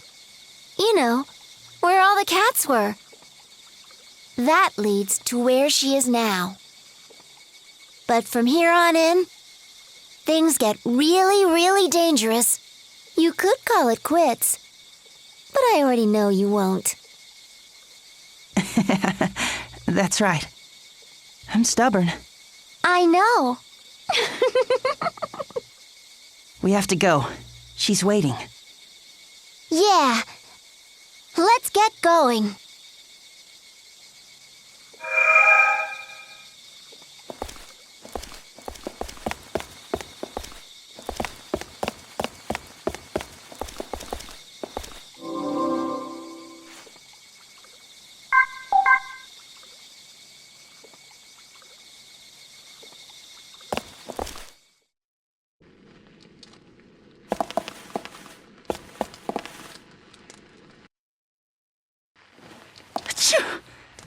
Oh, I better warm up.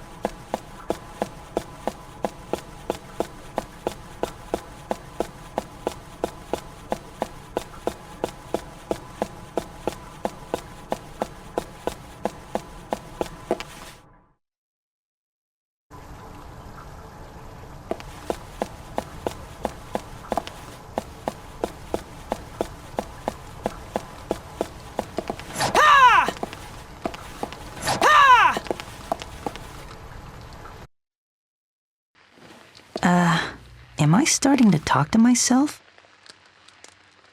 Hey, is this?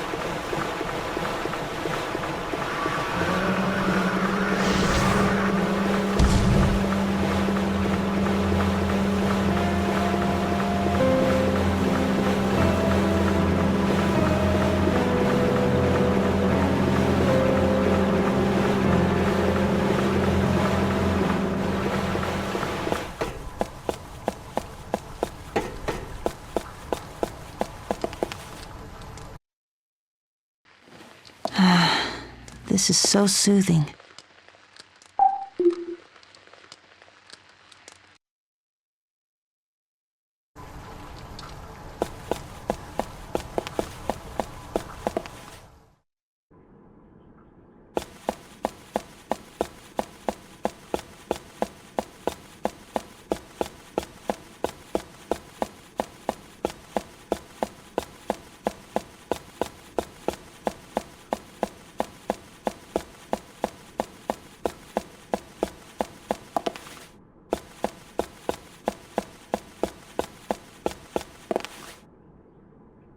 Enter this code into that keypad.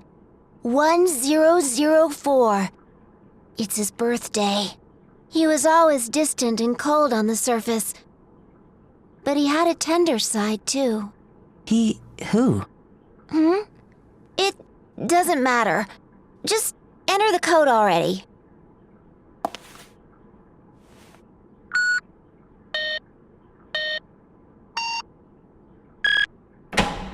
All right, let's go.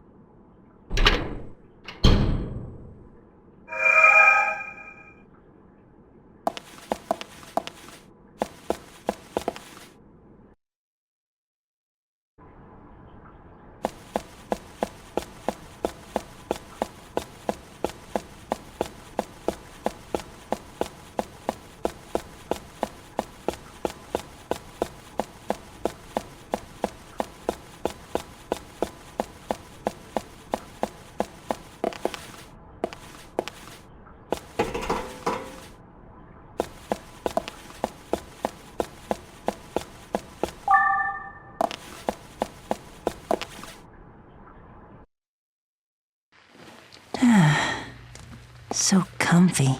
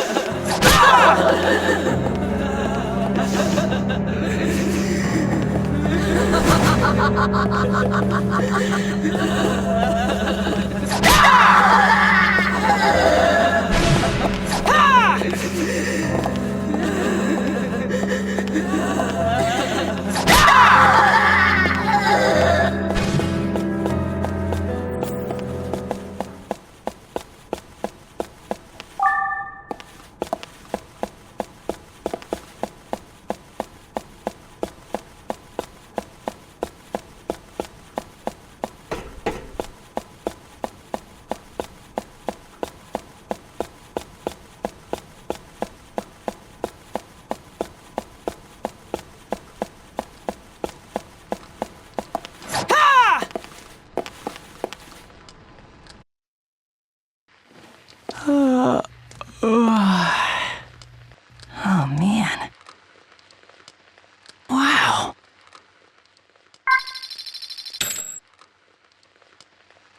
Dawn was just about to break, and the subdued rays of morning light were finally spreading across the sky. I was taking my time, strolling through the bustling scene of the early hours. The clamor hurt my ears. Angry shouts rang from the main street, while flirts could be heard in the alleys. I avoided the hubbub on my way. Just being in a foul place like this made me remember the life I'd led. There was a shop with its door propped open. The music that wafted from within was not what you'd consider uplifting. The sign by the entrance was half shrouded in dark. The word Sylvia adorned it. Boss, I think you've had enough, a sweet voice said from behind the bar. The bartender was a long-haired woman in a sleeveless dress who was leaning against the wall. I know it's up to you, but I think you've been hitting the bottle hard lately. The voice was young and lilted, like that of a male cat calling to a female. I think it might not... Rika? A glass clattered hard against the bar's surface, cutting her off. Silence followed. Fine. Don't listen to me then. The girl behind the counter took the glass to fill it, but grumbled in disapproval. I'm just saying this out of concern for you. You look exhausted these days. And the last lady to run this place, well, you know. Rika! Again, the glass hit the counter. A cigarette was lit. Once you're done, you can leave for today. What? Do you want me to fire you? The woman bristled with anger. But the girl named Rika only shrugged her shoulders. Don't say that. If you deserted me, I'd be all alone. The glass she placed on the bar didn't smell of the pungent alcohol. It was a white liquid. The last owner of this place died from alcohol poisoning. I don't want that to happen to you. See you tomorrow. There was the sound of high heels approaching. I darted behind the sign. Huh? Rika looked up and down the alley, bathed in morning light. Sylvia? I already knew who she was calling to by that name. Rika gave a heavy sigh, for the first time, and dragged her feet down the dirty street. It was only when she was finally out of sight that I made up my mind. I'd never heard how Sylvia had been brought up before she died. She was so shy and quiet. There wasn't much to say about her. She was the one girl I didn't hate. But now, I was going to steal her name. At first, I thought it was revenge. It had to be. Revenge against them for living better lives than me. And it was revenge against my own cruel fate. Step by step, I made my way through the half-open door into the shop and whispered, "Mama." The woman was slumped over the bar, the same as when Rika first left. She sluggishly hoisted herself up to look at me and shook her head as though she wasn't sure what she was hearing. I whispered once more, "Mama." That's when her barren eyes, laced with crow's feet, wrinkled in a squint. Oh, so it's you.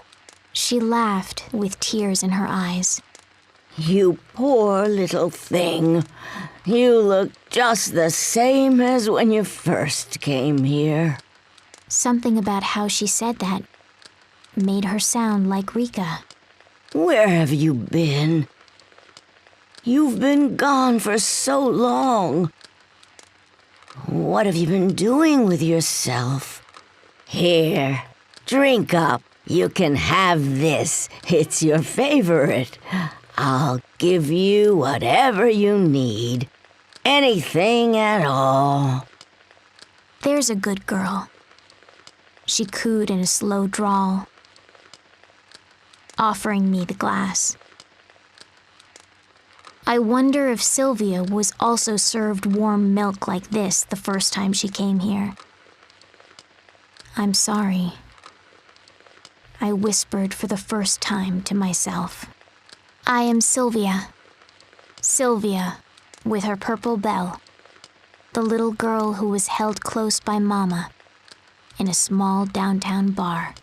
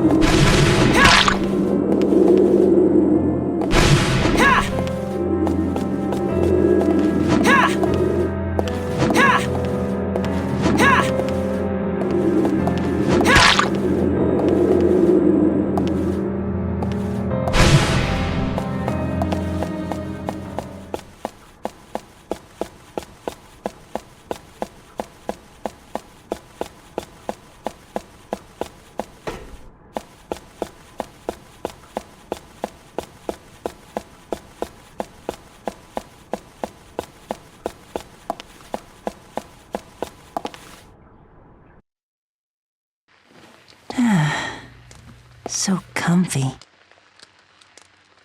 I see.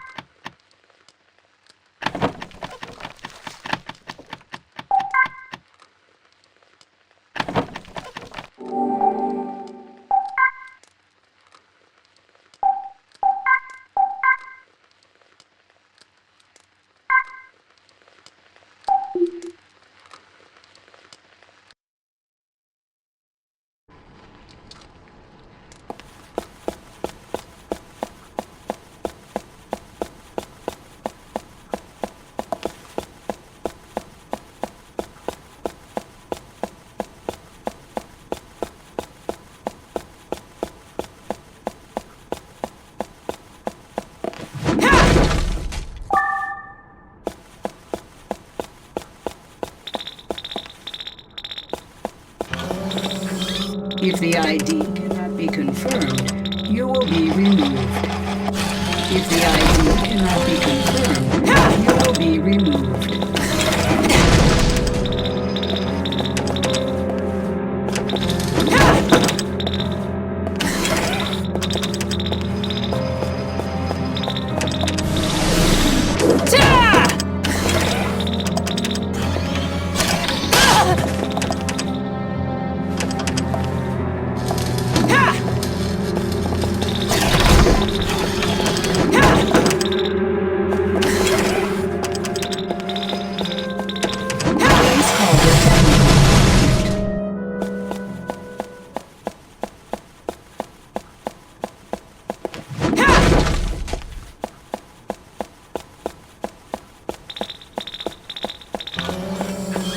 If the ID cannot be confirmed, you will be removed.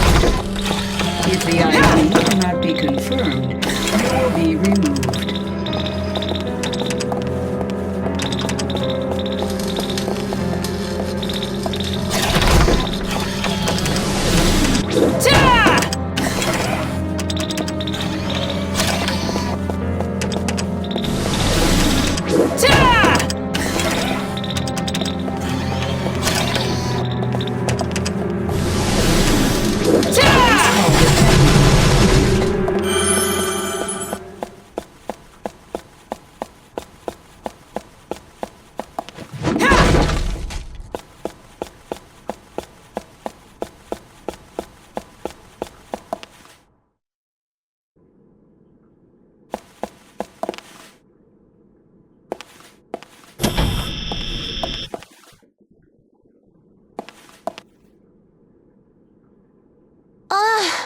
The security's been activated.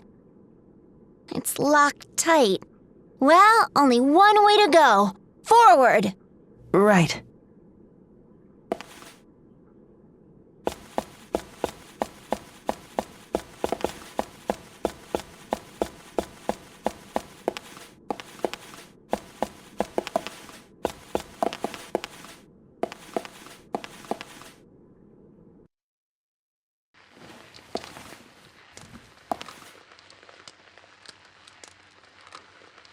I see.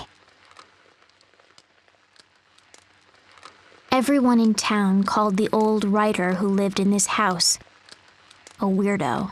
The house was old-fashioned, and the walls seemed weighted with history. So little care and upkeep had been done to the place, it wouldn't be a stretch to call it a dump. The front door was always open, and not because it wasn't locked, but because there was no lock at all. Some would think that an invitation to burglars, but the place was such a mess that you'd lose all interest in stealing the moment you stepped inside. The house reflected its owner, an oddball, aged and in disarray. And this day, that oddball writer was laying in the middle of his hallway. For a moment I thought he was dead, but every once in a while, his finger would twitch, betraying signs of life. The bones in the back of his hands stood out, gnarled under paper-thin skin, but his slicked back hair looked young. The black framed glasses he habitually wore had stayed on, even after his fall. He'd probably worn those glasses so long that they were a part of his very being. And there he lay, weaving my way through the filth and the clothes and the furniture. I entered the house, and he didn't even notice. Bisk! He called my name in a gravelly voice. With each call, my body would shiver with surprise, and the bell would ring. It was a refreshing sound. The old man must have heard it too. He immediately leapt off the floor and turned his back to me. Not another step. The man almost spat out. I don't want you coming near me. And with that, he went back to the mountain of papers that buried what might have once been a desk. His hand never stopped moving as he scratched at his head. Believe it or not, he'd call out, drop to the floor, and do it all again. I was thoroughly baffled. And so I sat in the corner of the writer's room until night fell. Can this man truly be Bisk's family? I came to check up on him every few days, but each time he'd act just as wild and nonsensical. When he wasn't throwing himself on the floor, he was completely immersed in his writing. Disturbed by his unnatural behavior, I tried my best not to allow my bell to ring, and so I stayed nestled in the corner until I finally heard the sound of a pen sliding across the desk. Phew! A loud sigh was immediately followed by a loud thud. He'd fallen backwards off his chair. Finally, finished. The way he breathed those words sounded so unlike his usual crazed tone. I lifted my head, and the bell chimed to him gently. With his back still on the floor, he let out a low moan. Oh, Bisk. Bisk, my dear. I was sure he'd yell at me to stay away again today, but instead he just lifted his thin, ghost-like arm and gestured to me. Just as I neared him, with my careful, steady steps, he suddenly grabbed me by the scruff of my neck and dragged me down with him. At first, I went stiff with fear. But then, I heard the beating of his heart. He gently closed his eyes and petted me. Ah, Bisk, is that you? You've gotten so much thinner since I last saw you. His bony hands were rough, but he petted me softly. As I sat there, unable to answer, the beating of his heart became softer and softer. He continued to coo at me gently. Finally, I'm able to sleep. His last words sounded more like he was speaking them from a dream. As the hand on me never wavered, I finally realized. My doubts were cleared. I understood now that this was the orange-belled bisque's family. And as I gently closed my eyes, I could feel the sound of my own heartbeat, slowly melting free of its ice. I am Bisque. Bisque with her orange bell. The foster child who brings peaceful slumber to the master writer, whom everyone called crazy.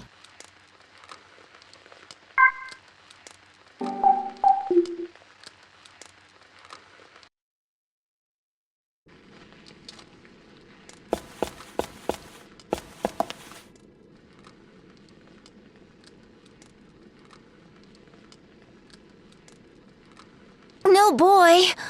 Looks like a dead end. Guess he means business. Huh? A dead end? In other words, we're trapped in here.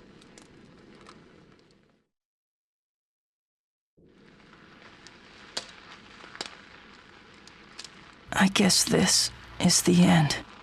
Huh? What's the matter? You're a guy, aren't you? It's too early to throw in the towel.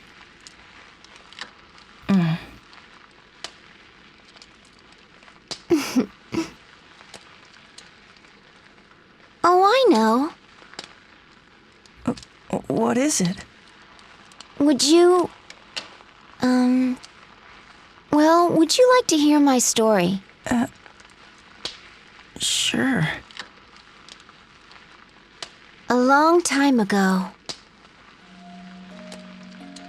Long ago, there was a brilliant scientist who discovered, well, the secret of interaction. That is, how humans connect emotionally. The hidden ability to communicate without words. Way in the past, people could have connected with each other using that power.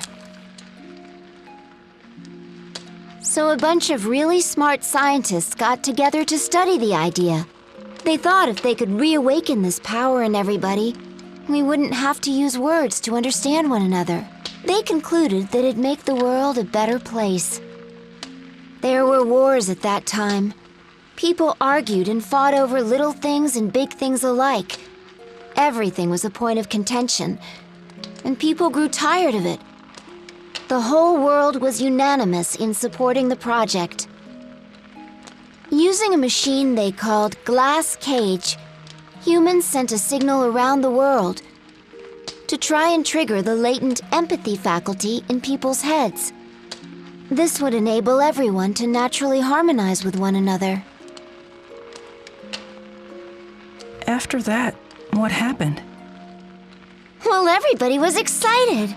Now that they could convey exactly what was in their hearts, all sorts of misunderstandings and ill will would vanish overnight. That's what they thought. The entire world was bubbling with hope. Everyone believed it was the dawn of a new era. They believed and believed and smiled themselves to sleep. But then, the next morning, no one woke up. They slept and stayed like that forever. That's how they all died.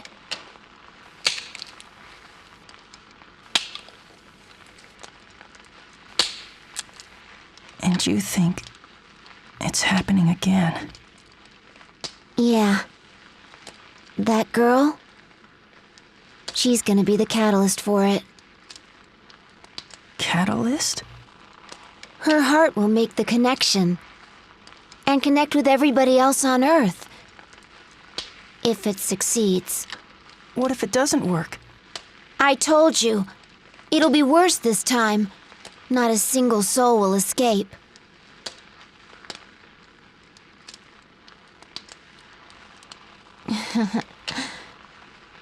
And guess what? The first time around, I was the catalyst.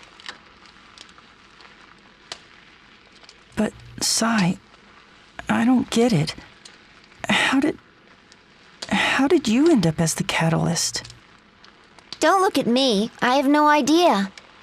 I lived a typical ordinary life. And then one day, they forced me to take all these tests. Before I knew what was going on, they decided to use me. They plugged all these cords into my head, made me take strange medicines. It was all very weird. I'm telling you, in all my days, I'd never felt such intense pain. It happened every day. More experiments. They didn't care at all how I felt. But there was this guy. He had a heart. Sometimes he'd slip me chocolates and candy. He'd even stop by and ask me if I was doing okay. And also, he thanked me nicely. I see. So you and that guy, well, you were like friends. You crack me up. I mean, I wouldn't exactly call Shin and I friends. If I had to label us, we were... Wait a minute. How'd that cat get in here? The door's still locked shut. And the exit is blocked with rubble. Quick! After him! He might lead us to a way out!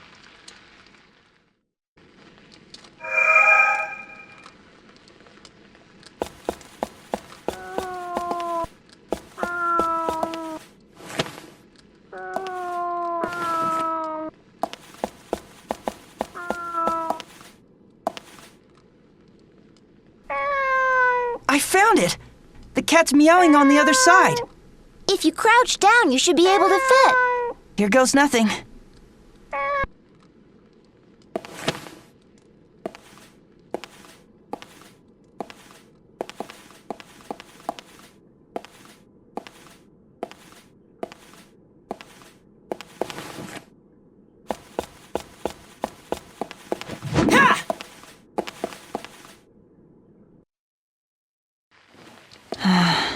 This is so soothing.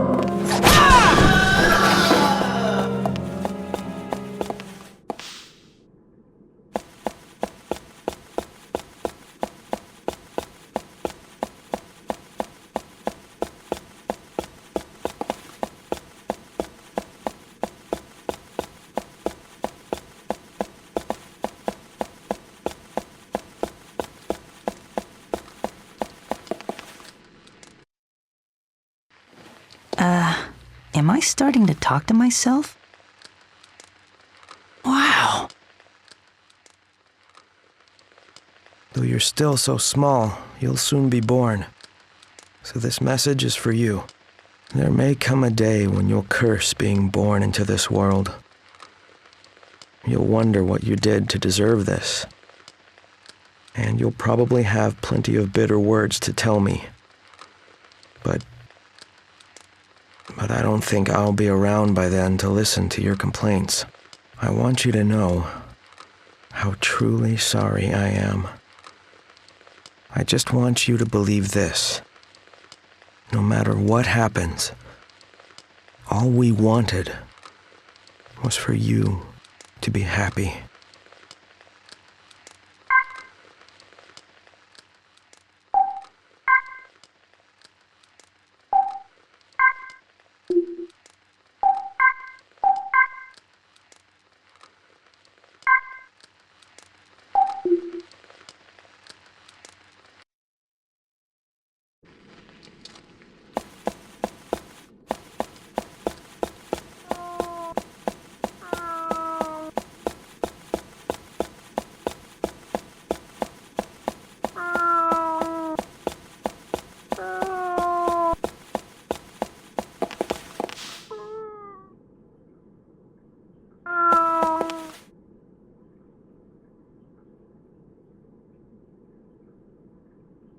same cat from before.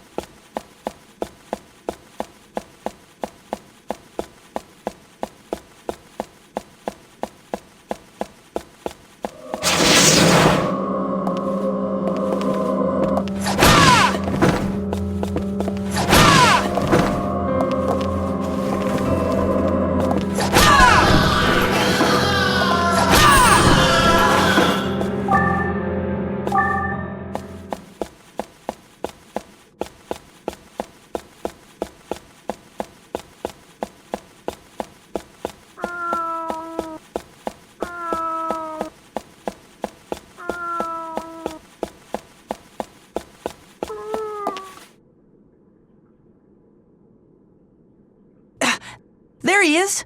How did he get here in the first place? Wait!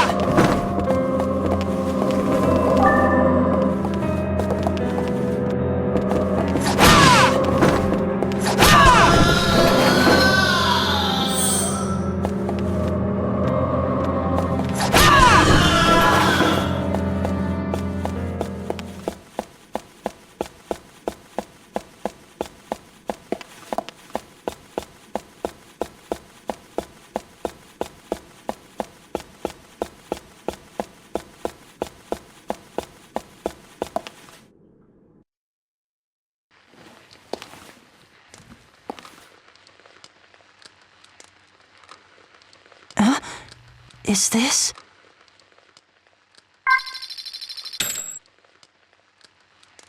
To-do list. 1.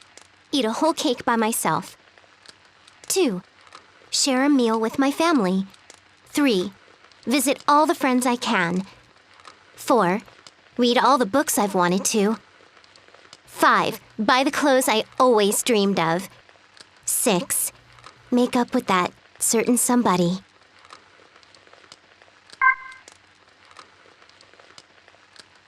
The silver bell wasn't a particularly outstanding decoration, but it did ring the most beautifully. I'd always wondered what kind of home such a lovely bell had come from. It belonged to an old woman who lived alone without relatives, in a large mansion I'd never seen before. Madam, it's time for supper. Thank you, dear. Madam, the lilies in the garden have bloomed. I've put them in this vase. What a lovely scent.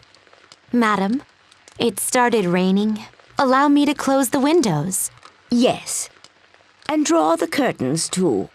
The old woman was waited on hand and foot by her servants.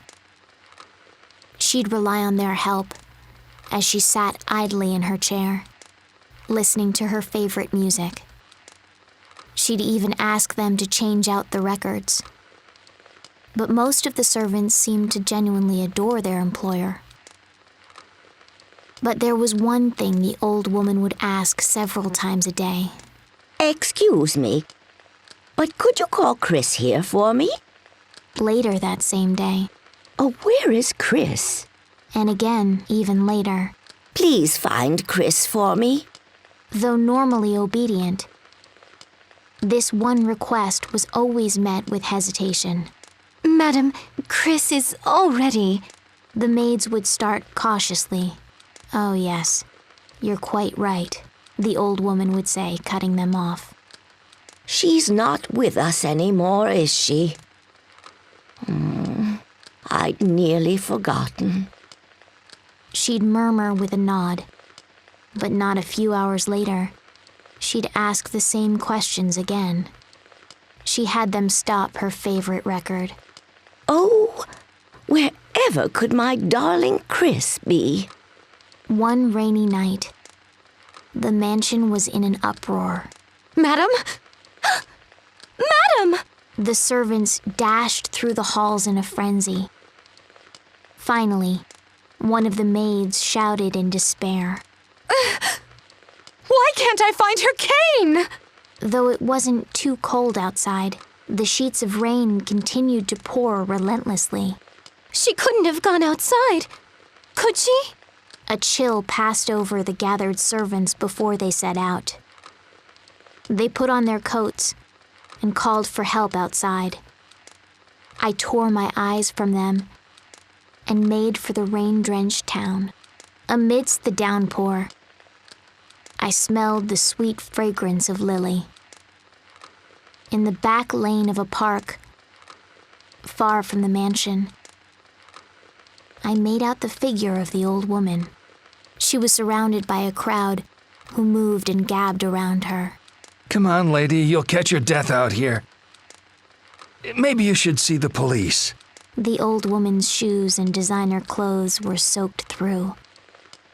A man tried taking her by the hand, but the old woman refused to budge, her face adamant. Fed up with her antics, the men finally left, leaving her behind.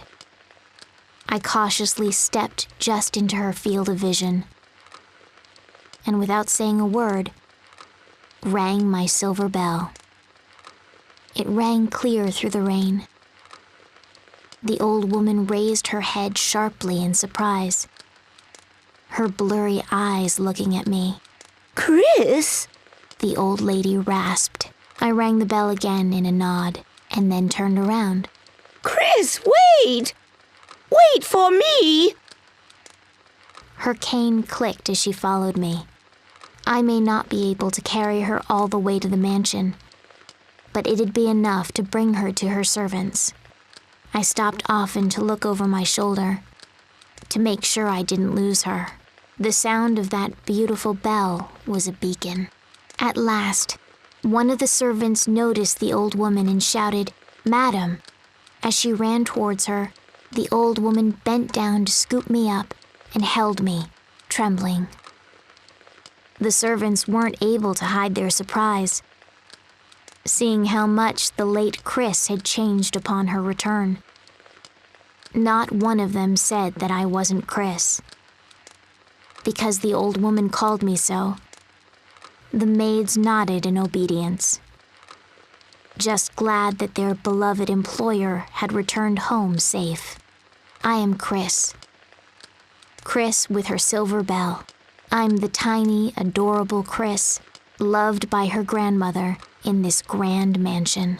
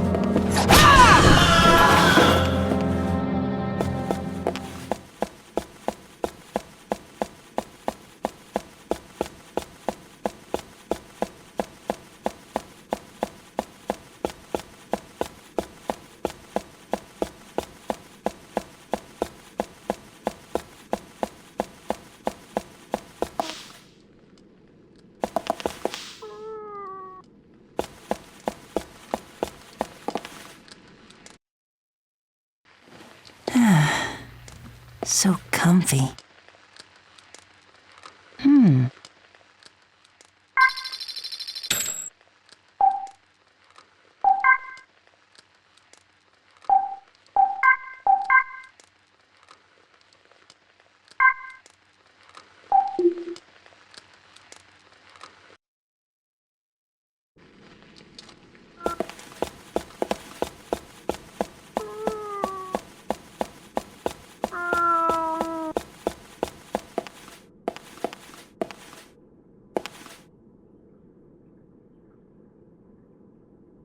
I never expected a weakling like you to make it this far.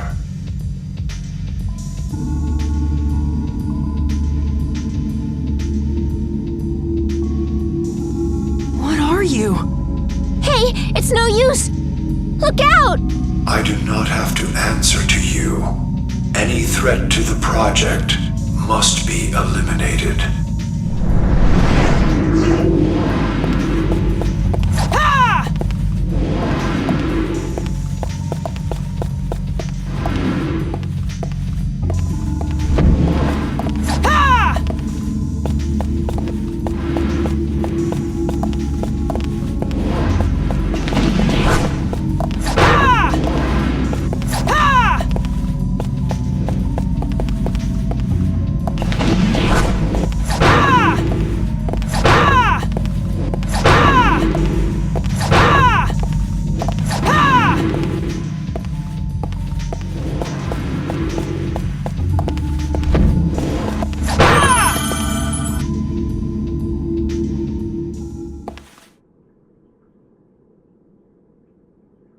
Fool. Your existence amounts to nothing more than a goldfish swimming upriver. When we were conceived, the age of man ended. What? What are you talking about? Our plan is on schedule. Make the most of the little time you have left. We have to act fast! Right.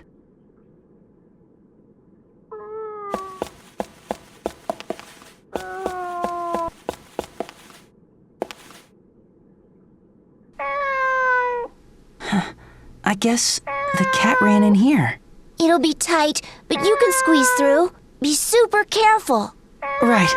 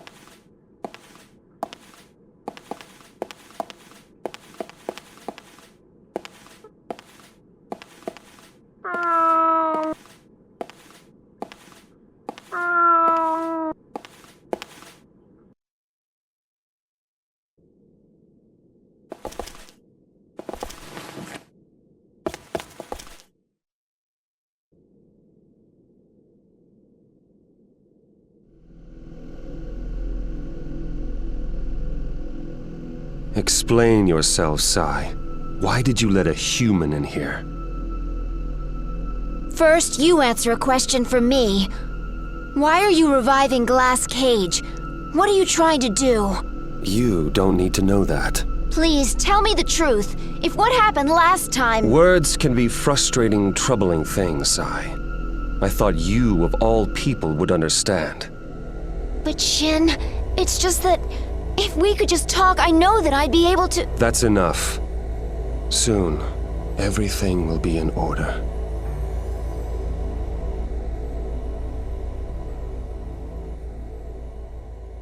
Why can't he... I don't understand. Why can't he see? Let's go save that girl. Seto. Yeah.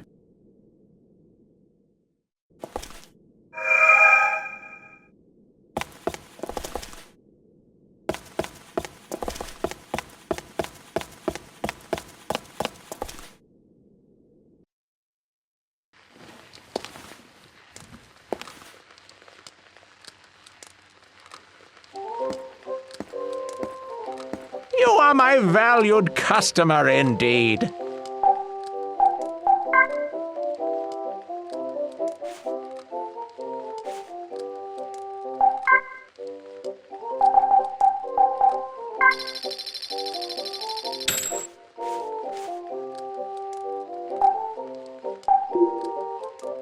I shall see you again.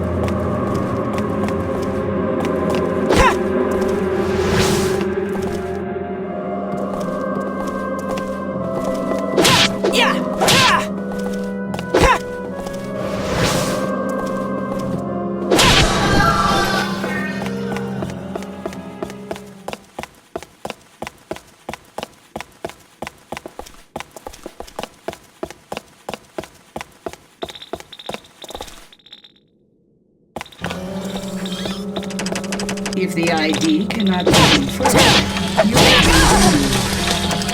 If the ID cannot be confirmed, please call the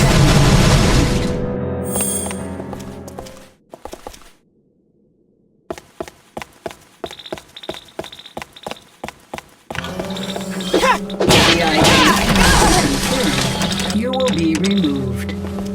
If the ID cannot be confirmed, you will be removed. Please call the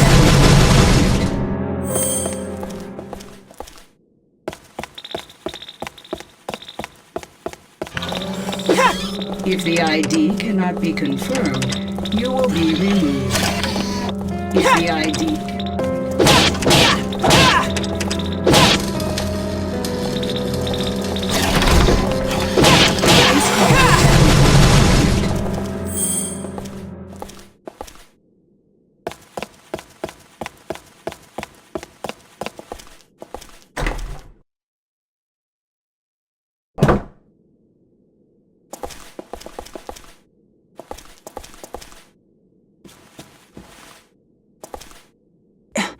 Wait a minute. You think this might be me? I don't know. Doesn't really do you justice. I wonder if that girl drew it. She's not very good. Hey, don't say that. I think it's cute. Yeah, whatever you say. She was here. I just know it. Maybe so. But she's not anymore. Yeah, we have to find her.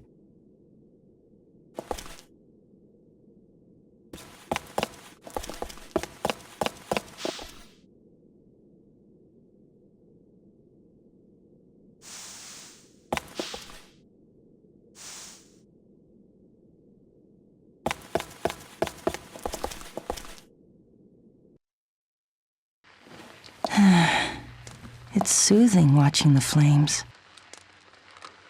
A nice surprise.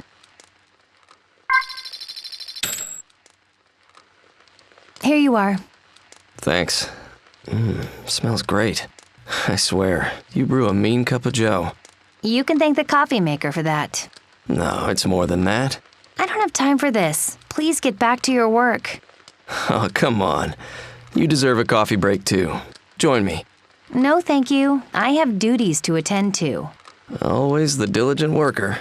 Compared to your idleness, perhaps, Doctor. The team doesn't need a dimwit like me to get the job done right. They're plenty smart enough. But, Doctor, you were supposed to be one of the finest in the world.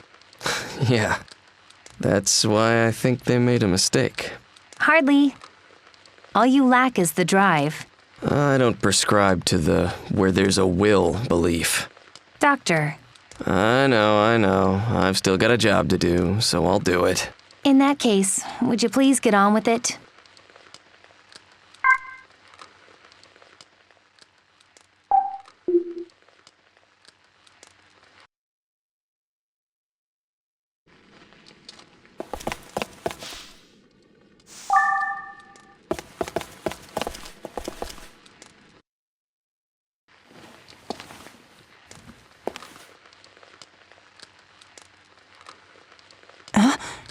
Is this?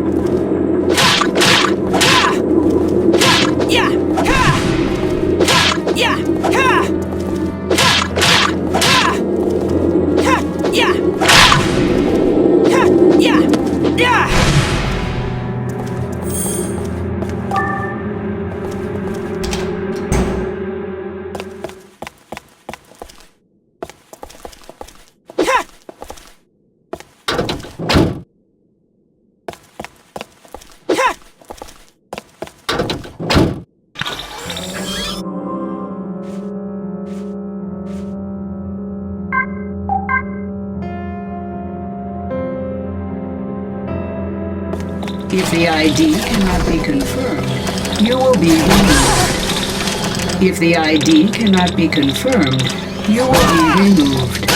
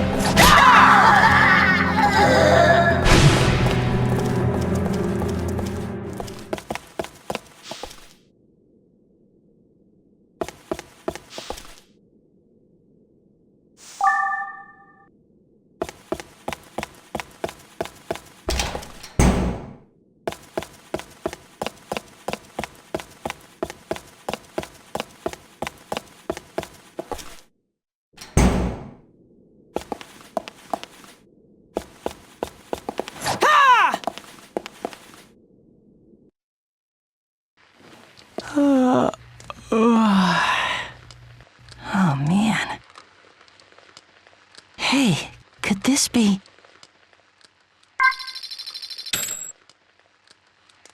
Where did you come from? Where are you going?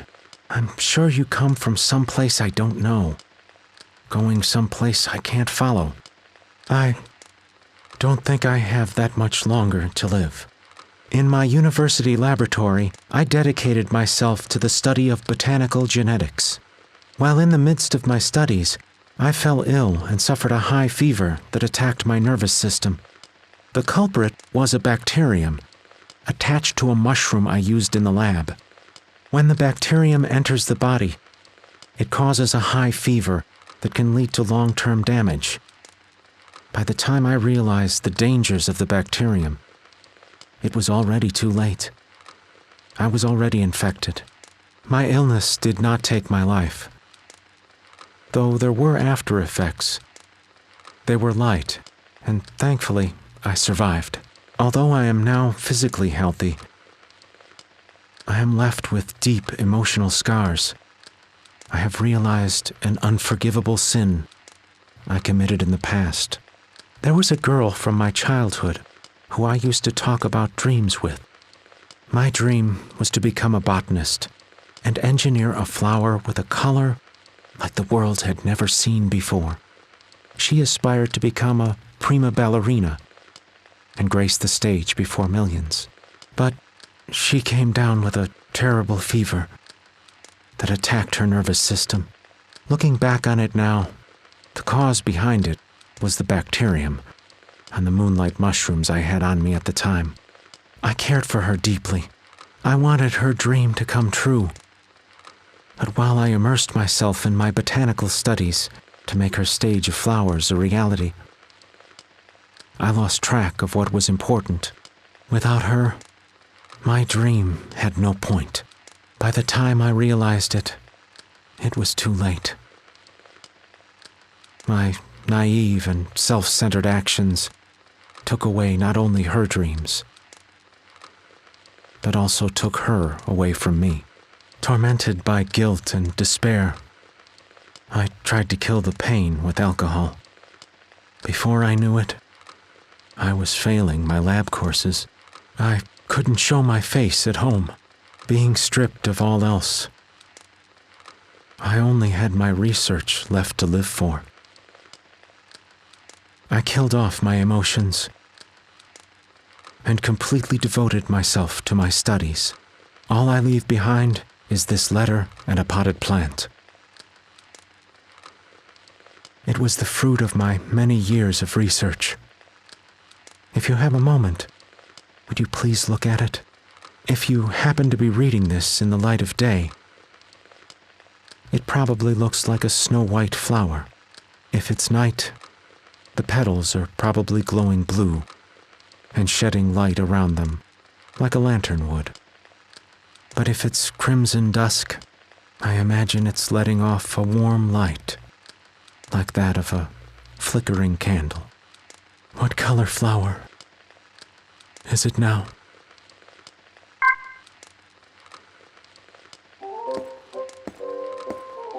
Feel free to ask should you ever have any need for my services.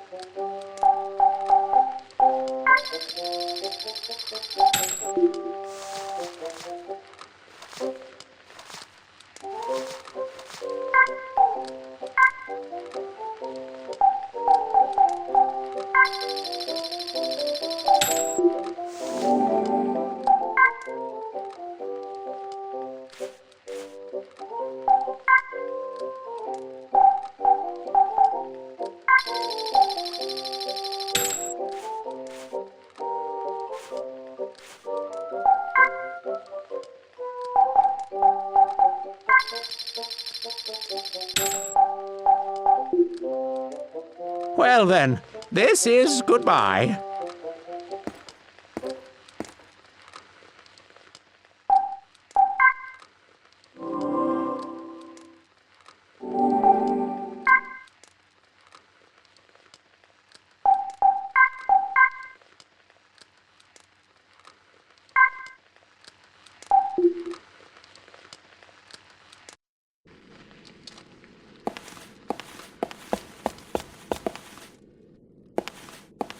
Glass cage launch preparations complete.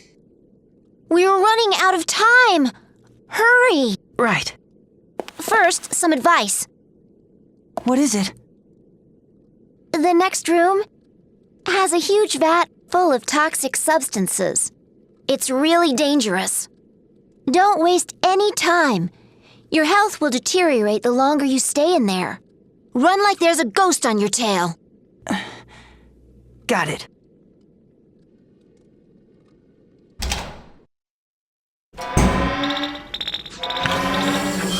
If the ID cannot be confirmed, you will be removed. If the ID...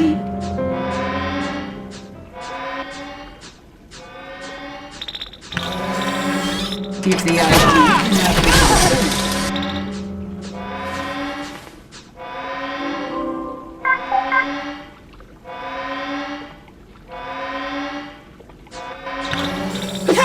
If the ID cannot be confirmed, you will be... If the ID cannot be confirmed, you will be removed. If the ID cannot be confirmed, you will be removed.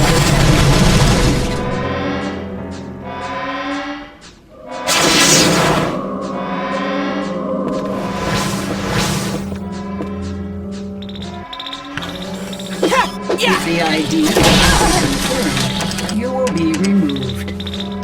If the ID cannot be confirmed, you will be removed.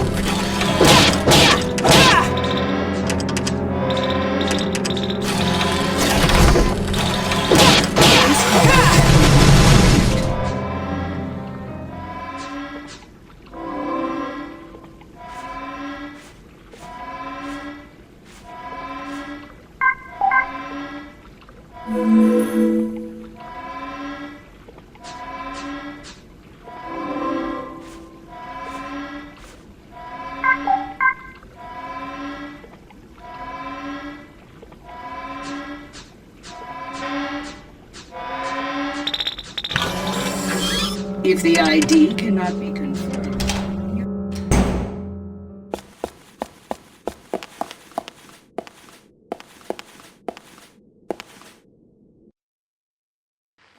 Achoo! I hope I'm not getting sick.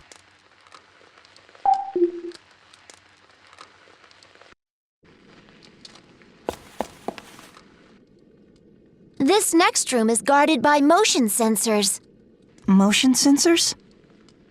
Well, that means that when one of them is tracking you, you can't move a muscle. What if I do? You'll have a whole mess of trouble to deal with. Then I won't move. How hard can that be? I mean it. Don't even blink. Got it? Really? Really. I'll do my best. No blinking, huh?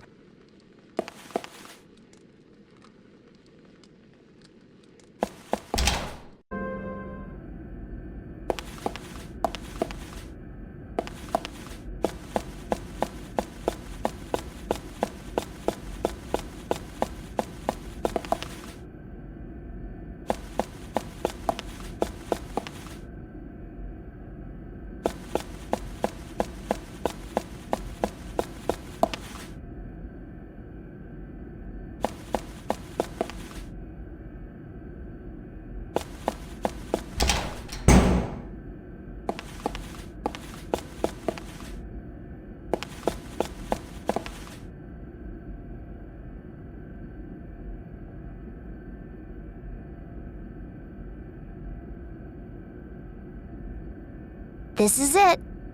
Beyond this door is the girl you're looking for. Finally. Wait. Yeah? Just be careful. You hear me? I will. And thanks, Sai.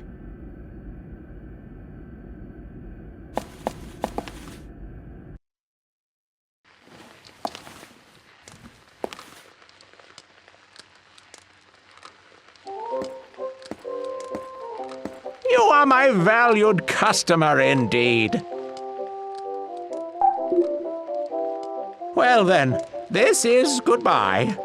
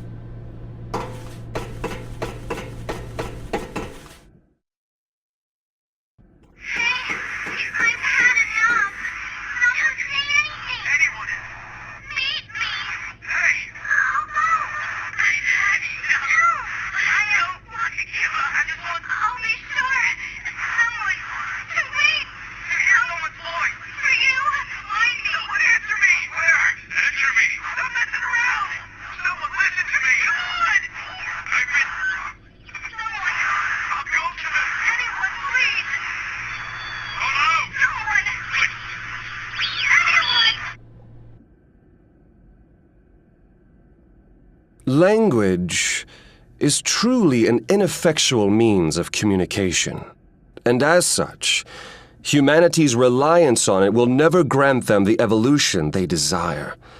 Indeed, humanity has digressed to an outdated organism. Then what's activating Glass Cage supposed to do? What else? It is a destructive force that will completely obliterate corporeal beings. Obliterate? No! Why would you do it? What would you possibly gain from something like that? Your petty verbal arguments are nothing more than a vintage relic. No explanation I can offer will make you understand my aim. Humans are held down by too many chains. There's too much noise. It's a disorganized mess.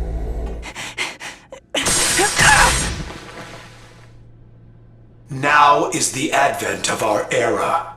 Humanity's reign is over. Anyone who threatens the project must be eliminated.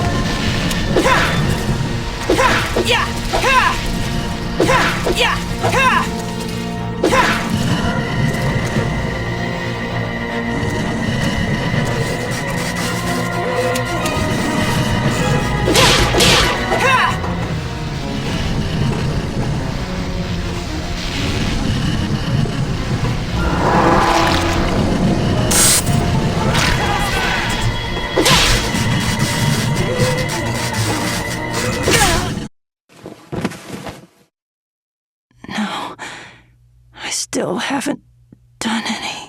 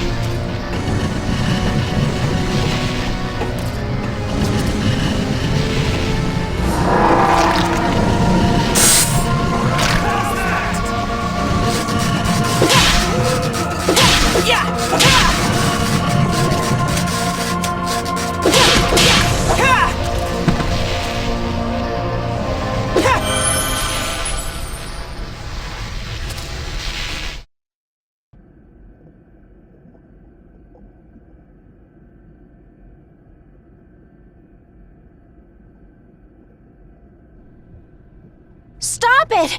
If you hurt him anymore... I may have underestimated the boy's sheer resolve.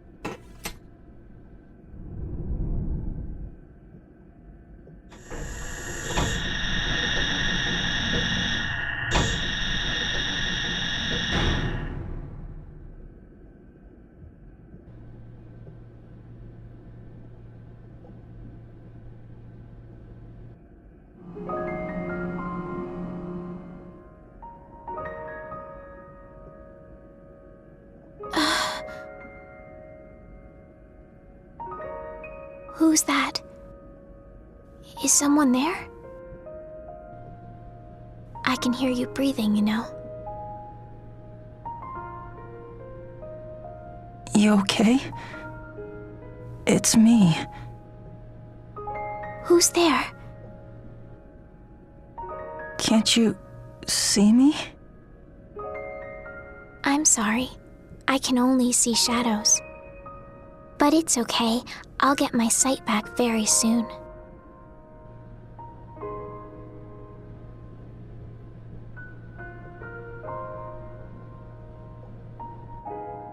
You touched me. Yeah, I touched you. You're so warm.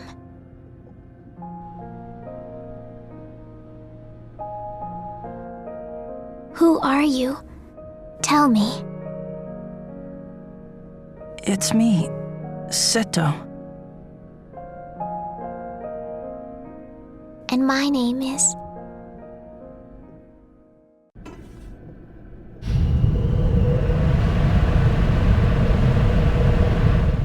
That's the backup system.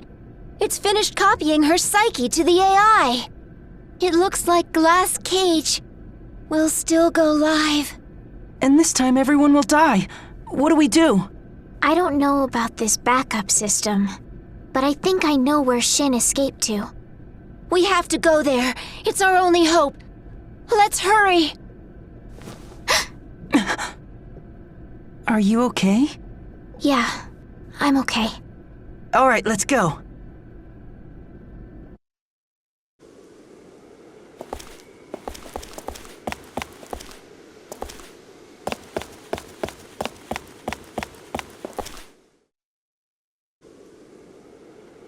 There. That must be where Shin is. Scary. You guys wait here. I'll go up. No, I'm coming with you. I'll be fine. Just stay put. I'll be back real soon. Do you promise? Okay. Sure, I promise. Listen, Sai. I have to do this alone. I want you to look after her for me. Well then, somebody sure has gotten used to ordering me around, huh? But I understand. You just don't want her to be alone while you're off. Wait a second. What? Right there. You've got a scratch on your forehead. Here, I'll put a bandage on it. Stay still. Okay.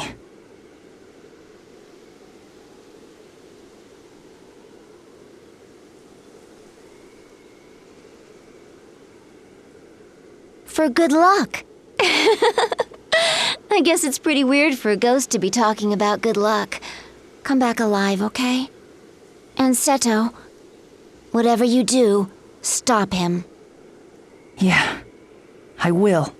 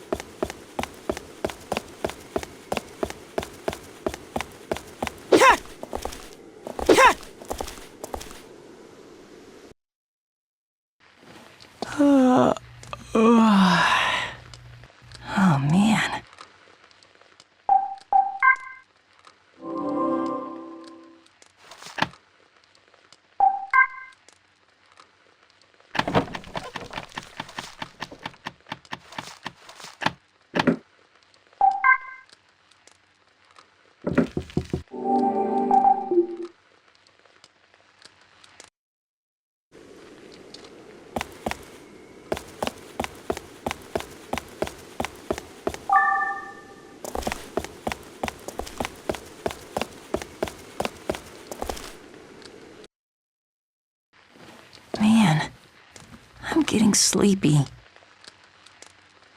Huh? Is this? Oh, this used to be a popular makeout spot. And even though there's no one to listen, that guy sitting there, as always, playing his guitar. Oh, hey there. Oh, hello. Out on your nightly walk? I see you're here as usual, too. Yeah, guess so. So how you holding up? Still can't sleep? If I could, I wouldn't be here now, would I? Touché. Keep playing that song. Now this is a surprise. You've never said anything nice before. What can I say? Your songs put me to sleep. I'll take that as a compliment.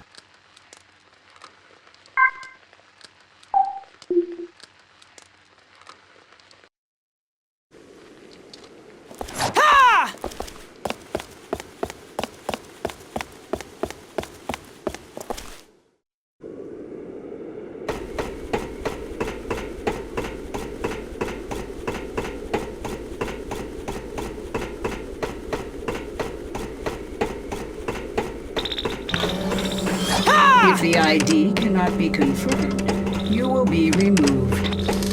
If the ID cannot be confirmed, you will be removed.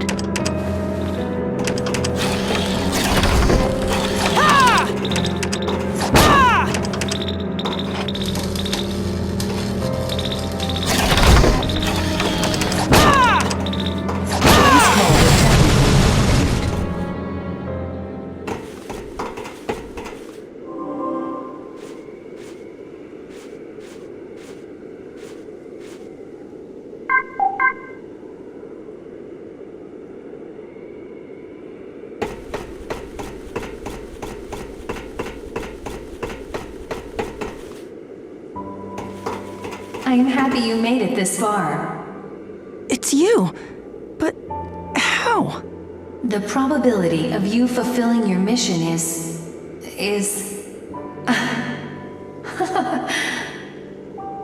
I suppose that is irrelevant.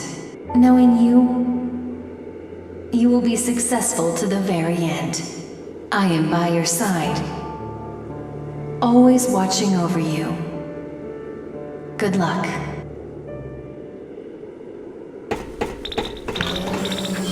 If the ID cannot be confirmed,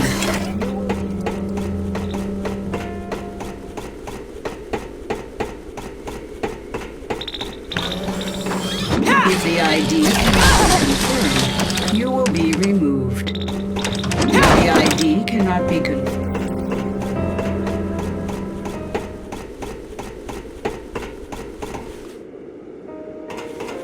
Well. You look tuckered out, but there's still a ways to go. So don't fade away yet. You hear? Don't overdo it. If you're feeling spent, have yourself a good rest. Thank you. I will. There's my boy. I believe in you, just as you believed in me. You can do it. You hear?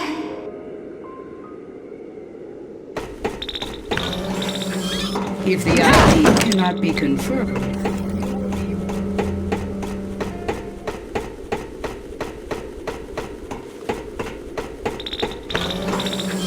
if the ID cannot be confirmed,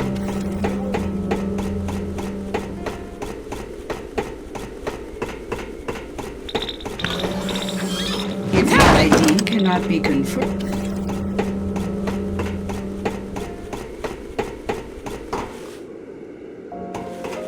Are you ready? Show me what you're made of. You're almost there. Crow! Oh, don't get so excited. I said I was your friend, right? And because we're friends, we gotta look after each other. Thanks, Crow.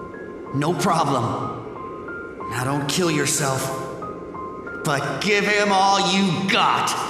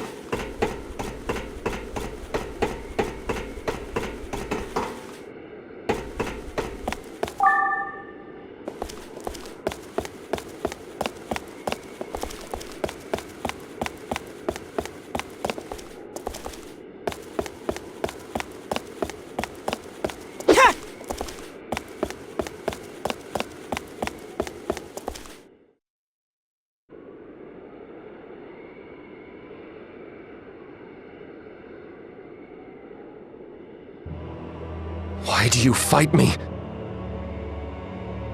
Why do you insist on wiping out mankind? Communication through speech is meaningless. You will never comprehend this fact. You're right. I don't. I don't understand you at all! But, no matter what, I know I need people. I'm sick of being all alone in this world! Words will get you no further!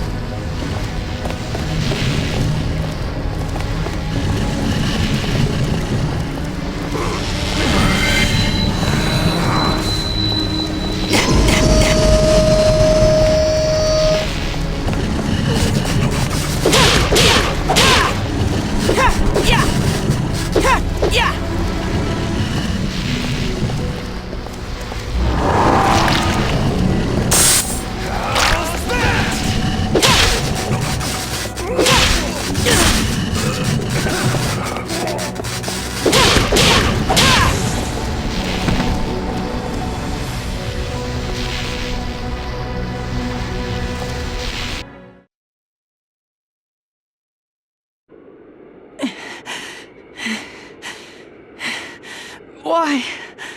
Why are you trying to destroy the world?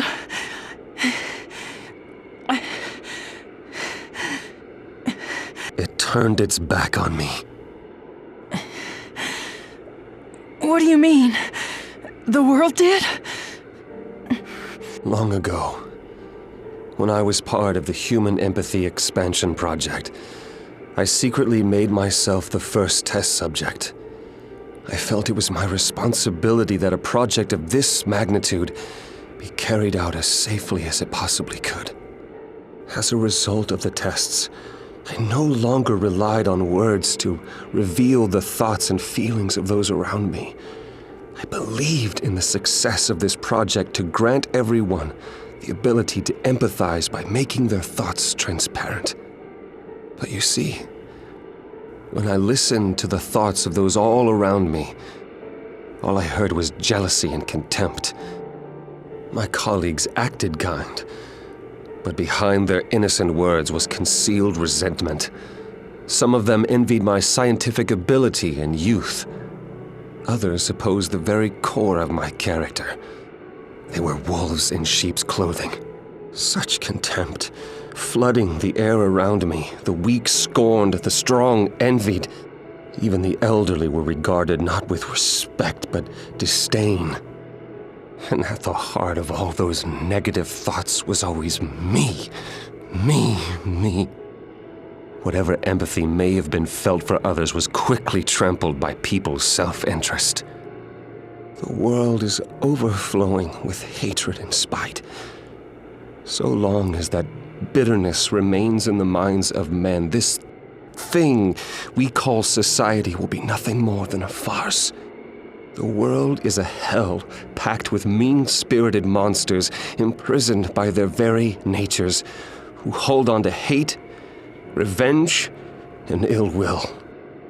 Even my parents turned against me. They saw me as a monster. They showed me nothing but hatred. Nobody ever understood me. No one loved me. Wanting to end it all. Why is that wrong? I don't believe you!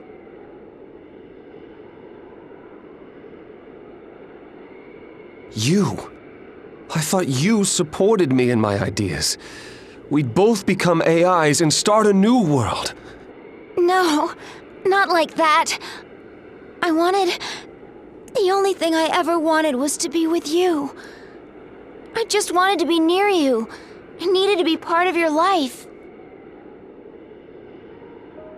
When I was brought to the lab, I was so lonely and scared. But you smiled at me and told me to hang on. When you visited and snuck me candies, you touched my hand with your gentle touch. The way it made me feel. You have no idea how happy I was. Shin, the truth is that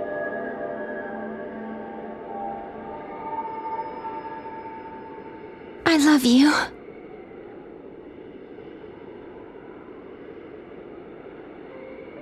But why couldn't I sense that emotion? Don't you see? When it comes to the important things, I guess you just have to put them into words.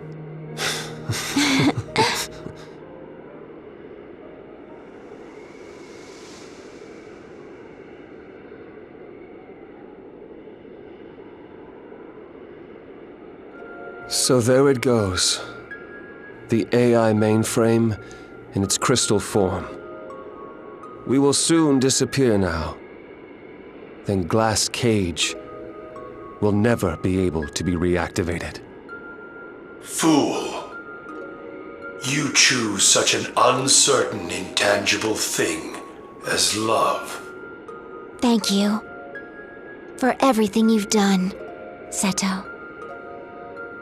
Thank you.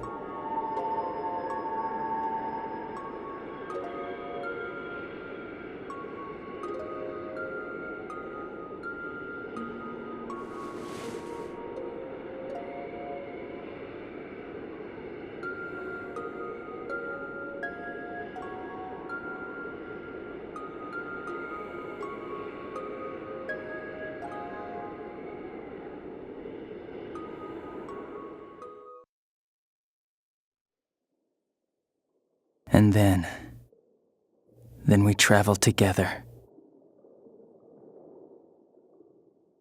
And after countless summers,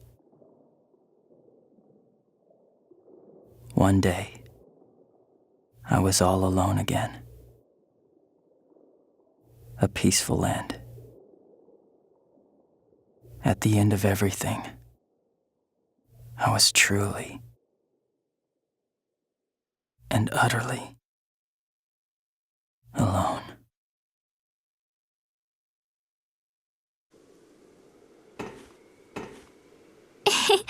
Oh wow, look, the moon is so full.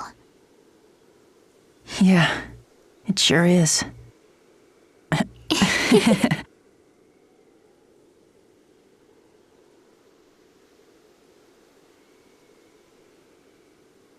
Oh, hey, listen. In all this time, I don't think I ever got your name. Ren. Ren. Seto. Yeah.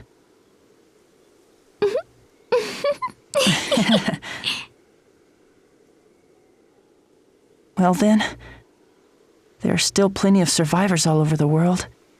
Let's go find them. Okay.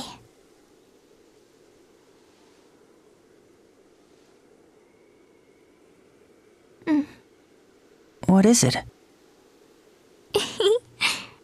Thank you, Seto, for being here. Hey, Ren! What is it, Seto? Thank you for being with me, Ren.